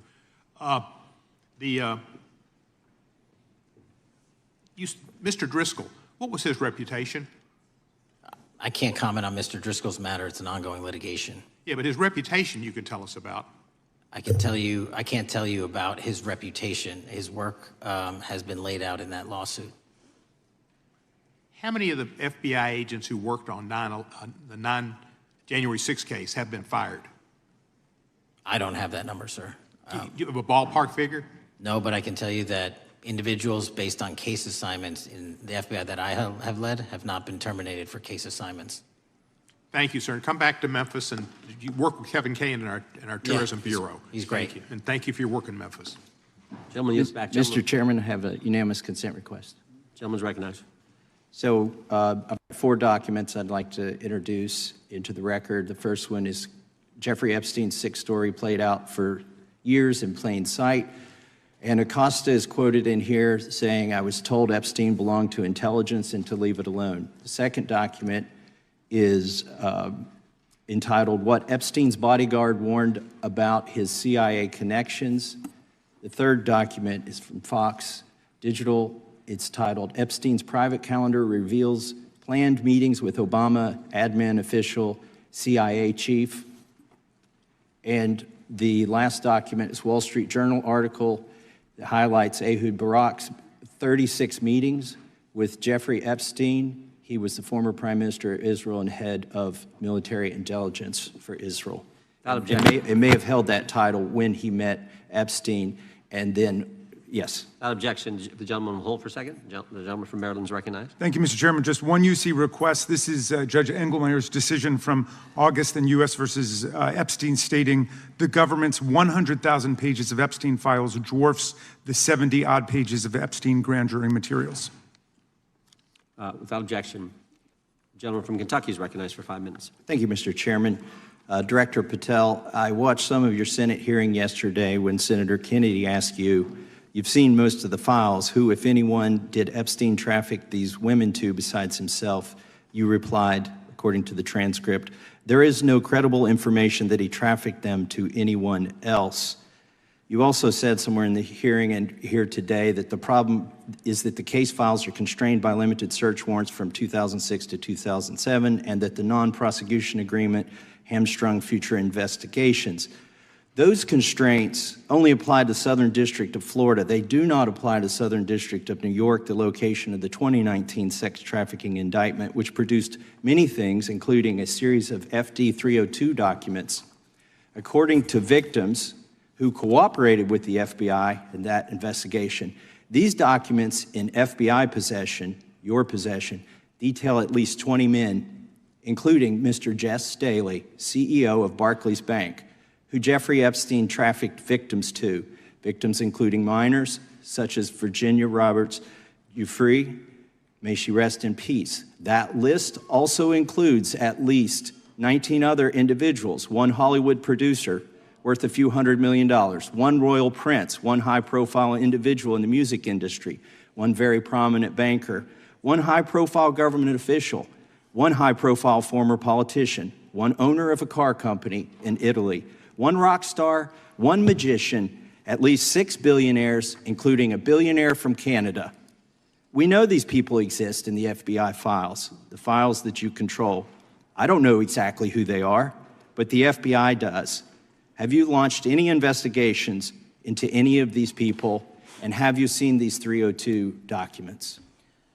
Sir, I have asked my FBI agents to review the entirety of the Epstein files and bring forth any credible information. And we're working with Congress not only to divulge that information and produce it to you, but any investigations that arise from any credible investigation will be brought. There have been no new materials brought to me launching a new indictment. So is the loophole here, or is it your assertion that these victims aren't credible, that the 302s maybe didn't produce credible statements that rise to a probable cause? It's not my assertion, sir. It's the assertion of two different United States attorneys' offices from 3 separate administrations who investigated those same materials in lifetime. Are the 302 documents in the FBI's possession? They reviewed all that, yes, sir. And so have you reviewed those 302 documents where the victims name the people who victimized them? If I personally know, but the FBI has. So how can you sit here and in front of the Senate and say there are no names? I said I named one today. I said we are not in the practice at the Department of Justice FBI of releasing victims' names. That is not what we do. We are also not in the habit of releasing incredible information. That's not what we do. But multiple authorities have looked at the entirety of what we have. Okay, I got to move on here. Were you present when the AG had the White House event when she released the binders to the social media influencers? I was, yes. So if you're willing to meet with social media influencers who stood to benefit from the sensational and sad stories of these victims, will you meet with the victims as well? The FBI will meet with anyone who has new information. Will you personally meet with them? The FBI and the professionals who are handling the cases will. Were you instructed that it was important to release the documents to the Oversight Committee on the day of my introduction of the discharge petition to release these files? I don't know what day that was, so no. Well, they were released that day, and there were victims' names who weren't redacted because they were in such a rush, and the victims are not happy about that. Have you investigated any of the CIA connections? Have you seen the CIA file on Jeffrey Epstein? And if you wanted to see it, would they show it to you? Well, I can speak for the FBI, and that's presuming there's a CIA case file. And I've reviewed everything that the interagency, not I, the FBI, that was provided to us. Would you be willing to look at the CIA file on Jeffrey Epstein? If there is such a file, and if it has not already been turned over to the FBI will look at any new investigative leads. Have you made any progress on the pipe bomb investigation January 6th? And have you made any progress on the motive of the Las Vegas shooter? As to the first, it's an ongoing investigation, and we have made progress. As to the second, sir, I'll have to get back to you. All right, thank you. I yield back. Mr. Chairman, I have a unanimous Gentleman consent yields back. request. Unanimous consent request from the gentleman from New York. I ask unanimous consent to introduce an unsigned memorandum from July 7, 2025 that says we did not uncover evidence that could predicate an investigation against uncharged third parties with the insignia of the Department of Justice and the FBI. Without objection. Mr. Chairman, I have a unanimous Georgia. consent request. It's an article entitled DOJ deletes study showing domestic terrorists are most often right-wing. Objection. Thank you. Gentleman from Georgia is recognized for 5 minutes. Thank you, Mr. Chairman. Director Patel, thank you for being here today. I want to first talk about the significant role that the FBI plays in combating the national security threats posed by our nation's greatest threat, our nation's greatest security threat, China and the Chinese Communist Party. It's a fact that China is America's most significant national security threat, isn't that correct? I would say so, sir. And you would agree with me that China wants to dominate the United States of America? I think that's largely their plan. And they want to dominate the world, both militarily and economically, isn't that correct? I think so. And sir, you've been FBI director for the last, 8 months? 7 months, yes. 7 months, and during that time, have you held any stock in any companies founded in China? I don't believe so. Well, you do own stock in a company known as Elite Depot, don't you? Which one, sorry? Elite Depot. You own stock. I think that's, I'll have to get back to you. I think it's a law firm and it's a company out of Singapore. Okay, well, no, the company out of Singapore, which is owned by Elite Depot, is the Shein Company, which was founded in China, correct? That company operates out of Taiwan. Well, they changed their headquarters from China back in 2022 to Singapore for tax purposes, but it's owned by a Chinese billionaire. I think his name is Charlie Zhu, and you own stock in the company that owns Shein. Which I disclosed during my confirmation process. You certainly did. And now, do you still hold that stock in that Chinese company? Pursuant to the Department of Justice, who reviewed my material that was submitted during my confirmation process, I was able to hold certain stocks, and they made the decision. You still hold the stocks that you have? You still hold on to these Chinese stocks, these stocks in this Chinese company? I disagree that it's a Chinese company, but I was in the DOJ, when you're appointed, makes a call on what you can and can't possess. Well, now, let me ask you this. Chinese companies steal trademarks, they produce counterfeit products and sell them over the internet on platforms such as Shein. They steal intellectual property. They steal data from American companies, and to me it seems inconsistent with your role as FBI director that you would own stock in a company that is based in a country that is the nation's premier national security threat. It's like you are putting your own financial security over the security of the nation. I disagree with that characterization. Well, I think the American people look at it like it's a classic situation of the fox guarding the hen house. If the FBI is charged with investigating espionage, economic espionage by companies controlled by the Chinese Communist Party, and you are the director of the FBI, you've got a conflict of interest. Sir, I would just show if there's any intimation that I'm against. Why are you holding on to this stock? It wasn't a decision I made. And it's valued at up to $5 million as of when you last reported, correct? $5 million in stock? No, I don't follow it. You don't follow it, but you're still making money off of it. I don't have any money off of anything. Well, what I have done... Trump's trade policies directly impact the value of that Chinese stock. Won't you agree with that? Which trade policy? I'm not a trade expert. Okay, all right. But I want to tell you this. Crazy on me today. Let me ask you this question. Why are you hiding pedophiles? Why are you shielding pedophiles? Why are you protecting pedophiles? That is maybe the most offensive thing you could say to me, given the numbers. Well, you have not released Given the the Epstein numbers files. of pedophiles. You are aware of we the have Epstein arrested- client list that was published in the 18,000 The gentleman emails has released? expired.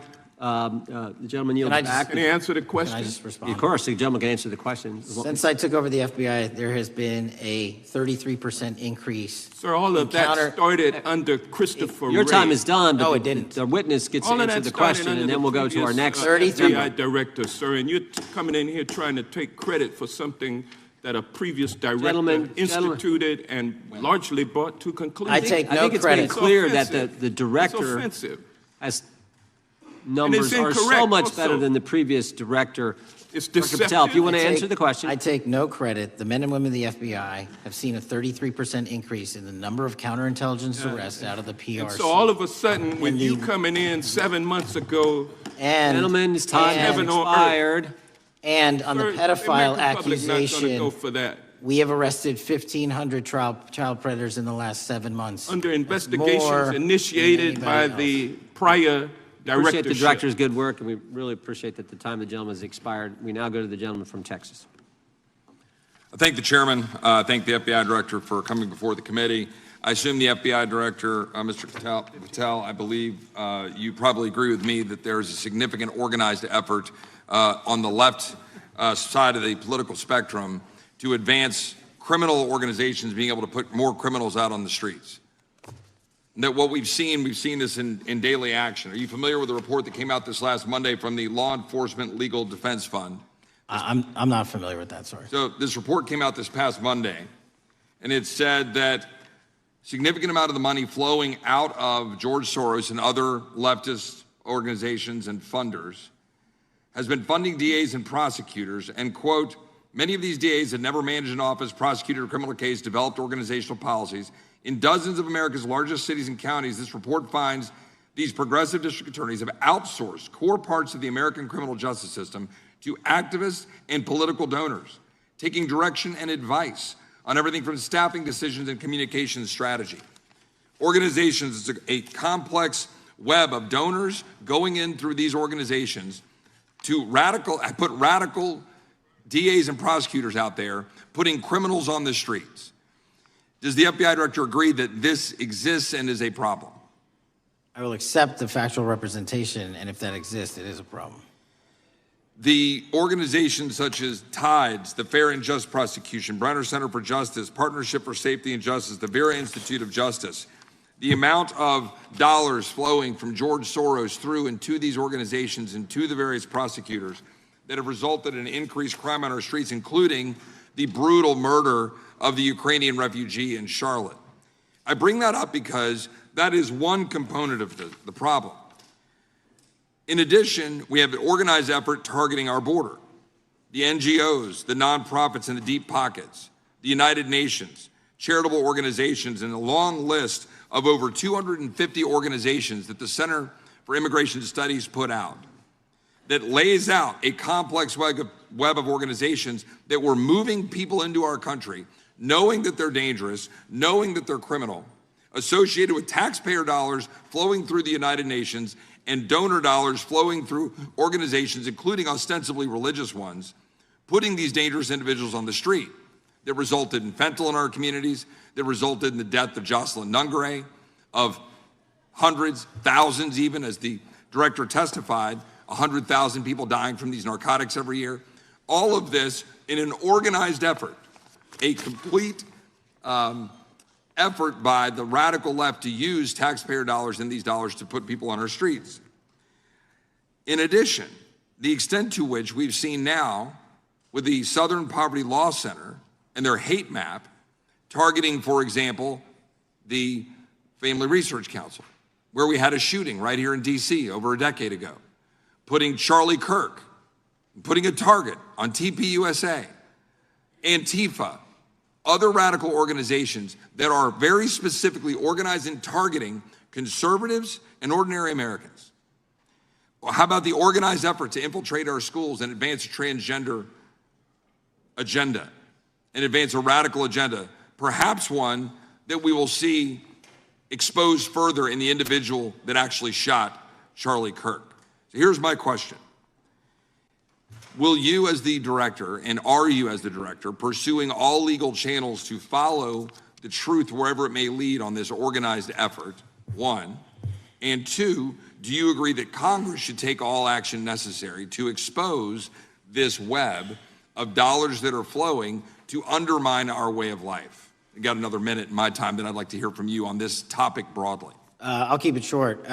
Investigatively speaking, we are doing the following. We are following the money. We are following the money in every organization and every person that is violating the federal code. And it doesn't matter what your background or ideology is, we are following the money. We are using legal process to following that money, issuing subpoenas to follow that money, using grand juries to follow that money. And when we have results to recommend for prosecution to the Department of Justice, we will do that. And we will continue to publicize documents through Congress, yes, when we make these findings.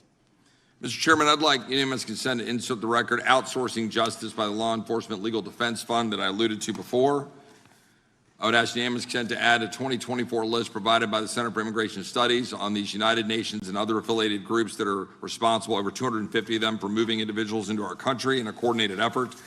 I would like a unanimous consent to insert a letter that I sent that currently has 33 members of the United States House of Representatives have signed on it, calling for a special select committee to pursue the organized effort from the radical left to target our way of life and undermine our security by putting criminals on the street and having our borders being wide open and putting us in danger. Without objection. With that, I would yield back. Without objection. Gentleman yields back. Mr. Chairman, I have a couple of unanimous Gentleman's recognized. One is a letter from Senator Tom Cotton, dated last year, urging the U.S. to, quote, ensure that data from U.S. companies is not harvested by the Chinese Communist Party through the purchase of Xi'an software and technology. Without objection. And also a statement by Marco Rubio, then Senator Marco Rubio, which warned our UK allies about, quote, Xi'an's deep ties to the People's Republic of China. Without objection. Also, crime is the record crime is down in 2025. Trump doesn't deserve credit, which demonstrates that the crime rates have been decreasing since 2023, which was published by the Vera Institute. Also, a unanimous consent request to enter into the record a NPR report from July of 2024. GOP vows to make America safe again. Statistics contradict their growing crime claims. Without objection. Also, a report out of the American Presidency Project dated January 17, 2025, record low crime during the Biden-Harris administration. Without objection. Also, Joe Biden is correct that violent crime is near a 50-year low, which was a PolitiFact publication of May 2024. And last but not least, a FBI releases 2024 reported crimes in the nation statistics. These are FBI statistics published on August 5th, 2025, which details decreases in murder, rape, aggravated assault, and robbery in 2024. Without objection. Gentleman from Kentucky is recognized for unanimous consent. Mr. Chairman, I ask unanimous consent to submit two sets of documents. The first is a series of emails from the victims of Jeffrey Epstein. They are making FOIA requests to get their own FBI files and not having any success. So I want to bring attention to that by submitting that to the record. The second document that I want to submit to the record, for the record, I know we don't usually read these. This one's not readable. It's completely redacted. For the most part, the first 50 pages. This is actually the search warrant that was served on James O'Keefe for a diary that he had already given to the government 2 months before. And as it turns out, there were no indictments here, yet he still doesn't know why he was raided and I think he deserves to know. So, Without objection. thank you. The chair now recognizes the gentleman from California. Director, the first time you saw Donald Trump's name was in the Epstein files. Did you close the files or keep reading? I have reviewed not the entirety of the files, so You haven't reviewed all of the Epstein files? Personally, no. You're the director of the FBI. This is the largest sex trafficking case the FBI has ever been a part of. Buck stops at the top, and your testimony today is you have not reviewed all of the files. What I've been doing is been busy providing the safest country this country has seen in modern U.S. history in historic speed, because the men and women of the FBI are given the resources to reduce the homicide rate, to reduce the drug trafficking rate, to reduce the amount of children that are being trafficked and the number of pedophiles. It sounds like those children being trafficked would appreciate the director reviewing the files. You said you don't know the number of times Trump's name appears in the files, so it could at least be 1,000 times. Is that right? The number is a total misleading factor. We have not Could the released number at least anyone's be 1,000 name times? that we have not released anyone's Could it name in the at least Epstein be files 1,000 that times? has not been credible. Director, And could it at we have least be 1,000 released times? every piece of legally permissible information. Okay, you can so- characterize the numbers however you want it. Reclaiming my time, Director. It sounds like if you don't know the number, it could at least be 1,000 times. Which It's not. leads me- It's not. Is it at least 500 times? No. Is it at least 100 times? No. Then what's the number? I don't know the number, but it's not that. Do you think it might be your job to know the number?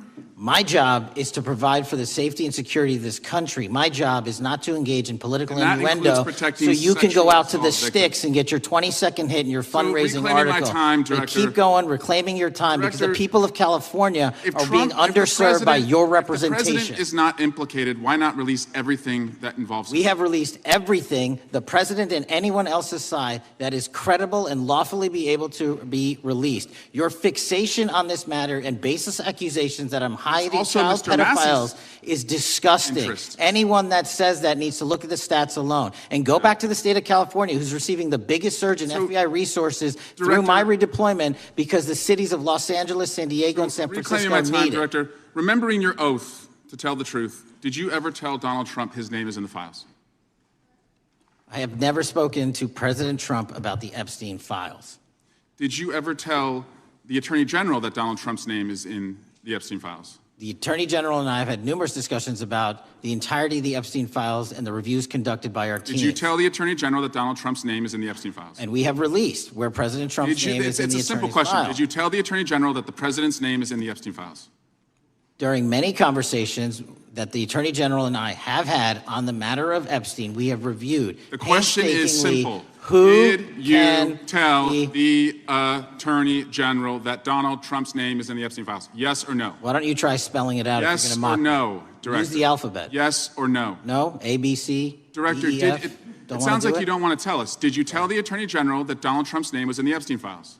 Why don't you try serving your Director, constituency did by you tell the focusing on Attorney reducing General violent that Donald crime in this Trump's name- country and the number of pedophiles that are Director, illegally reclaiming my harbored in time, your Director. sanctuary cities in Director, California? reclaiming I'll my work with time. you on that. Do Regular you wanna order, Mr. work with us Chairman. on that? Director, Time reclaiming my belongs to time. the gentleman from California. Did you tell the Attorney General that Donald Trump's name is in the Epstein files? Yes or Question no? has been asked and answered. You've not answered it, and we will take your evasiveness as a consciousness of guilt. Director, did Donald Trump ever say to you, just find and release the entire truth? Don't worry if I'm in it. The instructions from the administration were to release all credible information, and we have done that. Did Donald Trump ever provide information about Jeffrey Epstein as an informant? Donald Trump has not been, and I can only speak for the FBI, an informant of the FBI. So, Director, you've played this cute shell game where you say you can't release everything because the court has said that it legally is not allowed to be released, but the court calls bullshit. Judge Richard Berman said that when you went to the court, quote, information contained in the Epstein grand jury transcripts pales in comparison to Epstein investigation information and materials in the hands of the Department of Justice. So let's move on, Director. You wrote a book called Government Gangsters. You identified 20 individuals in that book. You put me on that list at the top of the list.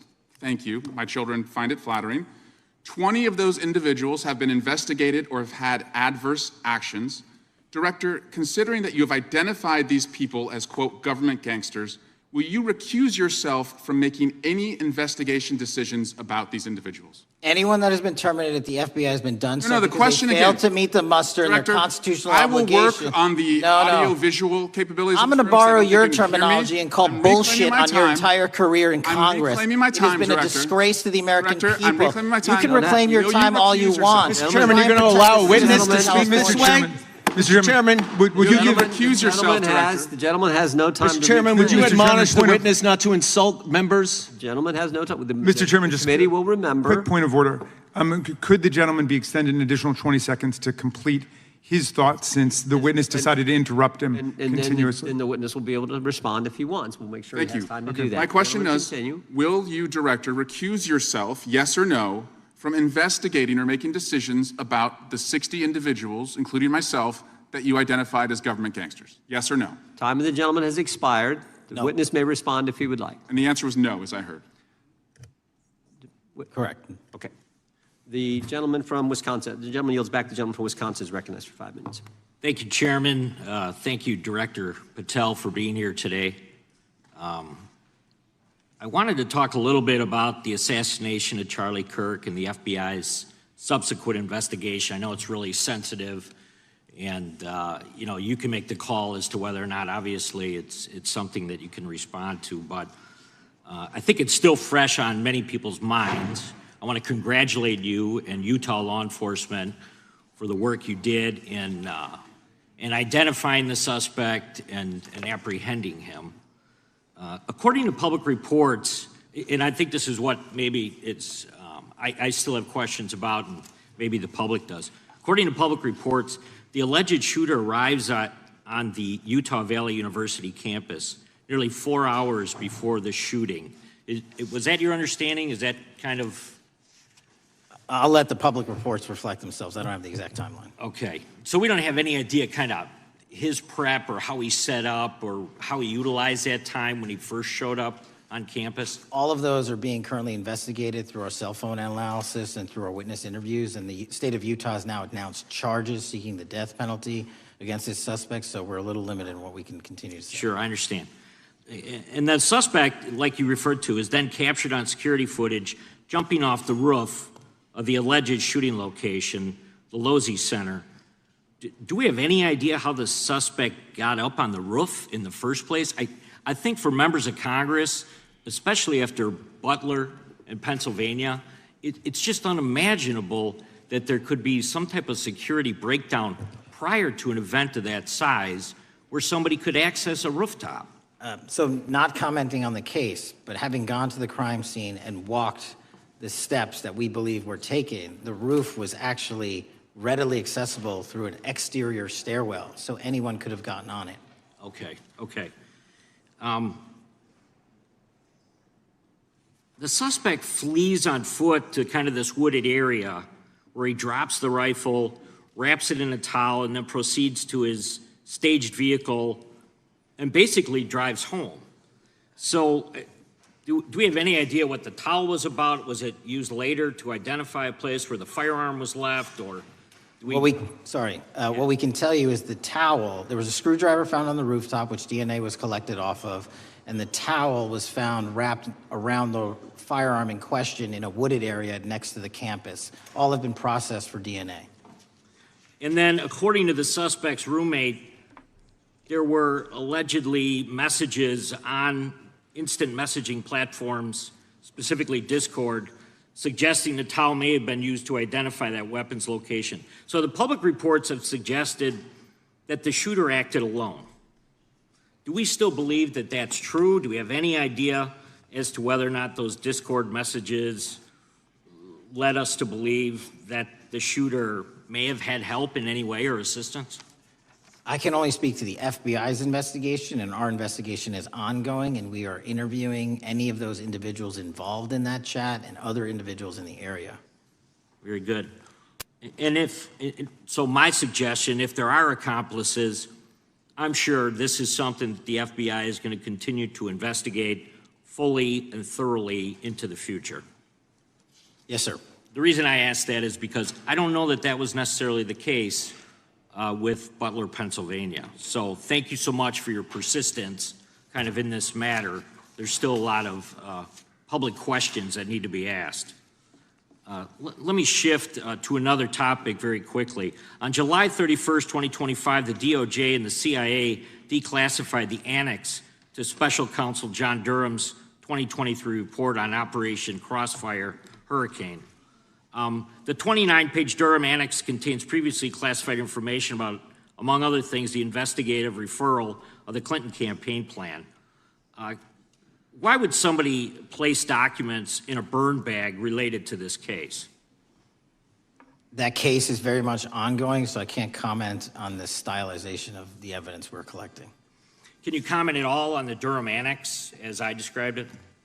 The Durham Annex, which has been publicly released thanks to the FBI's commitment to transparency, is one of the documents that's being utilized. And in general terms, speaking for a burn bag, sir, a burn bag is what you use to put classified documents into generally, because that is literally how you destroy them. So it appears that efforts were made by the Clinton campaign to reach out to the FBI agents or the Clinton sympathizers in the intelligence community in order to lead more credibility to the Clinton campaign plan. Do you think that's an accurate characterization? Again, I'm not going to characterize that material because it's part of an ongoing investigation. Thanks for being here today. I yield back. Gentleman yields back. Gentleman from California is recognized. Thank you, Director Patel, for being here today. The FBI searched Jeffrey Epstein's Manhattan residence, correct? I believe that happened in 2018. I think there was 2 locations, sir. It's 2019, and in that residence, the FBI found a safe, correct? I don't have the catalog of evidence in front of me. In that residence, the FBI found a safe, correct? I'll accept your representation. Okay. And in that safe, the FBI found topless and lewd photographs of girls, correct? Again, sir, I'll accept your representation. I don't know. Thank you. It was all over the media at the time. There's a New York Times article that says Jeffrey Epstein is indicted on sex charges as discovery of nude photos is disclosed, dated July 8th, 2019. And the Times reports a trove of lewd photographs of girls was discovered in a safe inside financier Jeffrey Epstein's Manhattan mansion. Author Michael Wolff has conducted numerous interviews of Jeffrey Epstein.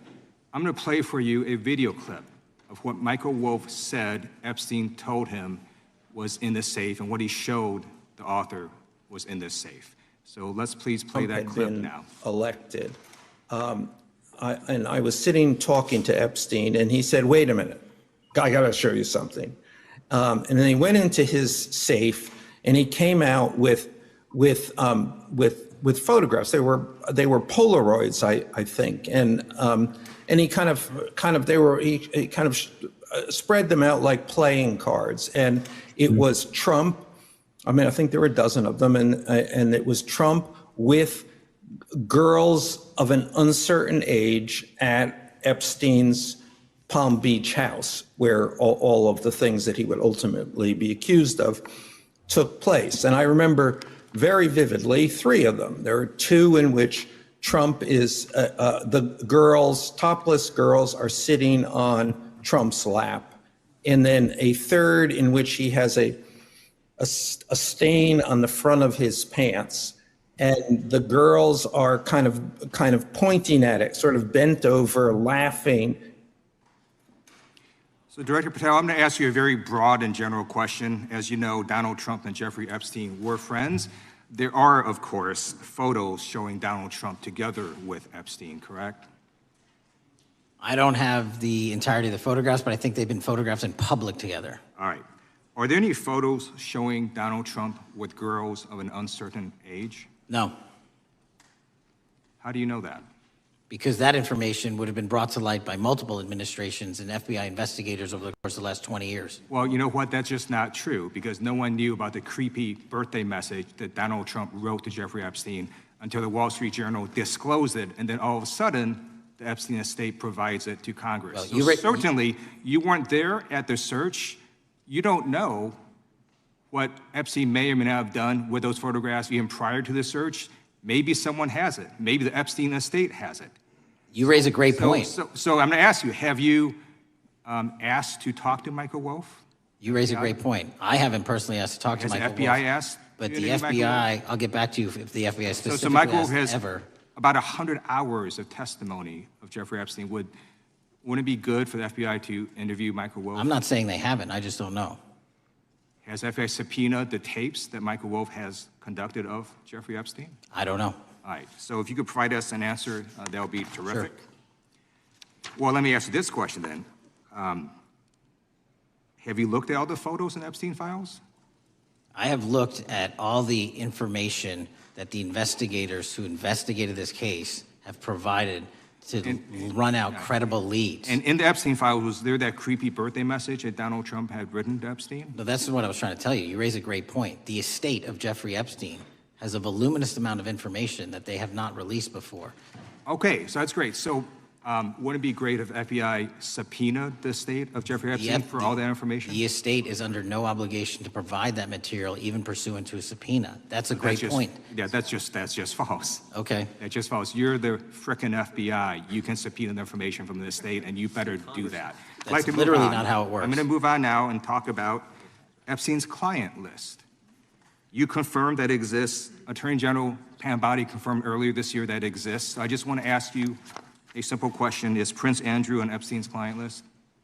The material related to Prince Andrew has been made public. Is Prince Andrew on the client list? We have released the index of names All right, that were in Jeffrey Epstein's. Is Donald Trump on Epstein's client list? The index has been released, and the index will speak for So itself. I'm just going to say, America is a huge red flag. The FBI director could not answer whether Donald Trump was on Epstein's Gentleman's time client has list. expired. I Chair yield now back. recognizes the gentleman from Virginia. Thank you, Mr. Chairman. I want to thank the director for being here and for his work over the last several months, removing the taint of partisanship that has infected the intelligence community over the past several years under the last administration, under the last several directors, standing up for law enforcement, standing up for the brave men and women who work in your agency.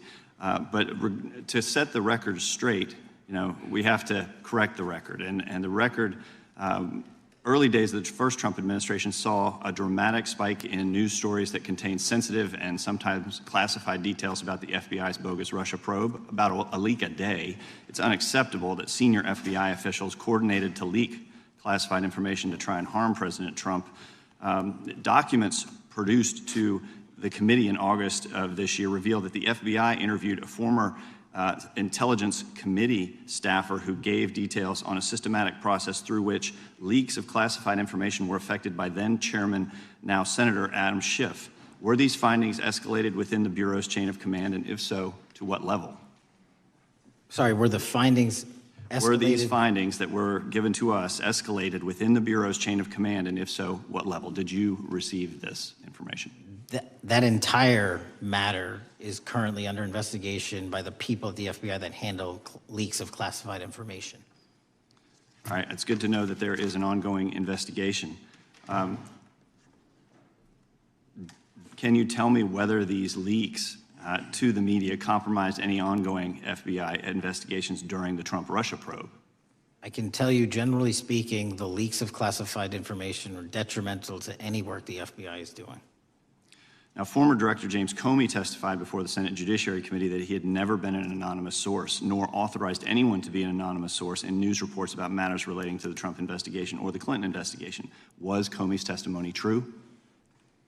In reference to Director Comey, I'm very limited in what I can say because of what the current status of those matters are with the FBI and the Department of Justice. When I am able to make those public, I will. Can you tell me if there's an ongoing investigation there? Again, without identifying any individuals related to the information you're generally speaking about, there is an ongoing matter that has been under review by the Department and the FBI for some time. Because we know that the documents that we received last month revealed that former Director Comey used Columbia University law professor as a conduit to leak stories to the media that contained classified information. Let me move on to the way that the FISA process was weaponized by past directors. Prior to your confirmation, you raised concerns about government misuse of FISA including Section 702, stating that FISA was in need of major reform. Specifically, you highlighted that the Fisk report that the FBI had conducted 278,000 improper searches of the FISA database. Do you remain concerned about governmental abuse of FISA in Section 702? I'm always concerned, but what we've done since I became FBI director is implement new audit systems. We are nearing 100% review of the 702 query system that you are specifically referring to, and we've also eliminated anyone that has ever touched that database that has in any way made a mistake, whether intentional or not. And we have also identified a system in which those going forward who misuse the 702 system, they don't get 2 strikes. They get 1 and you're done. Okay, I'm glad you mentioned you're continuing to audit because, as you know, in May, the New York Times reported you closed the FBI's Office of Internal Auditing. Can you explain why you decided to close this office? Yeah, because under the new restructuring of the FBI, to save resources, there were 2 different places doing the exact same thing. We have a specific division dedicated to audits. I didn't need another audit system doing the audits again. And so we folded some of those folks with their expertise into our specific division and then took the rest of those folks and are moving them out across the country. Under previous FBI leadership, FBI agents were found to have lied to the Fisk. There have been hundreds of thousands of violations of the querying standards. In light of past violations, what action is the FBI taking to ensure that similar abuses do not occur in the future? Exactly what I've outlined. You cannot have access to the 702 query system if you improperly queried that system at all at any time in your career. Okay, at a Senate hearing 2 years ago, your predecessor, Director Wray, testified FBI had previously purchased U.S. phone geolocation data for a specific national security pilot project and further stated that the project had not been active for some time and that the FBI relies on court-authorized process to obtain location data from companies. Does the FBI purchase location data or any other data of Americans from data brokers? I don't believe so, but I'll get back to you. Thank you, that'd be important. I appreciate that. I yield back. Gentleman yields back. Gentleman from Washington's recognized. Thank you, Mr. Chairman. Mr. Patel, before you joined the FBI, you had very strong opinions about what the FBI was hiding regarding Jeffrey Epstein. In a September 2023 interview with Glenn Beck, you said the Black Book is under the, quote, direct control of the director of the FBI. In December 2023, you said, let us know who the pedophiles are. Even for a short time after becoming FBI director, in February of 2025, you tweeted, quote, there will be no cover-ups, no missing documents, no stone left unturned.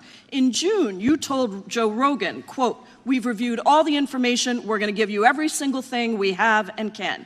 But then suddenly in July, everything changed. You and Attorney General Pam Bondi released one video and said that there was nothing more to see. Your July memo says you uncovered more than 300 gigabytes of data and physical evidence, but that you had decided no further disclosure would be appropriate or warranted. That is a quote. I think what happened, Mr. Patel, is that suddenly you discovered that Donald Trump's name was all over these files, and you started a giant cover-up. So you are under oath, Mr. Patel. You just testified to Mr. Swalwell that you did not speak to the president about the Epstein files. To your knowledge, did Attorney General Pam Bondi speak to the president about what was in the Epstein files? I can't speak for Attorney General Pam Bondi. So to your knowledge, you don't have any information. The question was, do you have any knowledge? Do you have any knowledge? I can't speak. You are refusing to answer the question, so let me tell you that the Wall Street Journal reported that in May, Bondi told Trump that he was in the Epstein files, and at the same meeting said that the DOJ did not plan to release the files. Yesterday, you testified to Senator Kennedy that there was, quote, no credible information that Epstein trafficked girls to anyone else, and that you have, quote, continuously and publicly asked the public to come forward with more information and we'll look into it. Today, in response to Mr. Massey's question, you appear to say that the survivors were not credible.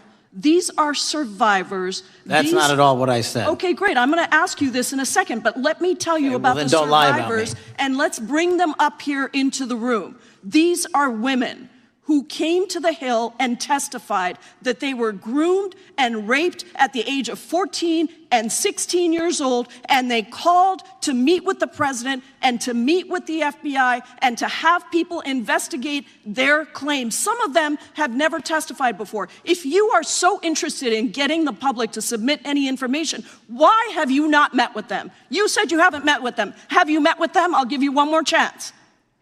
My job as the FBI director is to Is invite the all answer yes or investigative no leads. to whether or not you met with these women who were sexually abused and raped? Any insinuation by you or any What people is on the your an- side that I am not manhunting child predators and sex traffickers, just look at the Mr. stats. Patel, And you talk Mr. about Chairman, cover-ups, man. Mr. Chairman, you this talk is about my time, cover-ups. and I will take Why- as much time as Where I were want. you during the Instruct Obama the and Biden witness, Mr. administrations Chairman. when these so-called Instruct the cover-ups were witness. going on? Mr. Why didn't Chairman. anyone in those administrations talk to any of these Mr. purported Chairman. witnesses? Let's I get have some regular order, Mr. every Chairman. single person to provide credible information. Time belongs to the gentlelady from Washington. And I'm but gonna when you- take when another you couple accuse of the minutes. witness of something, he's allowed to respond. That's how it works. You say Listen, he something, didn't you say even, something, excuse he's me, allowed Mr. to Chairman, respond. you have Point always of been order. fair, but I'm- this is and I'm not being fair. fair, and you will get No, your- this you will is get your my time. time, and he You will give the said gentlelady that the a few witnesses additional were not credible. seconds of time. I'm going to get an additional minute of time because No, that's you'll how get much what time you he won't get a took. minute. You'll get some seconds. What we think is under 5 minutes. You don't get to demand how Mr. much time you Patel. get. That's not how it works. Mr. Patel, are the victims of the Jeffrey Epstein horrific trafficking ring, are they credible? Any person with information about ongoing I sexual didn't. trafficking. I'm asking you if they're credible. Ma'am, I'm Are they commenting on the credible? evidence we have. But And we have routinely asked for people to come forward with more evidence, and we will look at it. And the evidence that we have was the same evidence that the Biden and Patel, Obama Justice Departments Mr. had. Patel, And they this is determined, new. not me, they determined that that Chairman, information was not Mr. credible. Chairman, he's not letting me even ask my questions. You This is ask the ridiculous. questions, he gives an answer. You may not like what he says, No, but that I'm doesn't mean you asking- get to he's interrupt not him. answering my question. Mr. Chairman, have could we an- restore the gentlelady 45 seconds so she We can will give complete her her question? additional 30 seconds, which is what I said I'm earlier. going to keep taking my time No, because you'll here's take the time thing. that you get. You get are 30 not seconds. answering the question. The question I is, have. You just don't like the these answer. are these women credible? It's a yes or no answer. I have answered the question. Well, and what I is keep the telling answer? you, I'm the only FBI director that has welcomed new information in this Okay. case. This You're not- administration is the only one that has welcomed any new information in this Is there case. a yes or no to whether Present the new victims credible are information. credible? Present new Are information. the victims credible victims- or not? I'll tell you what happened in the last Trump Are they administration. credible or not? You can't Victims even say. credibly came forward, and you know what happened? President Trump authorized the indictments President of Jeffrey Trump Epstein, called not them a Biden, hoax. not Obama, President Trump no one called else. the entire thing a Democratic hoax.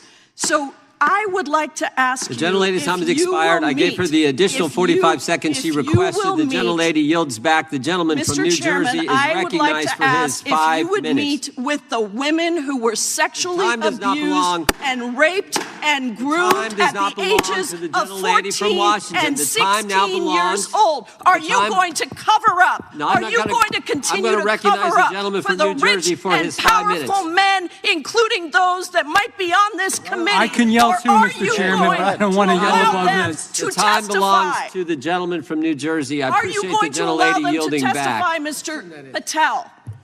Go ahead. Will Mr. you Mangione. allow them to testify to you, Mr. Patel? Mr. Patel, thank you for being here. I know it's been an interesting and difficult 2 days. And I wasn't going to talk about the Epstein thing because there's a lot of other issues that affect the FBI, but I have to say a few words. I've sat here, I've listened to this, I've watched it, and my Democratic colleagues are so concerned now, Mr. Patel, all of a sudden. Where were they last year? Where were they the year before? Where were they the year before that? Where was the last president in any of this? All I know, the only thing I see is a single letter from the ranking member that was sent in 2019 that he didn't like the plea deal, and some people signed on to that. Most of the truth, the real truth, let's be honest, let's be intellectually honest. The real truth is we didn't hear from them at all.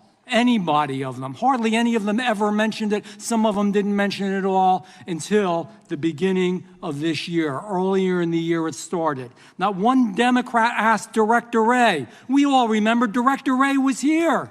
Not once, not twice, multiple times.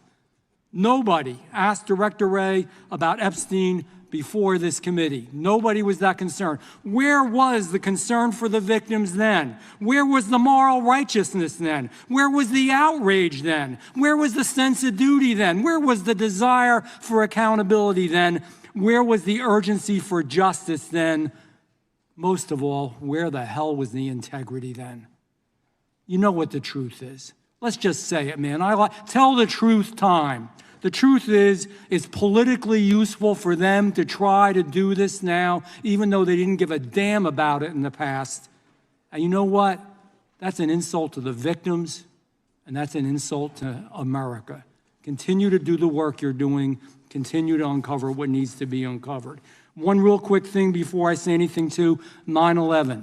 We know that was mishandled by the past director and by the past FBIs. There are family members here. There are family members who are concerned. God Almighty, we want to get to the truth of that. I ask you, please, to meet with them, to talk to them, and to investigate this with truth. You know, in the Biden administration, we went through a very dark and difficult period of time. The FBI trust was broken with the people. Catholics were, this is the stuff we've been talking about, were labeled radical threats for praying in their churches with their rosaries. Parents at school boards were called terrorists for standing up for their children. Hindu holy men in New Jersey. We have the largest Hindu temple in the world. They were attacked. They were put up against the wall with guns to their heads. So it isn't just a Catholic or Christian thing. American Jews were targeted in colleges and universities, and a lot of folks in the FBI, in the past FBI, not this one, didn't give a damn. We can't go back to targeting religion. We can't go back to silencing free speech. The Biden administration did that. So I got questions for you. Hopefully thoughtful questions that you can answer for us in a thoughtful way. How is this FBI now, under your leadership, how are we restoring trust for Catholics, for Hindus, for Jews, for parents, for all the other, for just American people that were targeted by FISA because they had a different viewpoint? How are we restoring that trust in the FBI? Multiple ways, sir. One, and maybe most importantly, is through transparency and providing the American public with the material so they can see, read it themselves as to what the abuses were in the past, whether it relates to the Catholic memo or the Hindu incident you talked about at the largest temple in North America. Any institution of faith and any member of faith will not be investigated by this FBI because they are men and women of faith ever, period. And nor should they. Nor should they. I don't mean to interrupt you, but my God, of all the amendments to the freedom of speech, freedom to believe in what you want to believe in, I know you're standing up for that. Continue. I'm sorry. No, that's it. Sorry. Okay. The Richmond memo was driven by a reliance on sources. The Southern Poverty Law Center, you know, the words sound nice, but the organization's not so nice. And we've seen the Anti-Defamation League distort data that counts as violence. Have you been able to identify and eliminate these kinds of partisan sources? We welcome all sources, but we want objectivity and neutrality and decency in the way we report all this. Have you been able to uncover any information there? How do we make sure our sources are good in the future? We have reviewed the source processes that infiltrate any institutions of faith, and they will no longer be going into institutions of faith. They will be directed towards criminal activity and protecting the homeland, the two most important missions the FBI has, and that's what we're going to continue to do. Good. And I'll say this. There was a lot of bull today, a lot of you know what, and I'm not going to say it because I respect the institution so much going on around here. Continue to do the work of the people. You are here for that reason. The administration is here for that reason. It was weaponized and politicized, the FBI, in the past. I hope to God we never, ever see that again. One of the darkest parts of American history. Thank you, Mr. Yes, I yield back. Mr. Chairman, I have a unanimous consent. Gentleman yields back. The gentleman from New York is recognized for UC. I would like to introduce a CNN article that explains how an alleged top leader of the MS-13 gang was dismissed. His case was dismissed in Brooklyn so that he could be deported back to El Salvador, even though he was charged with murder. Without objection. Mr. Chairman, I have some unanimous The consent lady from requests. Washington is recognized. I ask unanimous consent to enter into the record an article titled "Justice Department Told Trump in May That His Name is Among Many in the Epstein Files." Without objection. I have another one that is a July 2025 article by the New York Times entitled "How a Frantic Scouring of the Epstein Files Consumed the Justice Department," stating that DOJ and FBI employees reviewing the Epstein files were instructed to flag any mentions of Trump and other celebrities. Without objection. And I have another unanimous consent request to enter into the record an August 2025 article by The Guardian entitled "Ghislaine Maxwell Hinted at Epstein's Ties to Trump Officials. Why Wasn't She Pressed for Names?" stating that Maxwell told Deputy U.S. Attorney Todd Blanche that some of the, quote, cast of characters around Epstein are in Trump's cabinet. Without objection. Chair now recognizes the gentlelady from Pennsylvania. Thank you, Mr. Chairman, and thank you, Mr. Patel, for coming before us to testify today.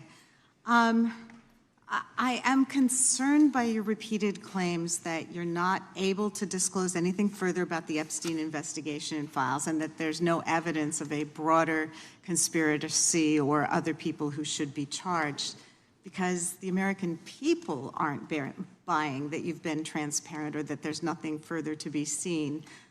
In your exchange with my colleague, Mr. Roy, you reiterated something that I heard you say yesterday in your Senate testimony, and that is, under your direction, the FBI will always follow the money. Is that right?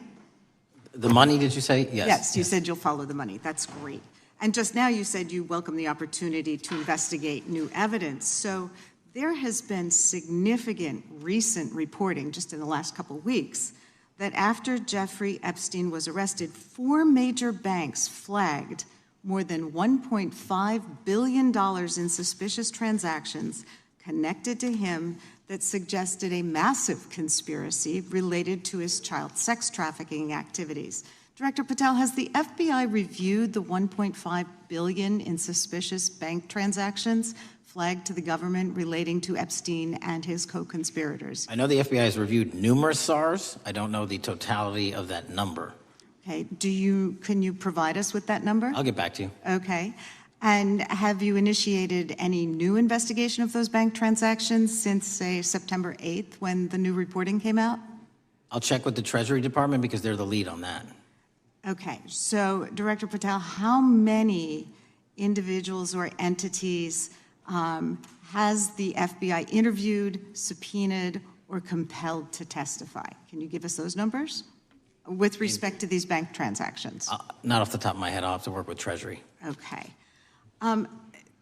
We're concerned, you see, because you say you're going after child predators, but we are. Obviously this is how you follow the money, is if you follow the bank transactions that apparently enabled the child sex trafficking. Would you agree? It's one of the valuable investigative tools is to follow the money. Okay. Have Jeffrey Epstein's victims have asked us to ask you whether or not you've investigated Epstein's lawyers, the lawyers who facilitated those payments. Have you subpoenaed or questioned any of those lawyers? So in 2018 and 19, what I recollect is many, if not every one of those lawyers was part of the investigation. But you weren't there at that time, right? I wasn't there. Okay. So can you get us the names and the numbers of who was investigated then with respect to those lawyers? As long as I'm allowed to release it, absolutely. Okay. Well, if we provide you with subpoenas, I assume you can release it. Is that right? We have a current subpoena, and we're working with Congress to provide it. Okay. You've said that the Acosta investigation had an original sin. What do you mean by that? Basically, if you're looking at an actual pedophile ring, what you should not do is limit the time frame in which you're legally able to collect information. So search warrants that Mr. Acosta utilized in 2006 and 7 leading to the 2008 plea agreement had a very specific narrow window of years, I think 3 or 4 years. And so information pursuant to legal process wasn't collected for 10 years or 15 years or 20 years. It also, subpoenas were not sent out to hundreds of witnesses at the time, hundreds of victims at the time. None of that was done. None of these people were put in grand juries. And so the totality of information from the jump, instead of being this big, was like this. And that, in my opinion, is not how you run an investigation if you're trying to break a sex trafficking ring. So you're now in charge of the FBI. Why haven't you done that investigation? Great question. And here's the answer. Simply because I am not able to go back 20 years and collect information that the courts had decided was already subject to search warrants. They have said this was in the investigation. There's a non-prosecution agreement out of that plea. And when the case was reopened, and this is where it comes into play, when the case was reopened in 2018 and 2019, the search warrants, again, were limited to the conduct of Jeffrey Epstein. Now, whether that's right or wrong, that's a different discussion. But I'm telling you, that's the information we I think reviewed. that is a different discussion. And I think the discussion we'd like to have today is why you aren't following the money with respect to the broader conspiracy that it has been reported in the New York Times and elsewhere, and that if you really want to attack the issue, if you wanted to attack the issue, if you wanted to get to the bottom of it, if you wanted to disclose what really was involved in the Epstein files, the Epstein cover-up, that you would be taking very different actions that you are today. I do want to seek unanimous consent to enter into the record the New York Times September 8th, 2025 article, How J.P. Morgan Enabled the Crimes of Jeffrey Epstein. Objection. And also an article dated July 17th, 2025, in the Epstein case, Follow the Money. Objection. Okay, thank you. Gentlelady yields back. Mr. Chairman. Gentleman from Maryland is recognized. Thank you much. Pursuant to Clause 2K6 of Rule 11, I move that the committee subpoena the CEOs of 4 banks, J.P. Morgan, that's Jamie Dimon, Bank of New York Mellon, Robin Vince, Bank of America, Brian Moynihan, and Deutsche Bank, Christian Sowing, in order to get the suspicious transaction reports. These 4 banks have flagged to the government $1.5 billion in suspicious transactions related to the sex trafficking crimes and conspiracy of Epstein, Maxwell, and all of their collaborators. And as you know, Mr. Chairman, we got the SARS reports for Hunter Biden totaling around $20 million. And so these $1.5 billion in SARS reports we should get, especially since the director doesn't seem to be forthcoming. And I request that we do this immediately. I think the director's been very forthcoming. We will hold any motion to subpoena in abeyance until the conclusion of the hearing. The chair now recognizes the gentleman from Texas. Thank you, Mr. Chairman. Thank you, Director Patel, for being here. It is quite clear that certain members of this committee, they want their 15 seconds on TV, stamping and coming. Maybe it's for fundraising. Maybe they're struggling in their district. They need a little bump. But they turn a committee into a clown show, and that's what we're seeing. You're being unjustly attacked today. I watched the Senate hearings yesterday. You were attacked there. We know there's an agenda. There's always an agenda. It's the same characters with the same personalities, the same objective, and that is destroy the mega movement. You're being attacked, Director, is because you're effective. You highlighted what you've been doing in D.C. with the president in reducing violent crime. You're very effective.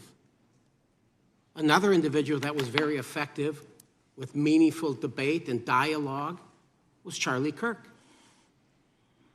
And they killed him for it. Charlie Kirk was a man of faith. First and foremost, he loved his Lord Jesus. He loved his family. Beautiful wife, beautiful children. Just a remarkable, honorable man that was silenced with this assassin's bullet. I would say if Charlie Kirk lived in the biblical times, he'd have been the 13th disciple. He'd have been the 13th disciple. We have a new committee, if you're not aware, a new select committee regarding January 6th. I'm honored to be on that committee. I'm looking forward to working with other members to expose truth, questioning federal agencies that were involved on January 6th, like the FBI, played a role, but we don't really know, Director, to what extent. We don't know. The January 6th sham committee was not formed by Nancy Pelosi to seek truth. It was nothing about getting to the truth about January 6th. Their sole mission was to damage Donald J. Trump and end his political career. And everybody knows it. That's what the purpose was. You know what's nice, so I kind of get to ask the question, though, how did that work out for you? Donald J. Trump is back in the White House, and America loves him. I spent 30 years in law enforcement, retired sheriff from a large county in the great state of Texas. I've seen, Director, I've seen more enthusiasm and support for law enforcement today because of what you and Donald Trump have done over the last 8 months to protect the American people. The American people couldn't count on their government to protect them. Crime is rampant. And now we have a president and an administration that puts the American people and their safety first. It's interesting, a few minutes ago, a classmate reached out to me and sent me I told him, I said, yes, we got Director Patel in front of our committee today. And Andy Kane wanted me to tell you, he said, quote, tell him we love him. Tell him we love him and all the brave warriors exposing the deep state. Cash, you're a great American, sir. You're a great American. Your work as the director of the FBI is commendable. It's commendable. And I want to thank you, sir. Thank you for your service. Keep up the good fight, brother. Don't let him tear you down. Keep up that good fight. You have it in you. With that, sir, I yield back. Gentleman yield to me.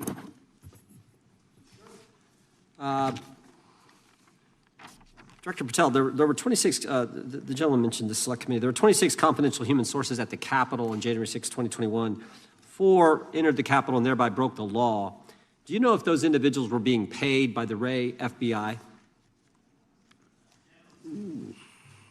So we've provided 600 pages of documents to this committee alone regarding January 6th. That's 600 pages more than any of my predecessors. Yep. Generally speaking, confidential human sources are always paid by the FBI. That's how it works. I can't speak to the specifics on each one and how much they make. And we appreciate it. We've reviewed some of that material, and you've given us a lot of material that we didn't get from Director Ray. That specific question, I think, is important to the American people.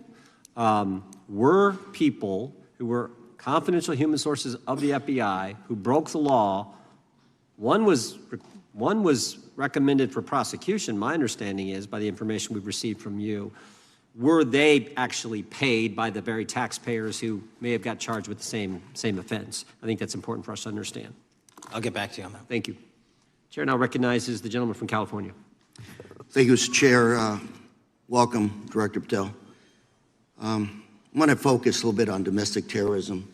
We have a graph here, data up to 2021, but as you can tell, domestic terrorism is on the rise.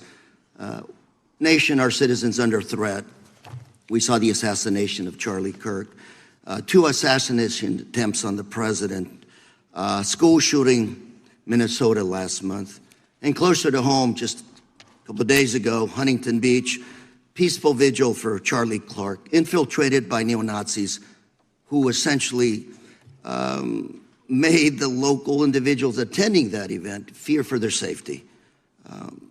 All of us know that a lot of these domestic attacks are by lone wolves, but yet they do leave clues, social media or elsewhere.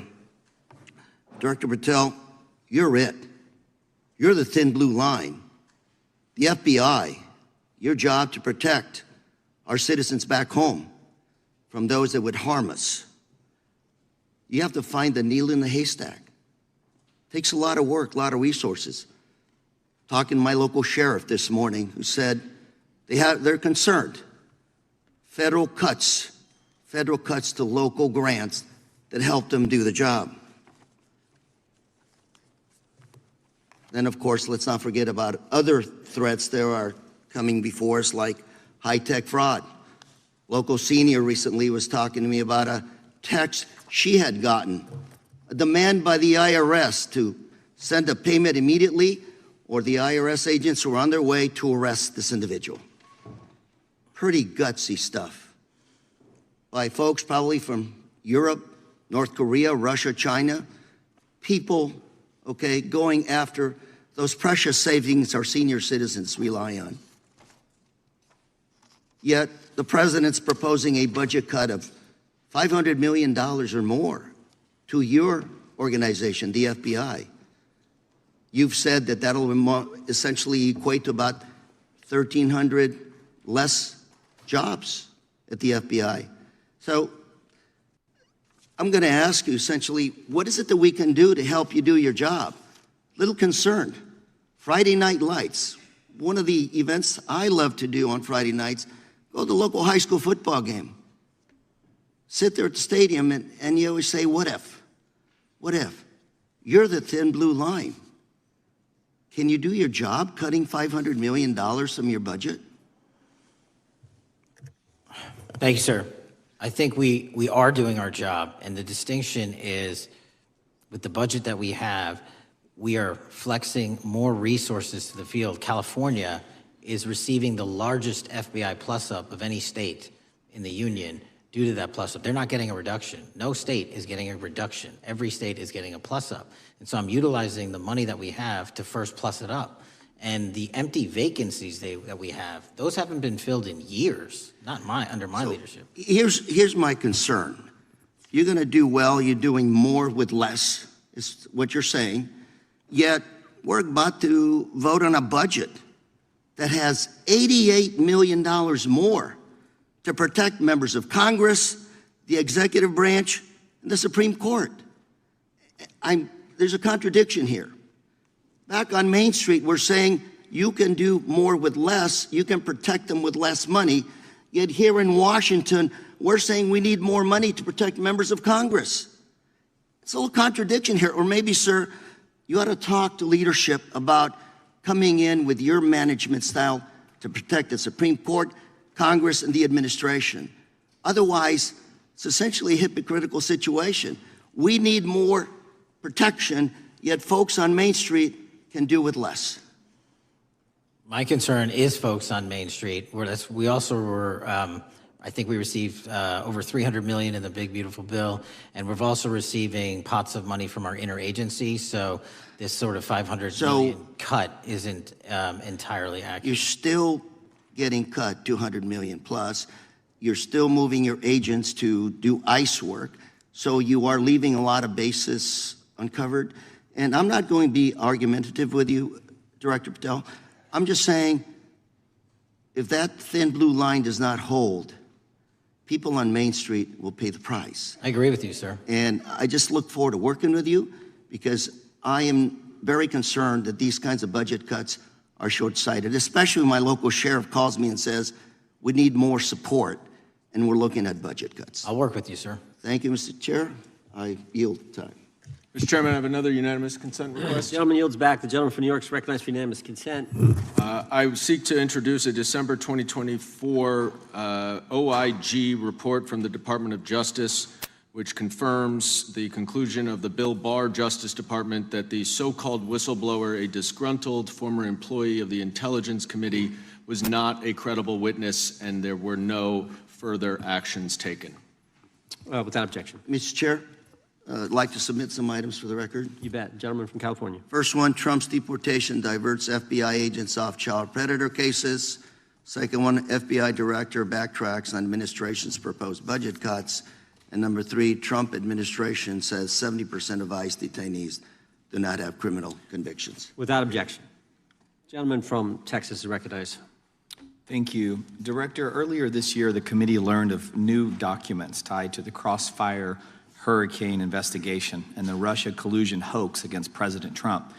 Your efforts in declassifying key documents tied to this investigation allowed the committee to acquire thousands of pages that it did not have previously. Did any of your predecessors make any effort to declassify these documents? Not to the extent we have. Did any of your predecessors share or leak any details that were classified at the time? There are ongoing leak investigations across the board at the Bureau related to this. I believe one of those is Mr. Comey, and I thank you for continuing that investigation. Among the declassified documents are the Durham Report Annex, the Crossfire Binder, and the Nellie Orr Criminal Referral. Could you summarize for those watching what we know about the Russia collusion hoax so far? Well, sir, I think the record will speak that the Russia collusion matter was perpetrated by a political party to go overseas and obtain information from a foreign intelligence asset only to have that information, which was demonstrably false, turned over to the FBI, who walked into a federal FISA secret court and asked for a secret surveillance court order and lied to the federal court, and we know that because someone was convicted of it, and only to surveil the political opponent. So that is a massive scandal. We helped expose it. And in terms of the pages of productions, I provided 1,400 pages of production related to Crossfire Hurricane, and my predecessors have provided 0. I appreciate that, and I appreciate your courage and commitment to declassifying these important documents for our review, and hope that you'll continue with this commitment. Can we expect to see more declassification efforts regarding the Crossfire Hurricane and Russia collusion hoax? Yes. Thank you. I yield the remaining balance of my time to Chairman Jordan. Oh, I thank the gentleman for yielding. And Director, that's when it all started, right? The whole Russia, that's when it all began. And then it was Mueller, then it was impeachment, then it was Jack Smith and Fonnie Willis and Alvin Bragg and you name it. But it all started then. And that's why I think the gentleman from Texas wants to make sure we get all the information there. And I want to go back to when it was changed. We talked about this earlier. I just want to read to you what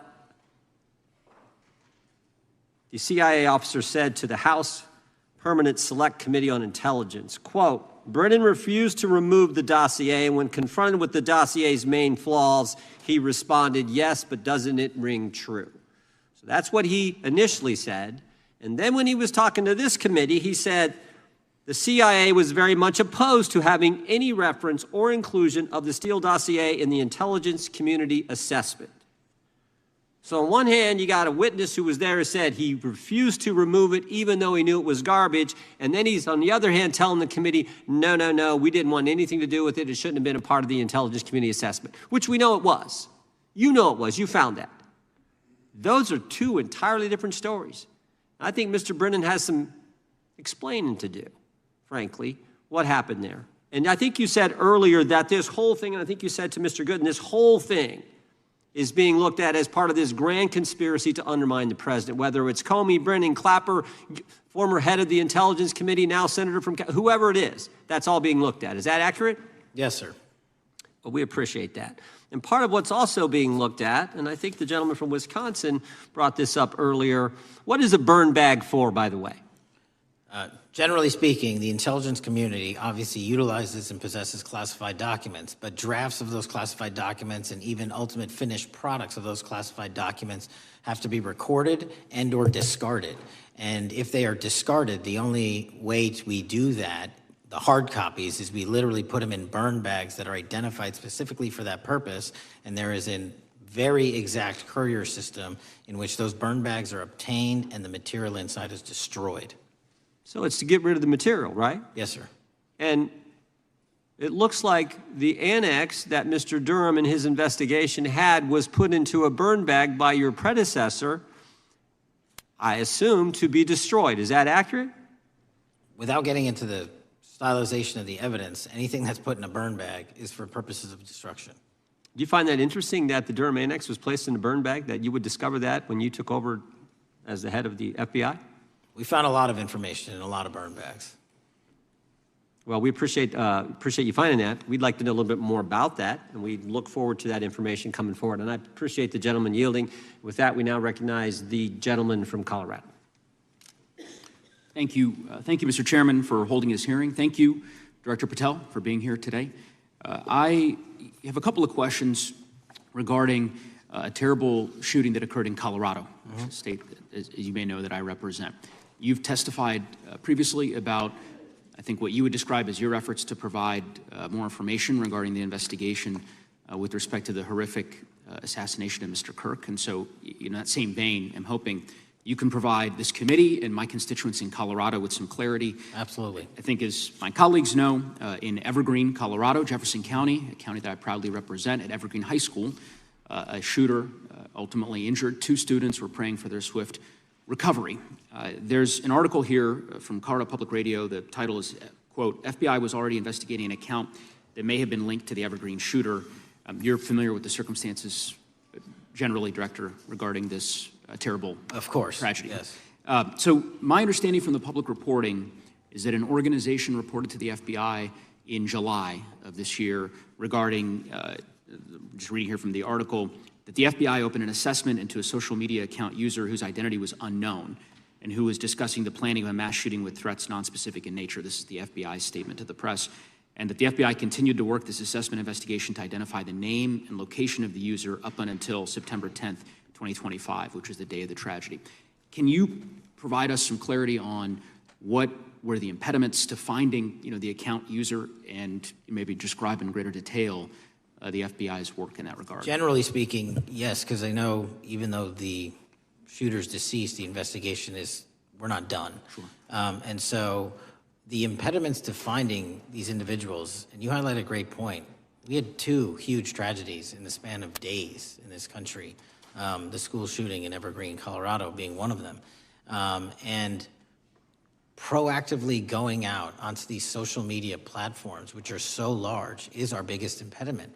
And we need to rely on the service providers. There's actual legislation, I can't remember the name of it, that's up for renewal, which will, and I think at the end of the month, which gives service providers the ability to report that information in from their end without liability. We need that to continue, because while the FBI has so many people and the police are great at doing it, there's just too many platforms to cover down on. Well, I appreciate that, Director Patel, and I think I'm interested in continuing this conversation, because I think the reporting suggests that there's a pattern, and that ultimately we want to make sure that law enforcement is able to prevent this kind of tragedy from happening in the future. I have a question. It's not meant as a gotcha question, so it just frame it there. But it is in regards to some reporting around a periodic transaction report that you had filed earlier, this year. So this is in July, pursuant to the ethical obligations as a senior executive official. You remember filing that in July? Yes. Yeah, so in that report, as best as I can surmise, you disclosed that you divested $100,000 or more in a variety of different stocks, which I presume was pursuant to the ethics agreement that you negotiated with the Department of Justice. In that same report, there's a disclosure regarding purchases of two different transactions. So between $15,000 to $50,000 in a national coffee house chain, and between $50,000 to $100,000 in a semiconductor company on May 9th and May 12th. Are those transactions that you're doing personally, or are these through a stockbroker, or are these transactions that you're handling yourself? So how they happen is I submit proposals under DOJ guidance to say, hey, I would like to trade this or that, and they run their review, and the FBI runs a review, and then they come back and say yes or no, and then I make the transaction. Is there a reason that you decided to make the purchases into those 2 companies? Generally speaking, before I got this job, I was, trading stocks, but not a lot like most people, and I just follow certain industries, and I thought they would be a good investment. So the reason why I ask, right, because you had divested in other companies, and I presume that wasn't because there were actual conflicts. It's just that you wanted to avoid an appearance of impropriety. It was both. Both, but not all of the companies were conflicts. Whatever they make divested from. I don't make the call, they make the call. Sure. Yeah. I guess my point would be, the reason why I ask is, why I said it's not a gotcha question. I have for years led an effort here in Congress to try to ban members of Congress, senior executive officials, from trading stocks. And it's bipartisan in nature. We're working really hard to get that done, Republicans and Democrats. And you can understand, I think, given your role, given the nature of the position that you hold as the leader of the largest law enforcement agency in our country, that divesting entirely, not doing day trading now, I think would be something that would be in the interest of the American people. So I just would hope you would consider that, and that moving forward, that perhaps not purchasing stocks in individual companies, I would think would be something that would be worth pursuing. Gentleman's time is... I'm happy to give the witness an opportunity to answer. Thank you. I'll work with you on it. Gentleman from Alabama is recognized. Thank you, Mr. Chairman. Thank you, Director Patel, for being here today. Newly declassified documents confirm that the intelligence community under President Barack Obama knowingly relied on unverified and fraudulent evidence to manufacture a false claim that Russia, in fact, meddled in the 2016 election. Is there more to be done to uncover the depths and origins of the Russian collusion hoax? There is, and we're doing it. Why should Americans still care about that, Director Patel? Everybody wants to talk about a weaponized bureaucracy, And when we put out the facts about a weaponized bureaucracy, not because I said so, but because we found the FISA documents, because we found the 302s and the 1023s, then it becomes a political football. My job is to continue to put out that information and let the American public read it for themselves when I'm lawfully able to do so. And that's been my commitment on any subject, Russiagate or otherwise. Wherever the law allows me to do it, I will do it.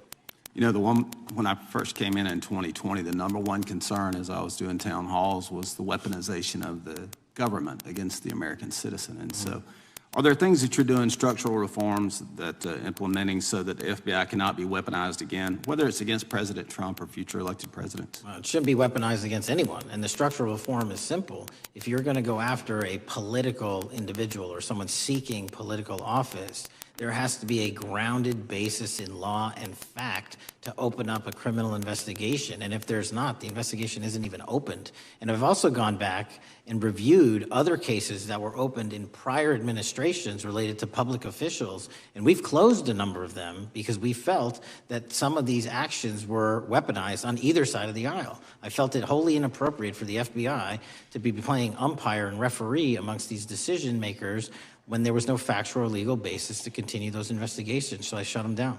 And I think that's so desperately needed because we need to restore trust in law enforcement and certainly in the DOJ and the FBI so that American people don't fear the very government that's supposed to protect them. And so thank you for doing that. On August 11th, you released to the committee documents concerning leak investigations that began in 2017. Do you believe these leaks were accidental or were they intentional in order to influence public opinion against President Trump? When I can publicly make a final decision on that, either through a recommendation of charging that the DOJ makes or findings that I have, I'm able to do so, but they're still not complete. Why did the FBI under Director Comey want to undermine the Trump administration? I don't know. You'll have to ask him. Think it might have been political? How will Director Comey be held accountable for his leaks and classified information concerning the Russian collusion hoax? Well, anyone.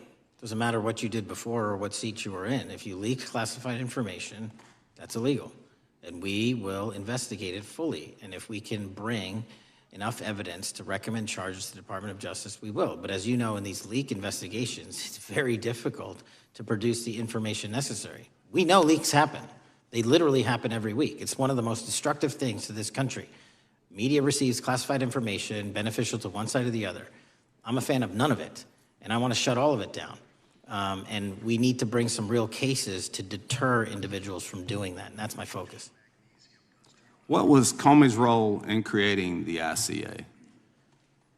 You know, speaking from my memory, as the head of the FBI, he was charged under then Director Brennan, and Director Clapper and the other IC elements to come in with the NSA, CIA, FBI, and ODNI and put together a collection of information on how the information sort of surrounding Russiagate came together. So he represented the FBI in that. Was former Director of CIA, John Brennan, he's denied that the Steele dossier was used in creating the ICA. Is that true? Well, it's, without commenting on him, the FISA has been released, and the dossier was in the FISA. It was in 4 FISAs. So I'll let the public decide. Well, former Director Brennan actually denied repeatedly that he pushed for the Steele dossier to be included in the ICA. Is that true? Denied. I'll let his testimony speak for itself, but then Deputy Director Andy McCabe also testified to the House Intelligence Committee, which has now been declassified, that were there no Steele dossier, there would have been no FISA. Well, my time's getting close, but let me tell you this, sir, and well, my colleague from Texas said, thank you for the job you're doing. You're making the American people safe. You're restoring trust in these agencies that so many of us have lost trust in. So thank you for the work you're doing. That thin blue line, you're doing a fine job, and we want to let you know we appreciate it. Thank you. God bless you. Lady from California is recognized. Thank you, Mr. Chair, and thank you, Director, for coming here today. And actually, thank you for your response to my colleague from New York who asked you earlier about violent extremism. And you said that there is violent extreme ideology on both sides. And I think you actually alluded to that same statement yesterday in the Senate. So I too have some questions I'd like to ask you. These are not gotcha questions, and just deny, please, what you deem to be false. So Dylan Roof, who followed white supremacist propaganda, murdered 9 black parishioners in Charleston in 2015. Do you deny this? I'm sorry. Dylan Ruth? Roof, can you give me some more information?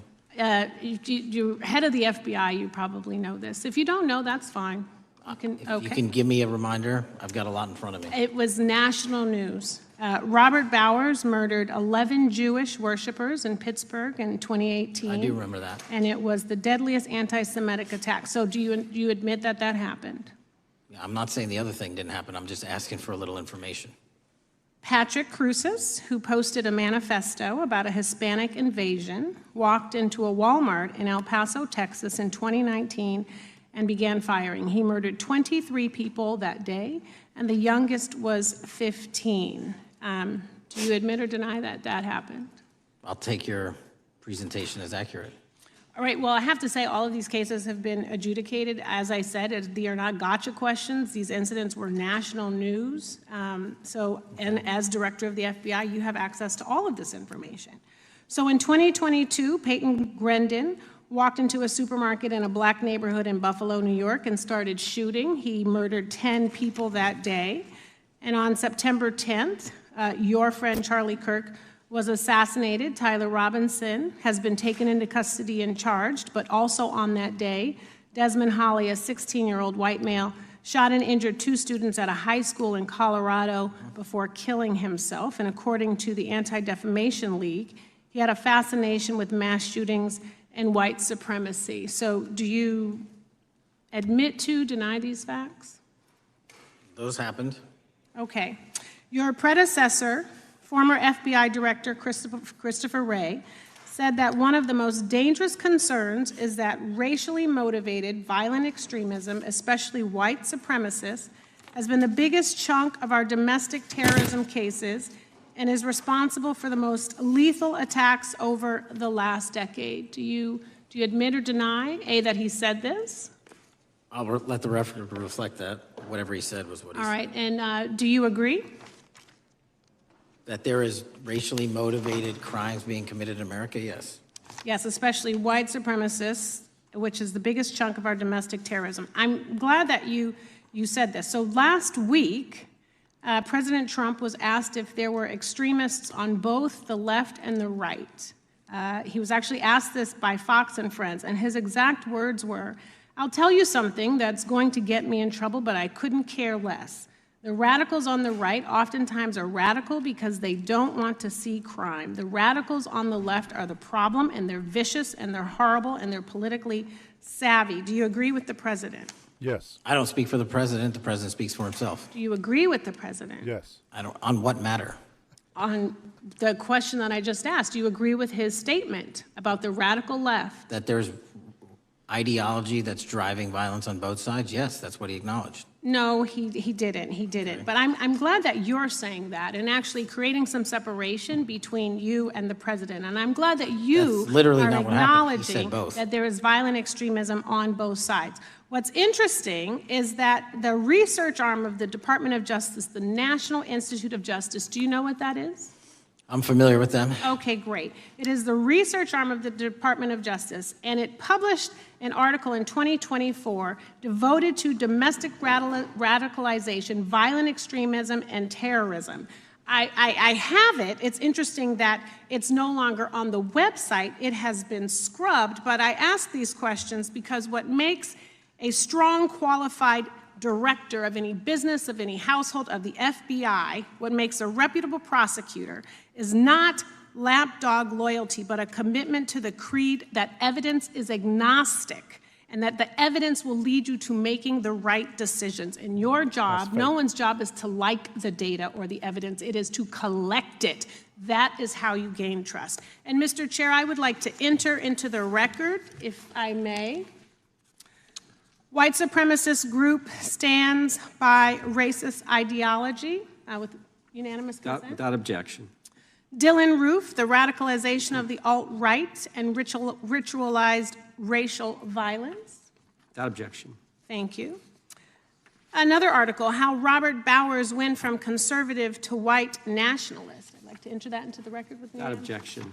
Patrick Cruces believed he was fulfilling Trump's wishes in El Paso attack, his attorneys said. I'd like to enter into the record. Without objection. Buffalo shooting, how far-right killers are radicalized online. I'd like to enter that into the record. Without objection. Evergreen High School shooters' online activity reveals fascination with mass shootings, white supremacy. I'd like to enter that into the record. Without objection. Murder and Extremism in the United States in 2024, a report by the Anti-Defamation League. I'd like to enter that into Without the record. objection. And the article, the report that was scrubbed from the DOJ just recently, National Institute of Justice Journal focusing on domestic radicalization, violent extremism, and terrorism. I'd like to enter that into the record. Without objection. And lastly, the libertarian think tank Cato and their analysis on violent extremism and the right rising in extremist acts. I'd like to enter that into the record. Without objection. Thank you, and I yield back. Gentlelady yields back. Gentlelady from Wyoming is recognized. Just very quickly, Director Patel, thank you for being here, for your service to this country, and for the transparency that you have brought to the FBI and for the American people. Transparency that was absolutely non-existent in the Biden administration and FBI. I believe that you might have been asked earlier about whether you had had an opportunity to visit with any of Epstein's legal counsel. Were you asked that question earlier? I think so. Okay. One of the legal counsels or legal fixers for Mr. Epstein was Stacey Plaskett, the Democrat delegate to Congress from the Virgin Islands. So perhaps for those on the other side who are interested in talking to Jeffrey Epstein's attorneys, they could sure visit with one of their own colleagues. I want to focus on something that I think is very important that has not been addressed enough today, and that is related to the consequences of the Biden open border. One consequence of the Biden border crisis is the impact that it continues to have on our tribal communities, with the cartels taking advantage of our open borders, the Mexican drug cartels, by infiltrating our reservations and bringing violence, drugs, murder, trafficking, and more. Last year, when I questioned the Attorney General Garland about what the DOJ was doing to protect these communities, he simply deflected responsibility and said that Congress had not appropriated sufficient resources for them to be able to protect our tribal communities. Mr. Patel, what is the Trump FBI doing to counter the drug cartel infiltration and other violent crime targeting our Native American communities? Thank you. It only took more than half of this proceeding to talk about one of the priorities that the FBI has, which is crimes on tribal lands. Every single crime that we have been talking about, whether it's child predators, human trafficking, narco traffickers, murder, they all happen on tribal lands as well. And I've said since the beginning, it is a priority, which is why we launched Operation Not Forgotten on tribal lands. And I'm the first FBI director to meet with the staff and tribal leaders here in Washington, D.C. and elsewhere, and invited them into my office and headquarters to see them, because I need engagement with tribal leadership, and I need our police and FBI agents to be engaging with tribal leadership. Otherwise, we're not going to break through. We have 1,900 Indian country cases open right now. We've got 600 indictments this year alone. We cannot forget tribal lands. Every single one of those people lives in the United States of America, and it is an absolute priority to protect them and their children just as it is anyone else. So I think it's fair to say that what Mary Garland testified to, that the FBI and DOJ did not have the resources to address that. I think that was an absolutely false statement. Would you agree with me? It's a decision by him not to do so. That's not my decision. At the end of August, the U.S. Attorney and FBI announced that nearly 100 personnel representing members of the Safe Trails Task Force operated near Wyoming's Wind River Reservation to assist with reducing drug trafficking and illegal guns. Director Patel, you have routinely stated that it is your mission to partner with and strengthen local and state law enforcement partners. How does the task force and other FBI efforts bring tribal law enforcement into this process? The major problem with tribal lands is the sheer tyranny of geography and the amount of coverage that they have on land versus the personnel they have to do it. So what we've done is constantly surge resources to tribal lands across this country on a 30, 60, 90-day rotating basis, reporting back to us saying who needs more. And what we found is that most of these lands can be assisted by our counter-UAS program, our drone capabilities, and we're going to do it because what's happening is the Mexican drug cartels are literally flying overhead, dropping their cargo, their narcotics onto this land where no one's looking, and then it's being disseminated to children, to youth, to adults on that land, and killing them. And we got to stop it before it gets dropped off. Well, and your testimony proves that the Biden administration did not lack the resources to address drug and violent crime in tribal communities or around the United States. It instead expended and wasted these resources investigating parents, Catholics, we now find out Turning Point USA, the RNC, and Republican organizations, rather than protecting our Native Americans by closing the border. Is that fair? I think so. Wonderful, thank you. And I do appreciate the work that you've done in this regard. I was previously the chairman of the subcommittee on Indian and Insular Affairs with the Natural Resources Committee, and safety and security on our reservations and for our tribal members has been one of our priorities, one of my priorities, and I very much appreciate the work that the FBI has done. Let me know if there's anything else I can do to help you, and with that, I yield back. I will, ma'am. Gentlelady yields back. The gentlelady from Georgia is recognized. Thank you, Chairman, and thank you for coming in today, Mr. Patel. In the past few months, the country has experienced a string of horrific, high-profile attacks that have been motivated by racial hatred or political ideology. Shooter attacked the CDC headquarters, firing hundreds of rounds and killing a police officer. An arsonist set fire to the Pennsylvania governor, Josh Shapiro's residence, with the governor and his family actually inside. Minnesota House Speaker Melissa Hortman and her husband were assassinated earlier this year. Clark and Charlie Kirk was murdered last week. Bomb threats have been made against HBCUs and the DNC, and just the list goes on and on. I only have just a few minutes today, so I don't want to take a lot of time to go into all the countless and devastating violent crimes and incidents that have happened at our schools or on our streets and in our communities that have just been happening all year long. Mr. Patel, just yes or no, is this type of political violence ever acceptable in your eyes? No. I'm glad that we agree that these heinous acts designed to instill fear and division in our nation are never, ever acceptable, yet each of these incidents has recently taken place under your watch. The FBI's website states that protecting the United States from terrorist acts is the FBI's #1 priority, including from domestic terrorists. Is this still your #1 priority? Domestic terrorism?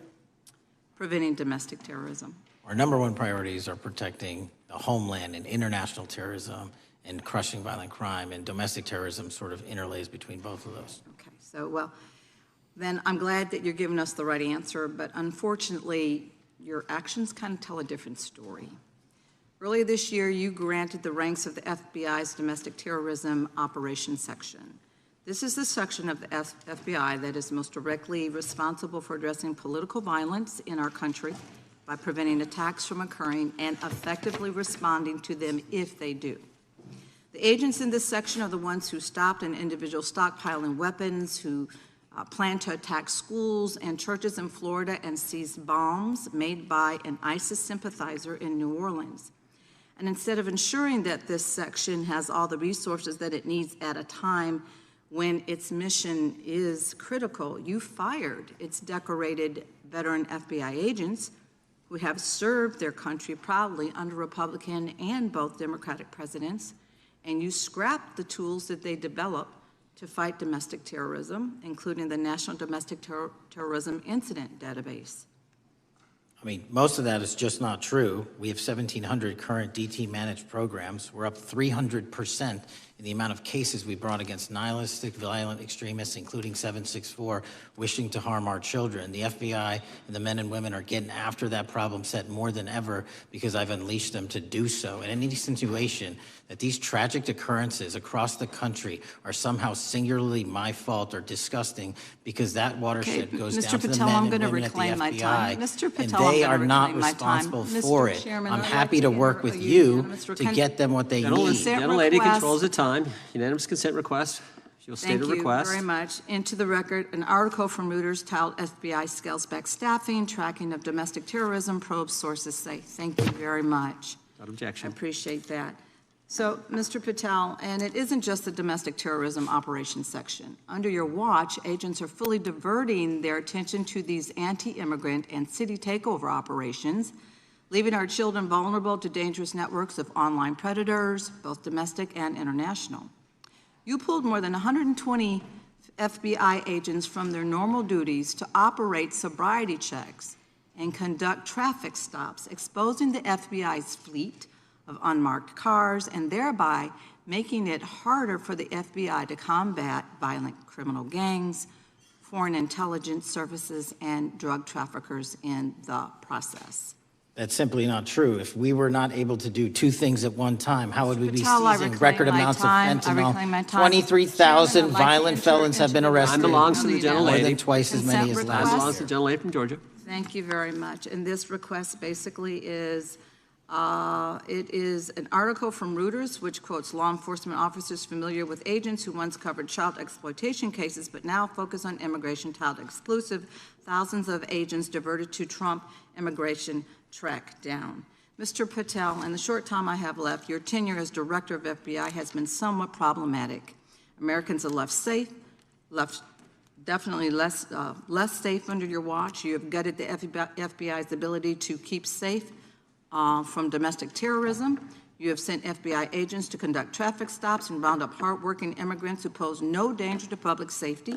People even President Trump referred to as good, long-time workers. Your job is to protect and serve the American public. Time of the You have gentlelady. spent your time protecting heinous individuals and using the FBI to serve as a political circus. You at times have appeared unequipped, Time and of this the country gentlelady has deserves better, and expired. I yield. Gentlelady yields May back. I respond? Sure can. Simply put, what is it? Are we failing? If we're failing, how are we arresting 23,000 violent felons? Twice as many as this time last year. Are we failing? Because if we're failing, how are we seizing 1,500 kilograms of meth, 25% increase from last year? Are we failing? Because we captured 4 top 10 FBI most wanted from around the world in 7 months. That's more than the entirety of the last administration. Are we failing? Because we put 1,500 child predators in prison. Are we failing? Because we dismantled 300 human trafficking networks. Which is it? You don't like me, that's fine. But don't you dare disparage the men and women of the FBI that are producing record results in historic fashion to protect this country. They are kicking ass for America, and they're going to continue to do so. And we appreciate your leadership. The gentlelady from Florida is recognized. When I was home recently, I met with the agents leading the Tampa office of the FBI, and I saw what they're focused on in my community: stopping drug traffickers, rescuing children from exploitation, fighting cybercrime, protecting us from acts of terrorism, foreign and domestic. And I know from my time as a federal prosecutor and a judge that this work by the Bureau doesn't make headlines, but it is happening every single day.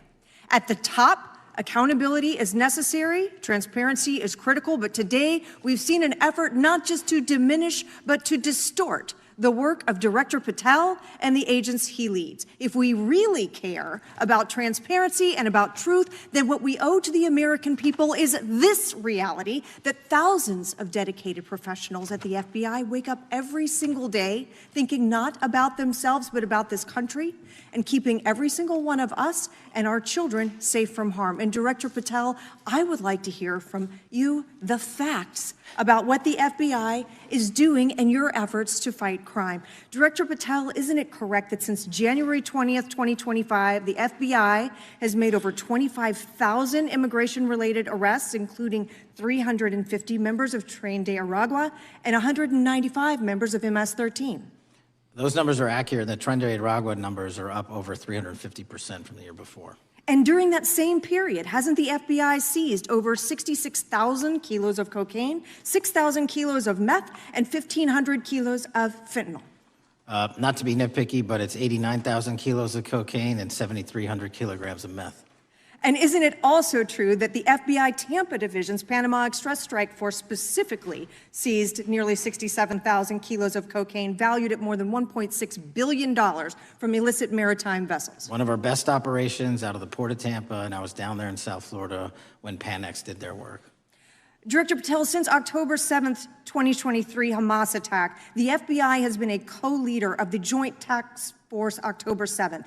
Isn't it correct that this task force is actively working to bring justice for victims and to prevent terrorist infiltration at our borders? Yes, ma'am. Since January 20th, hasn't the FBI arrested 59 foreign intelligence operatives for spying or smuggling dangerous material into the United States? Yes, we have, and that's on track to be more than 25% than ever before. And the FBI has also been leading operations against major cyber threat actors, including those from Russia, China, Iran, and North Korea. Isn't that right? A 17% increase from year to date last year. Director Patel, the FBI's child exploitation task forces continue to investigate predators who target children online and across our communities. How significant is that threat today, and what results have you seen under your tenure in bringing these offenders to justice?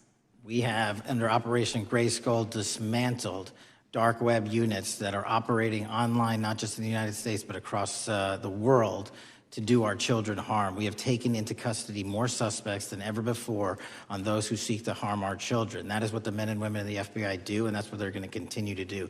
Those are the real results when you let good cops be cops and when you let us get on these platforms and expose them to the public and show them the harms of these predators on these online gaming systems and social media systems. And we need more help from Congress to allow us more authorities to do that work. The FBI laboratory manages the Combined DNA Index System, or CODIS, which compares over 25 million DNA profiles and aids more than 125 investigations each day. Director Patel, why is this important to law enforcement nationwide? All of law enforcement relies on our CJIS operation out of West Virginia. And what that does is allow 19,000 agencies to come in and say, hey, does this guy have a criminal history? Hey, is this an illegal firearm? Do we have a DNA hit like we did in these recent assassinations? That's what the FBI brings to bear, because local and state law enforcement agencies just don't have that capability, and we're doing it 24/7, 365. CJIS does not close for 1 minute.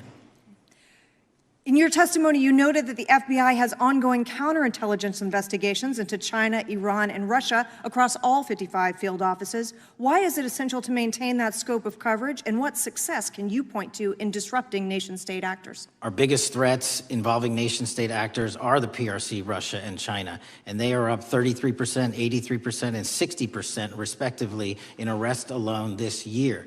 Those nation-state actors wish to do harm in our infrastructure, our critical infrastructure system, our energy, our water supply, and also go after and target individuals and senior citizens and take their money through online pig butchering schemes, which we've exposed in Cambodia by way of the CCP. This is groundbreaking work that the American public should be seeing that their FBI is doing, and I'm happy to have the opportunity to report on it. Thank you, Director Patel. I yield back. Gentlelady yields back. The gentlelady from Mr. Chairman, I have a couple. Unanimous consent. Thank you so much. I appreciate it. In response to Mr. Mattel's making the remarks that that maybe our colleagues are disparaging the men and women of the FBI, I'd like to enter the record 3 unanimous consent requests. One is entitled FBI using polygraphs to test officials' loyalty. The second is Kash Patel knowingly broke law when firing top officials, lawsuit alleges, published by NBC. And the third is FBI forces out more leaders, including ex-director who fought Trump, demand for January 6 agents' names. Without objection. Thank you. Gentlelady from Vermont's recognized. Thank you, Mr. Chair. Director Patel, thank you for being with us today. Appreciate your time. Let me say at the top, political violence should have no place in this country, and I strongly, unequivocally condemn the killing of Charlie Kirk last week. And this is exactly the kind of case that warrants a swift and thorough investigation by the FBI. What shouldn't be happening, however, is this administration's seeming attempt to exploit Mr. Kirk's death within minutes of this horrible, horrible assassination, dividing us even further without knowing enough about the killer's complicated, confused political ideology and the extent of his motivation. And this week, Vice President Vance claimed that this is, quote, an extremely destructive movement of left-wing extremism, and said that, quote, it's part of the reason why Charlie was killed. He pledged to go after organizations on the left. But Director Patel, it was just 3 months ago that Melissa Hortman, the Minnesota House Speaker, and her husband Mark were shot to death in their home in the middle of the night by a self-identified right-wing extremist and Trump supporter. When that assassination happened, the FBI released a written statement denouncing the killings and pledging to hold the killer accountable. And I thank the Bureau for that. It was clear, concise, to the point. But when you compare that statement to the over 50 mentions of the Charlie Kirk killing and just 4 for the Hortmans on accounts affiliated with the FBI and your personal account, it appears to many Americans that you're valuing some lives more than others, and that's painful. And this is what I'm hearing from my constituents, so I just want to convey that to you. And the Vice President didn't even call on right-wing organizations to tone down their rhetoric after that horrific killing in Minnesota, and he never once spoke about dismantling conservative institutions. This week, when the president was asked by a reporter about Speaker Hortman, he claimed he didn't even know who she was. One of the most high-profile assassinations of an elected official in recent memory, and the president claims to know nothing about it, hasn't even heard of it. It was absolutely devastating for her colleagues and for her family. And I think we all can agree in this room that we have to stop this political violence. So my first question to you is, Director Patel, what is your plan as director of the FBI to turn down the temperature, especially in light of the fact that it seems like members of the administration are reacting to political violence based on party affiliation? What's your plan? I can only speak for myself and the Of course. FBI. And what we are doing is, I think I mentioned earlier, we're following the money, because whatever attack you are describing, and they are all despicable, equally so, people need money to operate. People need money to conduct these attacks, to conduct these investigations.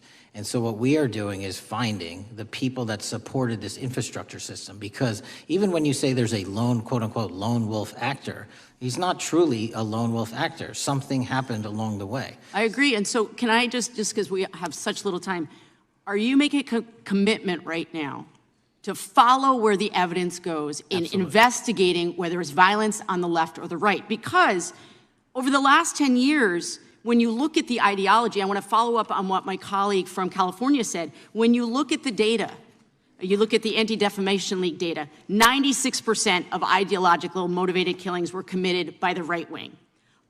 When you look at the Institute of Justice report that she cited, it's 5 times the number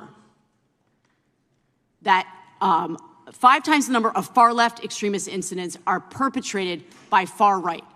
And it's been reported, and she mentioned this, that as of September 12th, 2025, just 2 days after Charlie Kirk's killing, that the DOJ removed that report from the DOJ website. That's why Americans are concerned that there seems to be a separate system of justice, that if you are a Republican and you are attacked, you will get the full weight and authority of the FBI in this administration. But if you are somebody serving in the Minnesota State Legislature and you are assassinated in your home, that the response is different. And I think to ignore the threats from the right or try to do a both and when there are multiple instances when it's overwhelmingly coming from the right, this is a disservice, because Americans want to know that whoever they are, whatever their political affiliation, that the response is going to be the same, and it is going to be done with the same diligence. And I'm wondering if you will commit to me right now that you will be a voice right now standing up to those voices in the administration that are adding to the violent rhetoric right now. That's what I'm asking you. Will you commit to this? Time of the gentlelady has expired. The gentleman can respond. My voice will be through the investigations that the FBI conducts, and we will conduct them all lawfully and equally. Can we expect in the future that your tweets in related to one killing will be the same level of concern? The gentleman from Texas is recognized. Thank you, sir. Director Patel, thank you for being here today, and most importantly, thank you for restoring trust and faith in the FBI, which has been severely eroded under the Biden administration. Thank you for your service and your continued service in this capacity.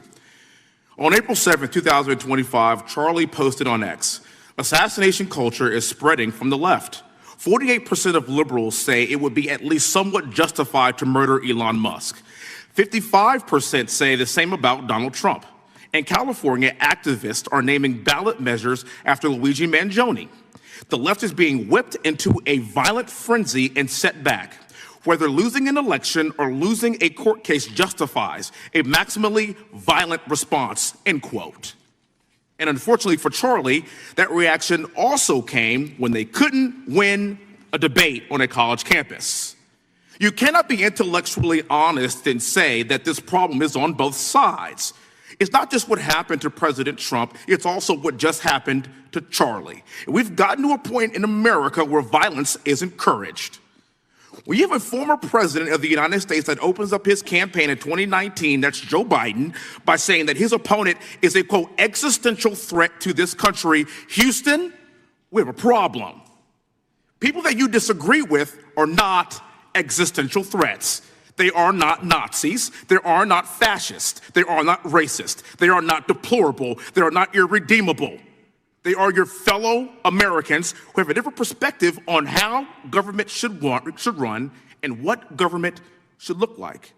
Whether or not we should have strong sovereign borders, whether or not we should have safe communities, whether or not we should have places to worship our God and not worry about being shot, whether or not we live in communities and cities that are not overwhelmed by drugs and crime, whether or not we have two genders, and whether or not we have common sense in our policies and our values. And people that believe these things are not existential threats. I happen to be one of these people that believes all of the above, and as someone that served this country in combat, I can assure you I am not an existential threat to this country because I swore to protect her. I also want to point out, how many cities have you seen burned to the ground since Charlie Kirk's death? 0. No summer of love, no riots, no nothing, no looting, no killing, none. We simply gathered and prayed for his soul, his family, and this country, because that's exactly what we represent. And while we might be angry, this righteous anger will carry on Charlie's message and legacy. I want everybody to know something very simple. Charlie is not dead because of what he said. He is dead because people listened. My time is limited, so I have a few questions for you, sir. And again, thank you very much for being here. I really appreciate your time and your service. In your experience in the FBI, have you noticed a precipitous rise in political violence and other associated crimes that you have been investigating so far this year? And if so, is this trend in motive left-wing or right-wing violence? I can always speak generally, sir. There is too much political violence, and it has been a precipitous rise on too many fronts. How do we solve this? We solve this by giving the FBI more authorities to go into and work with the private sector. There are too many online platforms. There are too many social media platforms. There are too many gaming platforms. There are too many places for people from America and around the world to get together without their parents knowing anything about it, without their school teachers knowing anything about it, and infesting the minds of our children and infecting them with radical ideology, and with that is the root cause of these problems, and we must tackle it. It is not a 1950s America anymore. In 2025, the cyberspace needs to be tackled. Thank you. Switching gears, when your predecessor sat right there in that seat a couple of years, last year in a committee hearing, I asked him a very detailed question about Matthew Thomas Crooks, the shooter responsible for the assassination attempt on President Trump's life. I didn't get an answer from Chris Wray that day, and I submitted written questions to the FBI and into the record of this committee, and I want to resubmit those questions today because I think we are still awaiting answers to those questions. So, Mr. Chairman, I'd like to submit them for the record, please. I'd like to ask you, sir, and the FBI, under your leadership, would you please respond to these questions, and can you commit to doing that? As soon as the trial's over. Thank you very much. I will end with this. Charlie Kirk is not dead because of what he said. Charlie Kirk is dead because people listened. He set up a tent that said, prove me wrong, and exercise his First Amendment right. That's all he did. And we will continue to do so in this country in order to preserve this constitutional republic. And with that, I yield back. Thank you. Gentleman yields back. The gentleman from Florida is recognized. Thank you, Mr. Chairman. Before I begin, I want to caution my colleagues on, one-sided violence in this country. We just heard that there were no riots on the right. We're literally sitting in the building where there was a giant riot by supporters of the president, the right. We also heard that only leftists, have said that Trump is a Nazi. In 2016, the current vice president of the United States said, Trump is either a cynical asshole or he's America's Hitler. And so this is the problem. I don't want to have to say this garbage, but you want me to sit here and get painted with one brush, the whole left. No, there are extremes on the left, and there are extremes on the right. And we collectively should tackle that. But to come here and just look at us and say we all support what's going on in the extremes is why we can't solve anything in this building.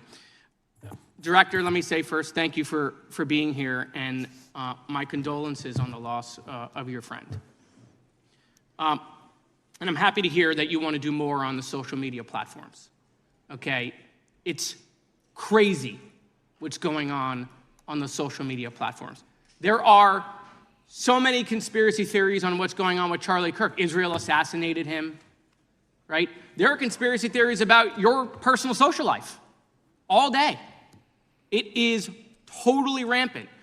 Big names on the right, Candace Owens, right? Talking about how what's been released as far as the dialogue between the perpetrator and his roommate is manufactured by the FBI, manufactured by the administration. It is totally rampant, allowing foreign governments to just perpetrate these platforms, all of these bots, all of the time to weaponize Americans.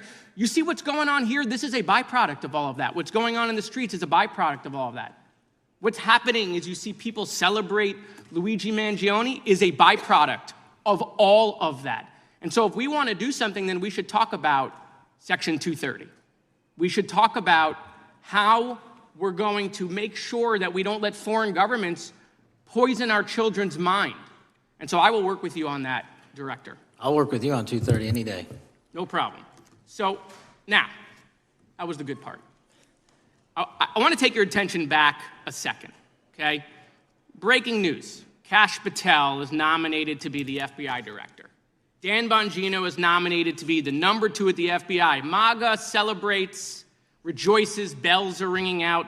The team, Patel, Bongino, that sought out every podcast microphone to talk about the Epstein list. The names are finally going to get released. It begins. They produce white binders. Phase 1 with the podcasters. This is not actually one of them, of course. I made this. Your name's on it, right? And the names are going to come out. Pam Bondi says the list is on her desk. Then a memo comes out all of a sudden and says, there's no list. Oh, no phase 2. Phase 2 binders never happen. You said the conspiracy theories around Epstein just aren't true. They never have been.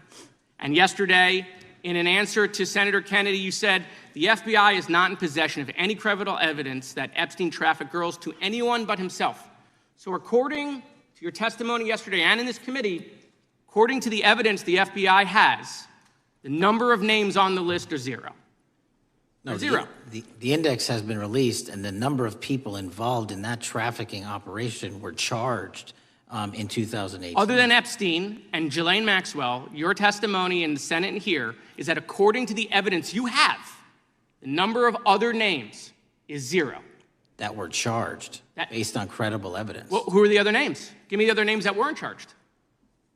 We are not releasing the names of anyone because the Department of Justice never does that of anyone that didn't have any credible information to attack them. Let me move forward. The president has, you've seen the picture of the woman's body with the writing and the president's signature. The president says that's not his. okay? President says it's not his, the Republican colleagues say it's not his, the administration say it's not his. Will you be opening up an investigation into the Epstein estate for putting out a fake document with the president's signature linking him to the world's largest pedophile ring? Will you be opening that investigation into that? On what basis? On what basis? They literally put out a fake document, according to the president, with a fake signature. It's a forgery of the president of the United States signature. That's the basis. Sure, I'll do it. Okay, I look forward to that investigation. Am I over? Thank you, Mr. Chairman. I appreciate your diligence. Gentleman's time has expired. Chair now recognizes the gentleman from California.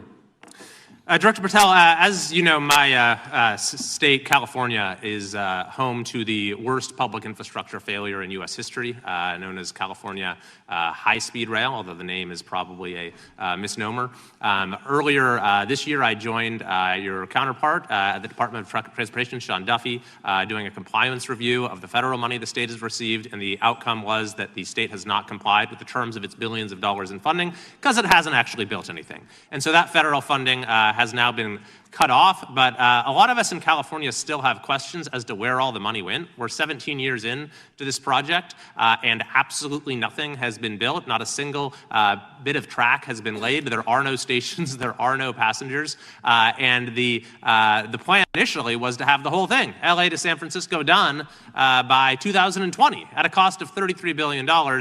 Yet here we are in 2025, nothing has been built. And according to the New York Times, the project won't even be completed this century, and the total cost is now estimated to be over $130 billion. So I just wanted to ask you, do you think this is something that bears scrutiny, or can you confirm whether there's any kind of investigation going on at the FBI?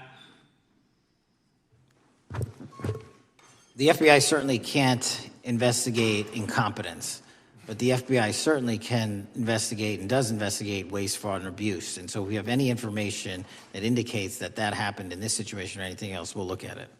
Thank you very much. We've also, been talking some today about the issues that occurred at the border during the Biden administration. And you might not agree with your predecessor on everything, but you probably would agree with some of the statements he made in testimony before this and other committees, raising alarms about the risk of terrorism from illegal border crossings. Since becoming director, have you gotten some insight into how well calibrated those warnings were, and what is the status of that risk now? Since becoming director, there's been a sharp decrease of border crossings for known or suspected terrorists from the southern border. But unfortunately, there has been a sharp increase of known or suspected terrorists entering through our northern border. And so what I'm trying to do is work with our northern border states and our interagency to tackle that problem. But it is an absolutely massive border that can't physically be sealed. So we're going to have to get creative and put more resources into that. And in a similar vein, there were over 500,000 unaccompanied children that crossed the southern border during the Biden administration. As we know, many were trafficked either through forced labor or sex trafficking.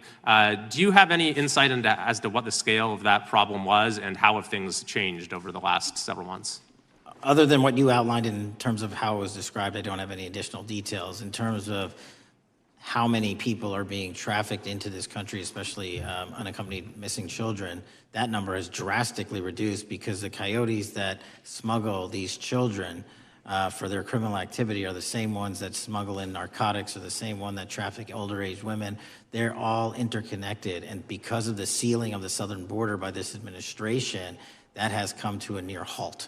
That is a very important point, that we have seen far fewer victims of human trafficking because we've finally prioritized border security. And by the way, you have children who are getting rescued because of the immigration enforcement activities that unfortunately some politicians in my state are trying to stop, thereby stopping those kids from getting rescued.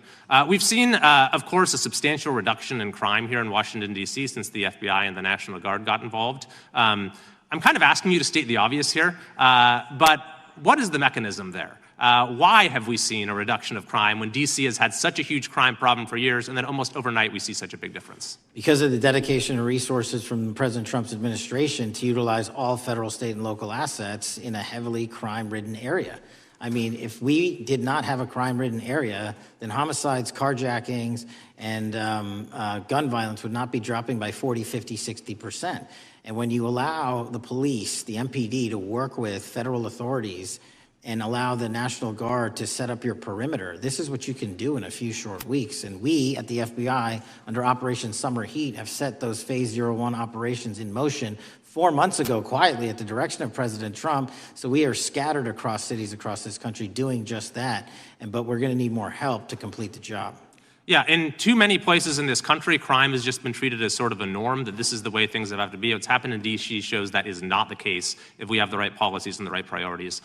Finally, this is tragically the second time in as many years that we've had an FBI director here following either an assassination or an assassination attempt. And so since there's been some time now since from the attempted assassination on President Trump at Butler, would you say that the public's understanding of what took place on that day is fairly consistent with all of the facts as you know them, or do you believe there's still material facts that have not been made public or are not fully understood by the public? No, I think it's fairly consistent. Thank you. I yield.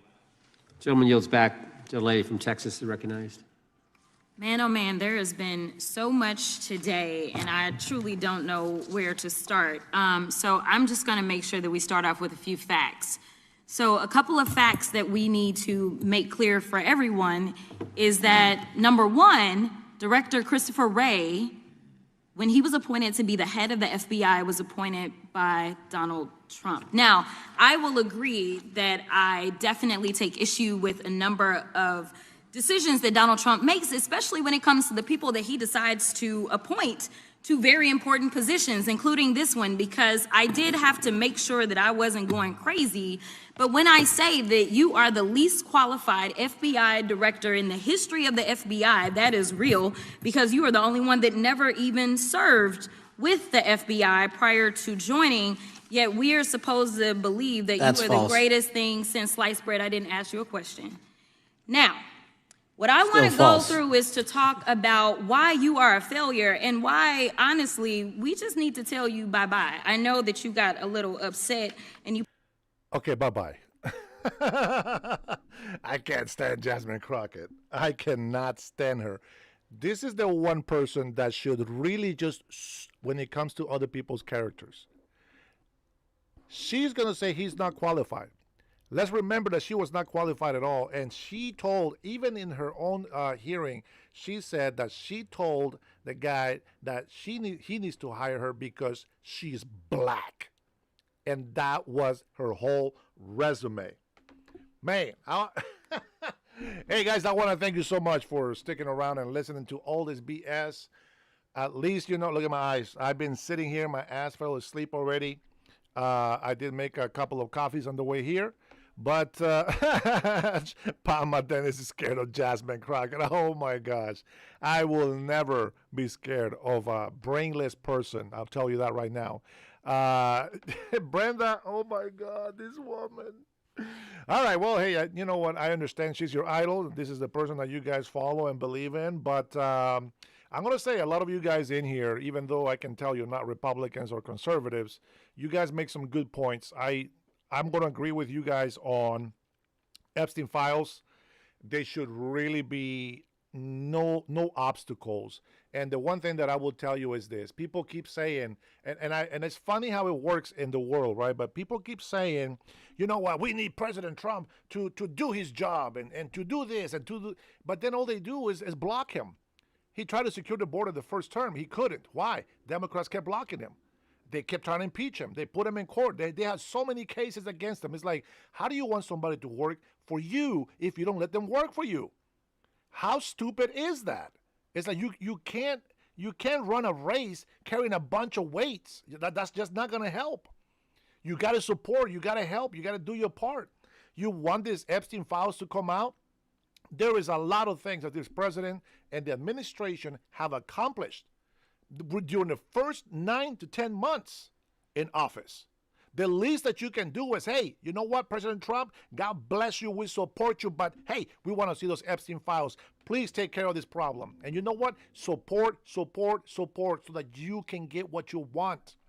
You can't get what you want by keep blocking and rejecting and destroying and hating. That's not how you get something. You must first gain favor so that you can request something. You go, even as a child, you know this. Mommy, I clean my room. I was wondering if I can go to my friend's house. Sure, honey. You clean your room? Oh, good job. Of course you can go to your friend's house. How about that? How about President Trump? I'm a Democrat. I'm not happy that you're the president, but you're the president, and I respect that. Please help us stop the crime on our city. But you don't do that. You complain about the prices going up, but you don't say nothing about criminal activity in your city. Prices go up in the neighborhood because businesses lose money because of theft.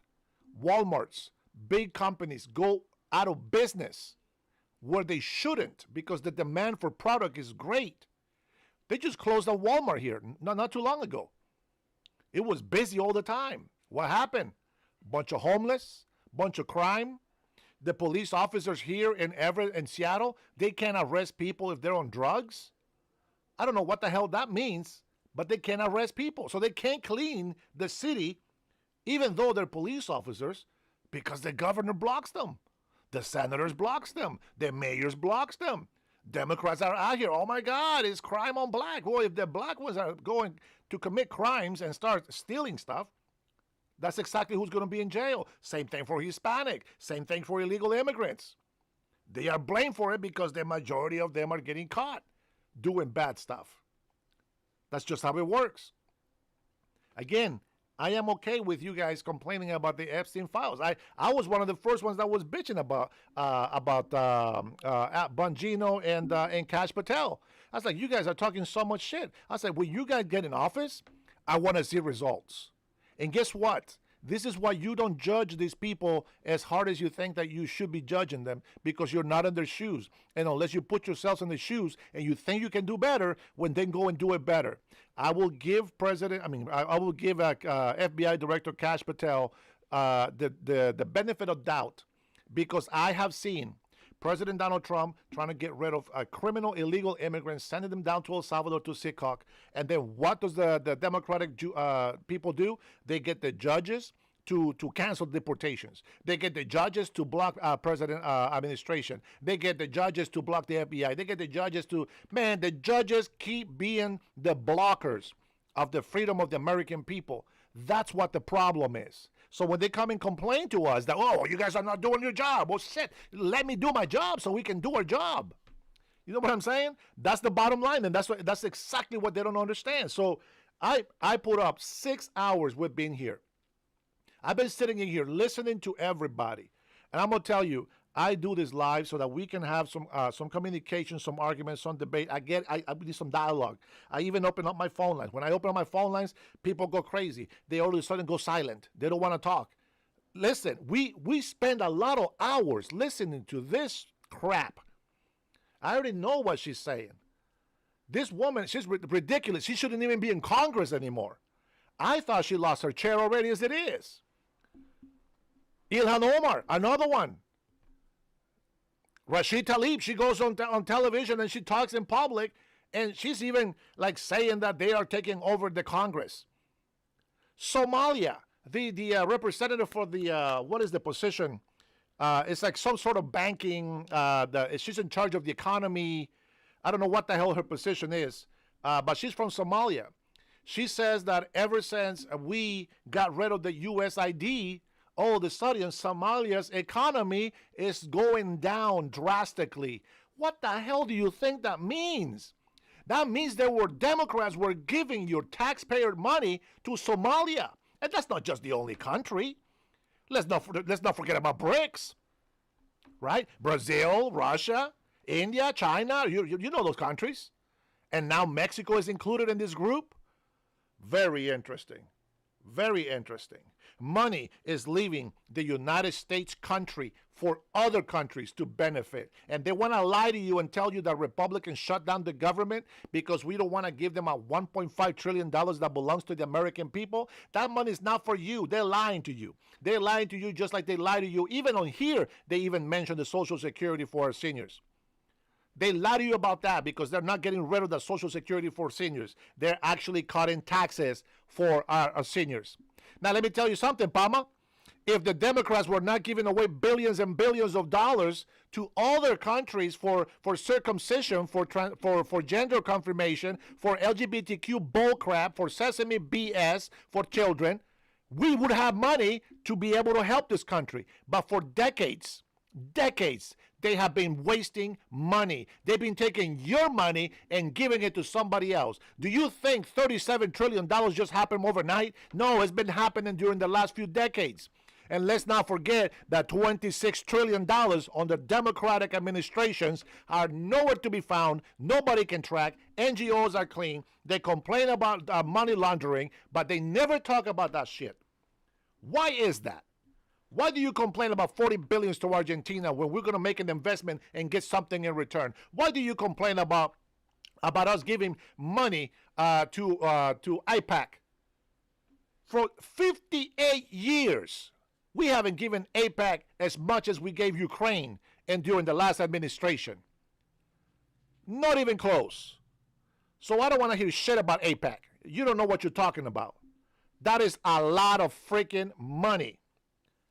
$350 million, that is none of your business because it's not your tax-paying money that is going to build it. It is the president's money and his millionaire donors, which, by the way, that house is not President Donald Trump's house. When he gets out of office, he doesn't get to use that ballroom however he wants. That is for the White House. You know what that means? That is a patriotic American that is thinking that this country should be the most beautiful country on earth. When he talks about the Capitol in D.C., he speaks with it with pride. He speaks like an American and says, I want tourists, I want people, diplomats, prime ministers, kings, and presidents from all over the world, that when they come to Washington, D.C., they look at the monuments and be like, oh my God, wow, amazing. Clean cities, not homeless on the parks. The government is under control and the people are in peace. Crime is down. Everything is awesome.